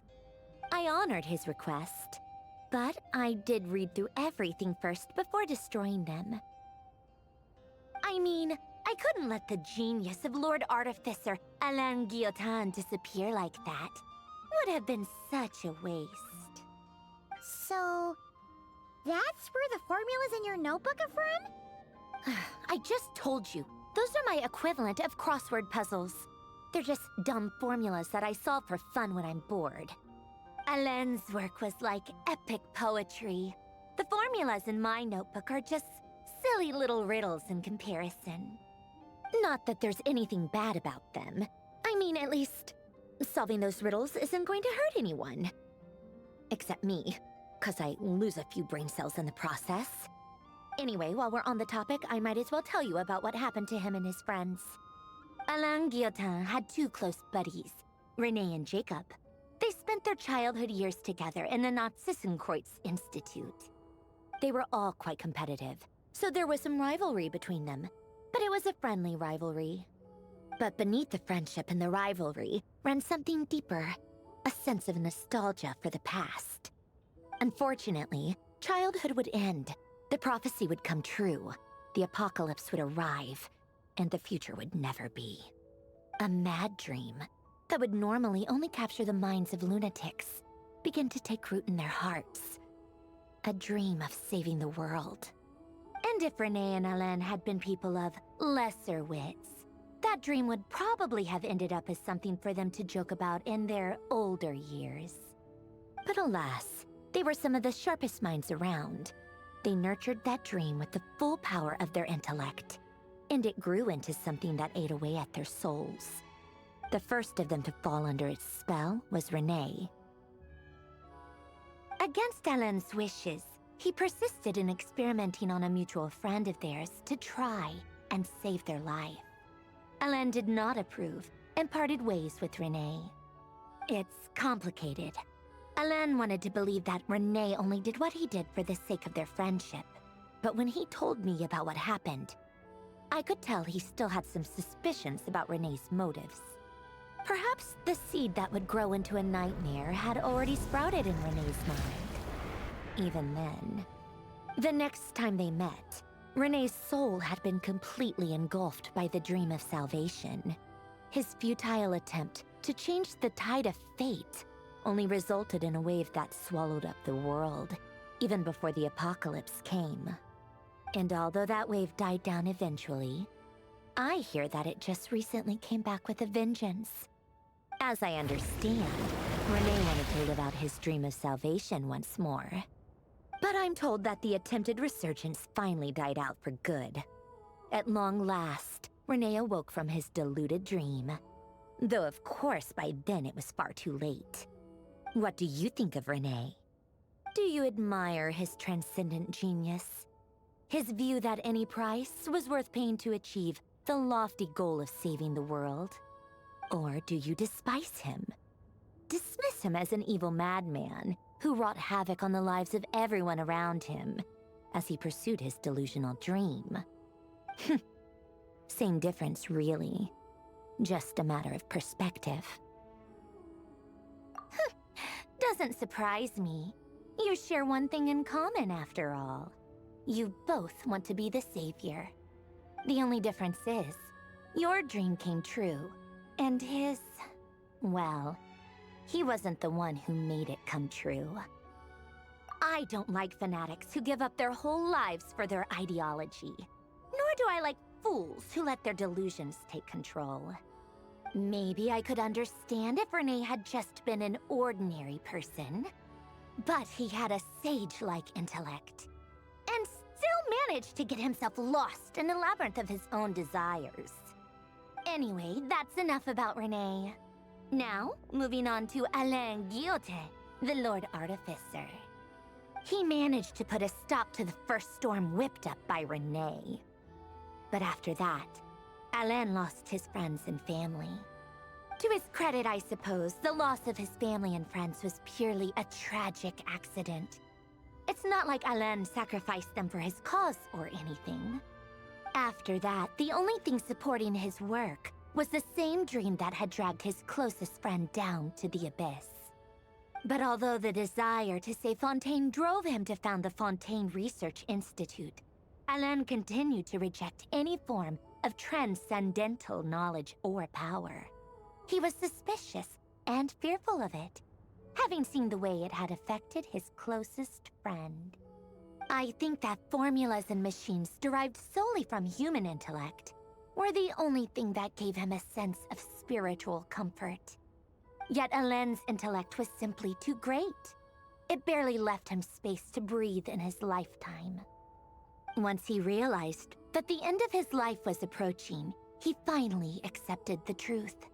the Nazissenkreuz Institute needed someone, and a human being, to see its story through to the end.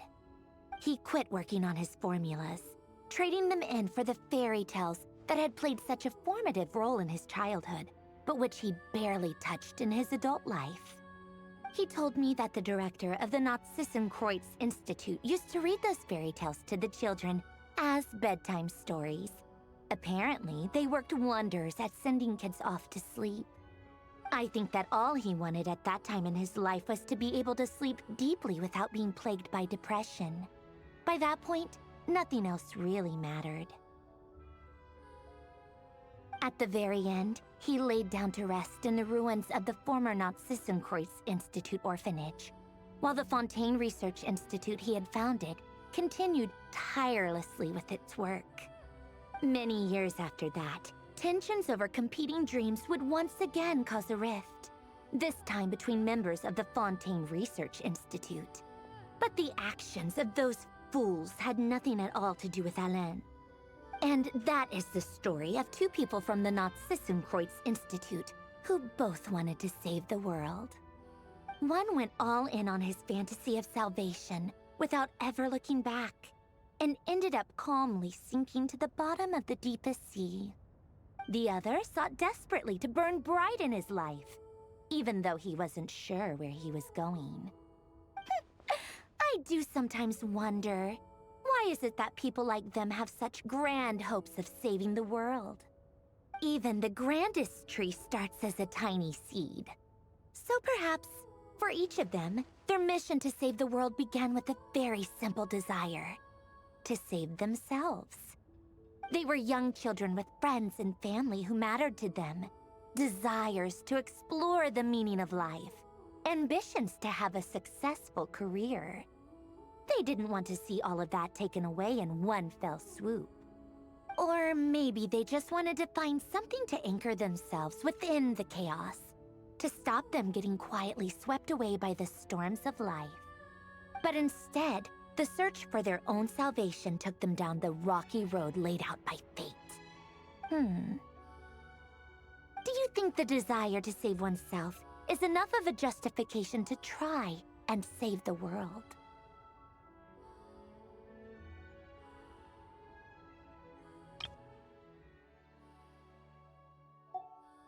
Sensible answer. Glad to know you've got your head screwed on straight.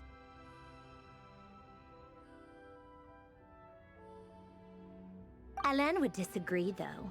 I asked him the same question back when he was in his prime, putting all of his energy into his work. Yes, it's enough. No elaboration, just a quick, short answer before getting right back to his work. He was always that way. All right, tea time's over. I owe Arlecchino a favor for telling me these stories. I'll have to bring a whole sack of gifts the next time I visit the House of the Hearth. I'm gonna go tinker with Polonia now. You guys can do whatever you want, as long as it doesn't involve interrupting me. Polonia, exit hibernation mode. Begin diagnostics.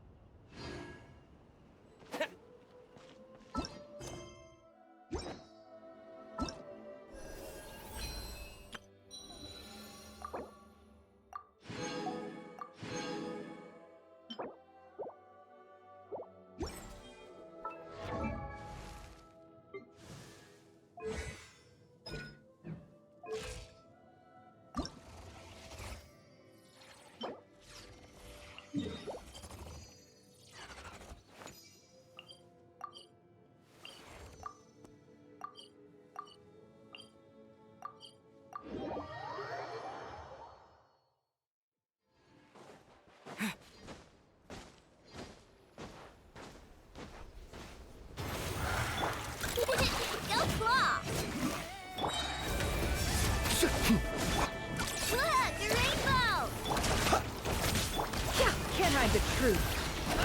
The deception ends here. It all adds up. Time to come clean.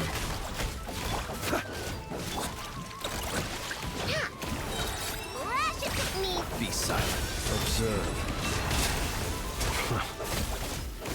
time, night falls.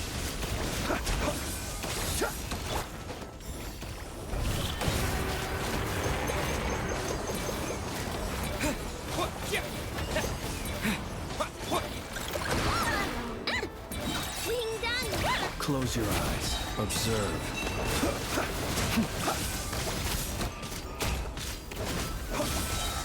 Night falls.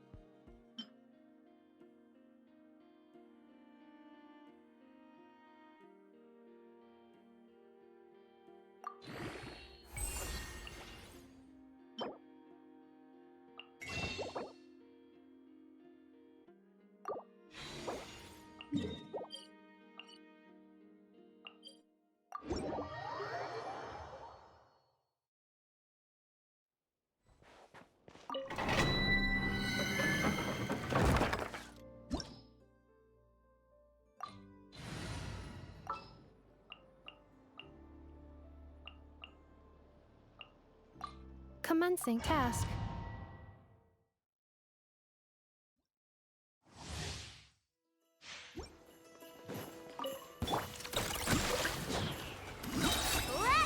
Cleanup sequence initiated. Annihilation mode. Close your eyes. Night falls. Be silent.